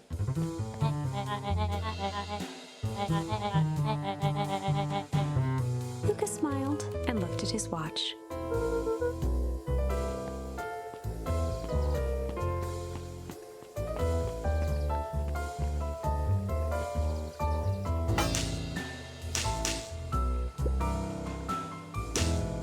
She mimed a quick hat tip and ambled off with a whistle.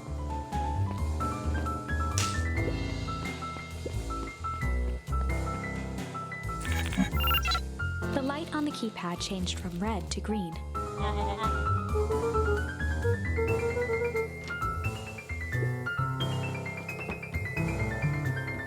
Luca switched on his walkie-talkie.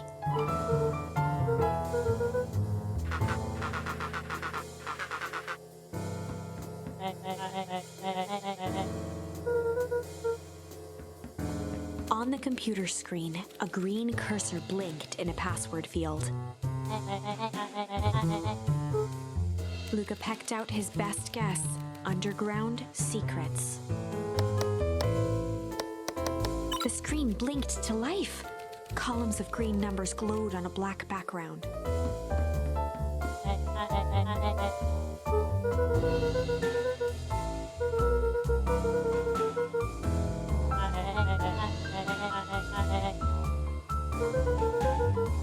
Solomon's jaw clenched into a half smile.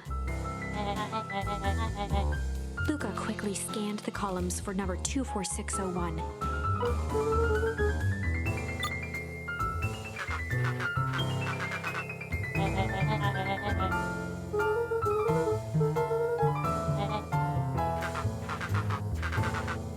Once again, Luca scrutinized the numbers on the screen. In that moment of distraction, Solomon reached forward and pressed a large red button.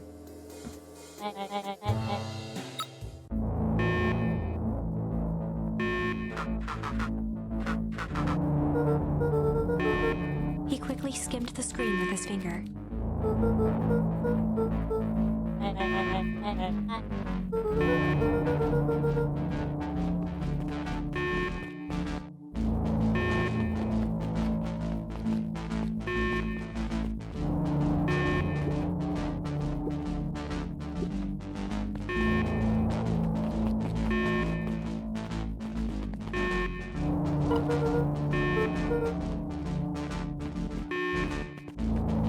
Mr. Kerr approached with a sneer and spoke into his walkie-talkie.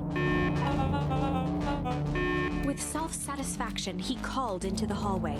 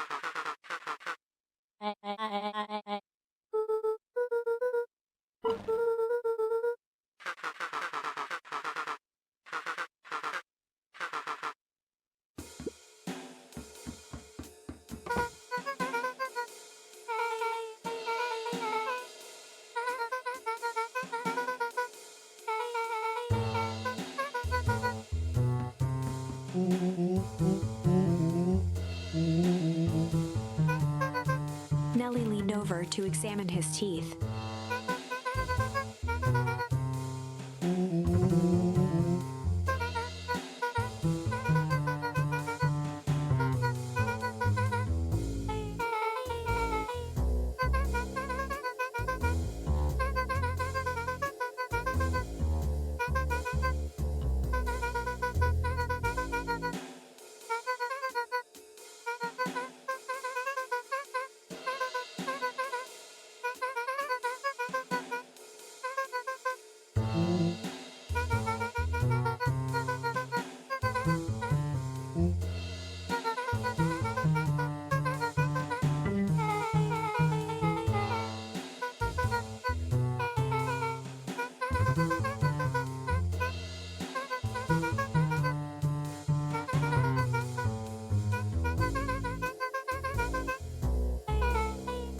Nellie sighed.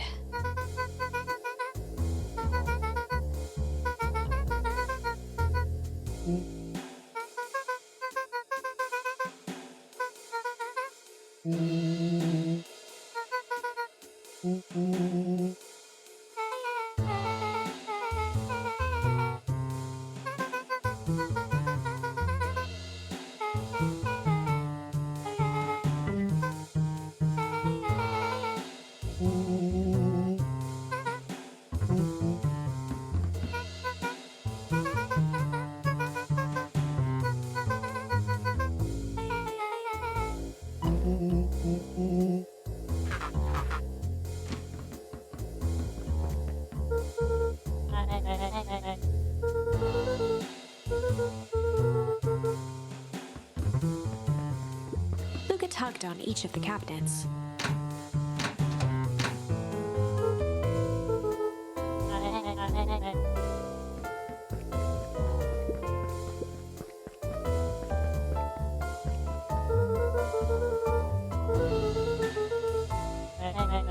Luca held his hand up to the ashtray.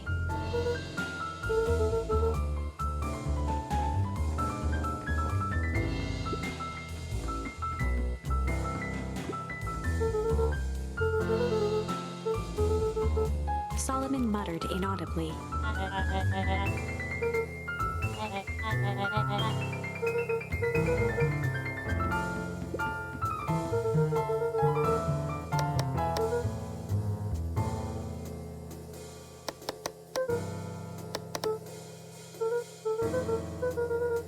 Solomon once again muttered under his breath.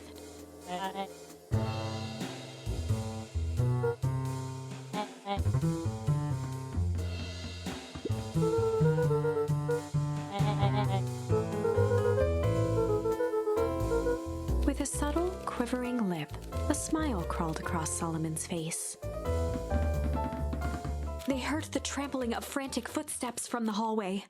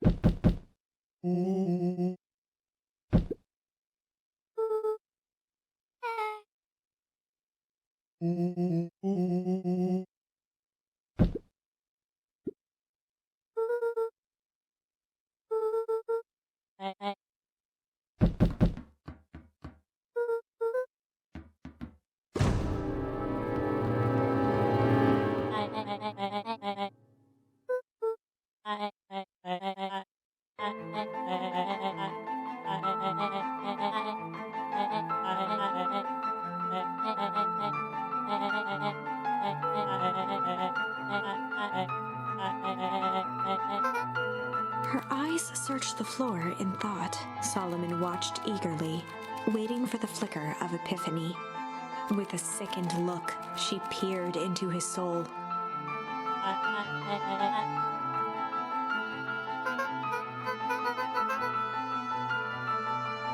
Solomon clapped with genuine delight.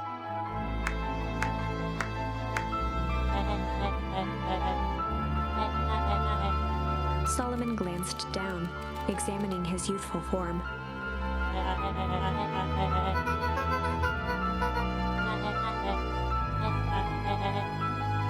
presented it with a theatrical twirl of the hand.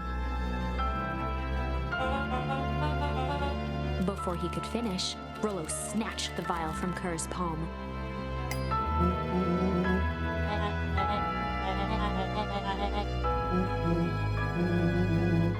Rollo casually tossed the vial to Luca. Luca jiggled the vial mockingly.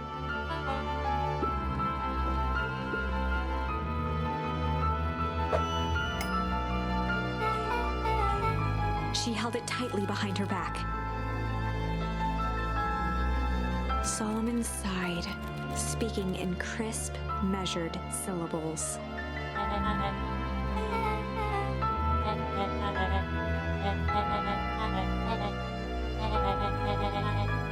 He pursed his lips with feigned sincerity.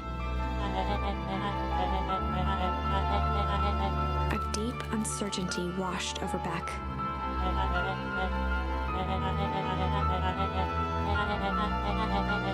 She looked to Nellie shakily. With a dispirited nod, Nellie sighed in defeat. Beck slowly approached Solomon.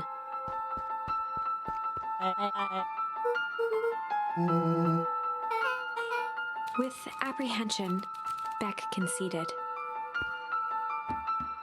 Solomon pocketed the vial and brushed off his shoulder with a sharp flick.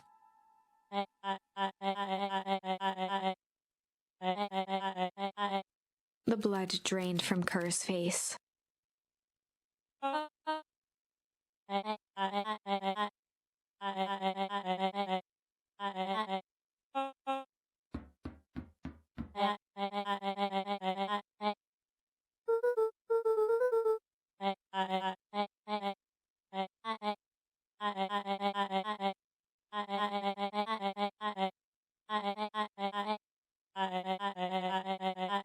Solomon shook his head with gratification.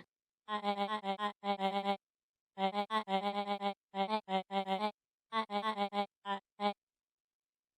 muffled applause resonated faintly through the walls.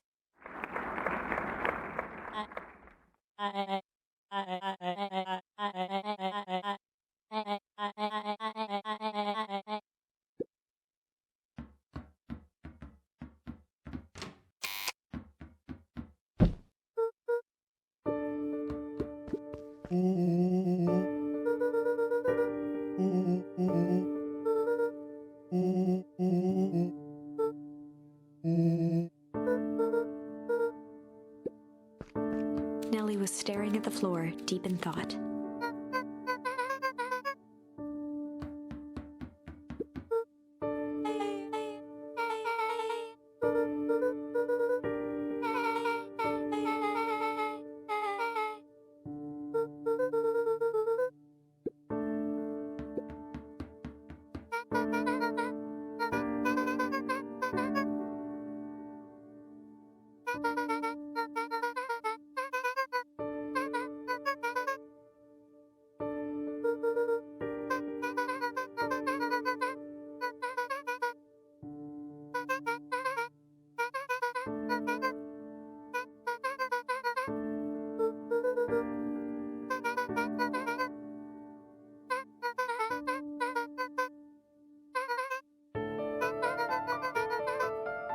The color dropped from Luca's face.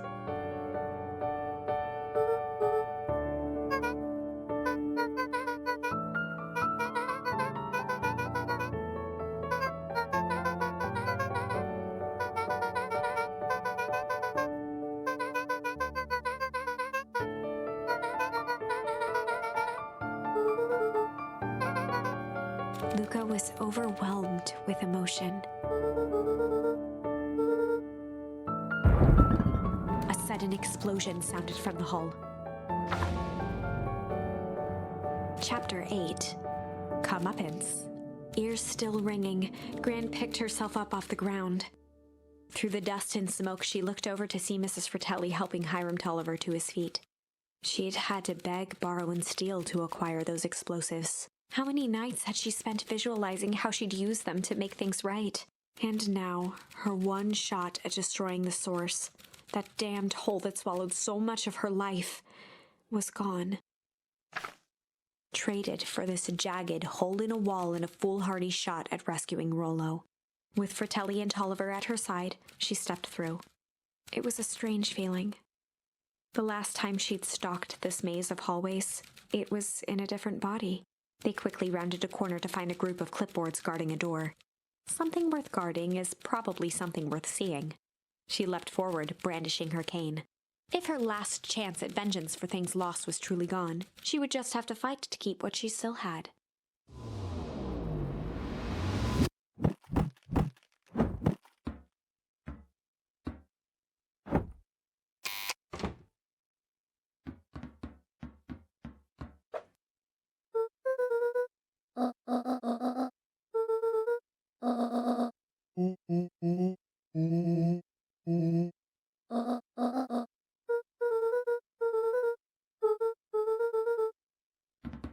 They made their way out from deep within Perennial Harvest, just as Solomon finished up his speech.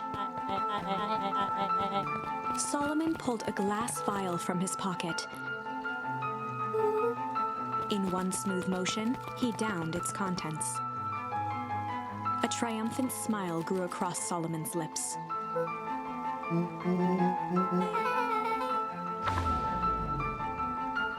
With a mischievous look, Beck elbowed Luca. Remember when I had the vial behind my back?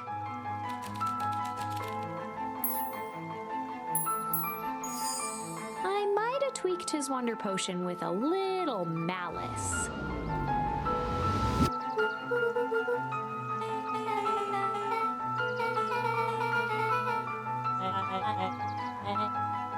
His body and face began to contort and expand as he disappeared into a belching green mist.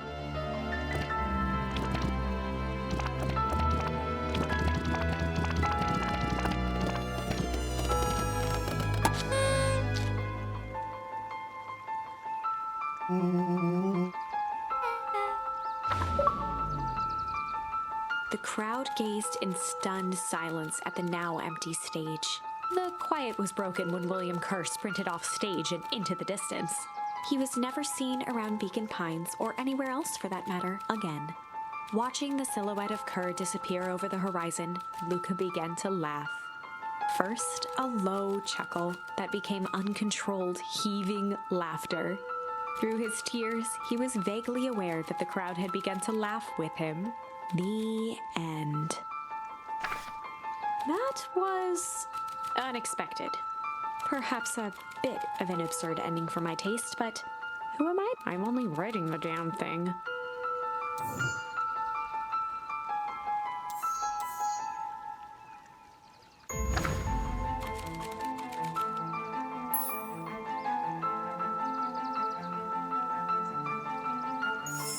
I might have tweaked his wonder potion with a little junk.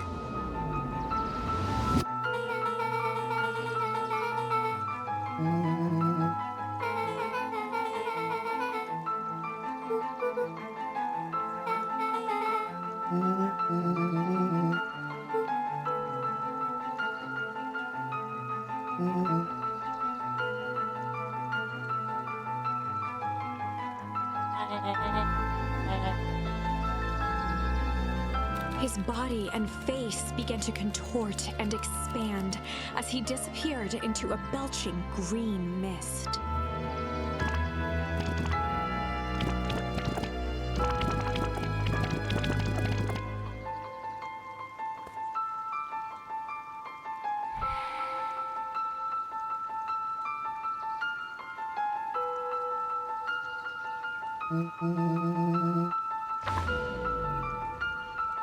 As the last of what was once Sharper Valentine wafted into the air, the crowd began to disperse, still numb from what they had just observed. Sharper Valentine was gone for good. His end would be a new beginning for Beacon Pines. A new chance to let go of the things they had lost and grab hold of a new future. The end. Well, I'd be lying if I said that wasn't a bit gratifying. If that feels to you like a good note to end on, I won't stand in your way.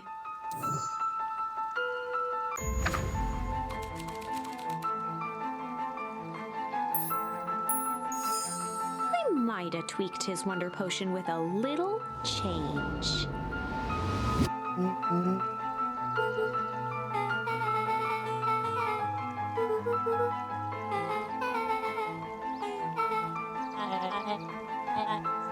His body and face began to contort and expand as he disappeared into a belching green mist.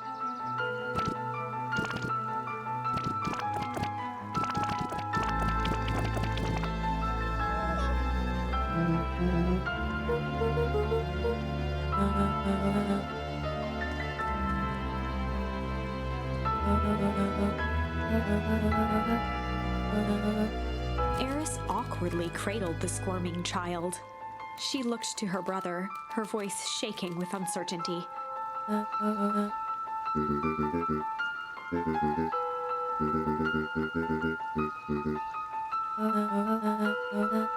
She looked back down at the infant with equal parts kindness and terror in her eyes. With a shake of her head, Eris addressed the crowd with a stern scowl.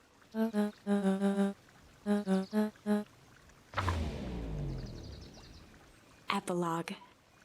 Beacon Pine's coldest summer on record came and went without much fanfare. Folks shared what they had, and none were left wanting. The new school year was ushered in by the falling leaves of autumn. After everything Luca, Rollo, and Beck had been through, middle school was bearable. The chill of winter didn't seem to bother people much. They kindled a hope for a better future in their hearts. When spring arrived, farmers planted their crops with a sense of joy and optimism. And as the dawn of the first day of summer came again, its light slowly spread through the shallow valley. It crept over the town square, across the river, past the neglected welcome sign, and came his mind at peace, knowing he is here for a reason.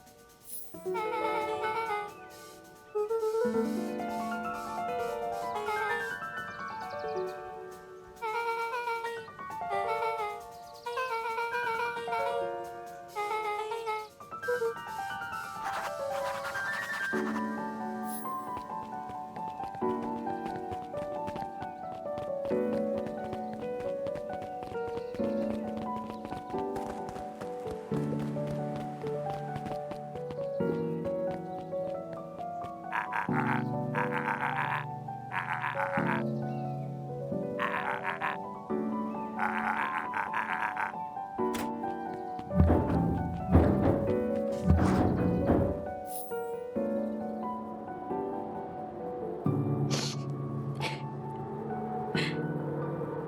think this is it. The end I've been waiting for. Honestly, I'd begun to lose hope of ever finding it. But then you came along. I don't know exactly how to thank you. It's hard to explain how much this means to me. It's funny, now that our time together is finally ending. I'm at a loss for words. Let's just watch the end together.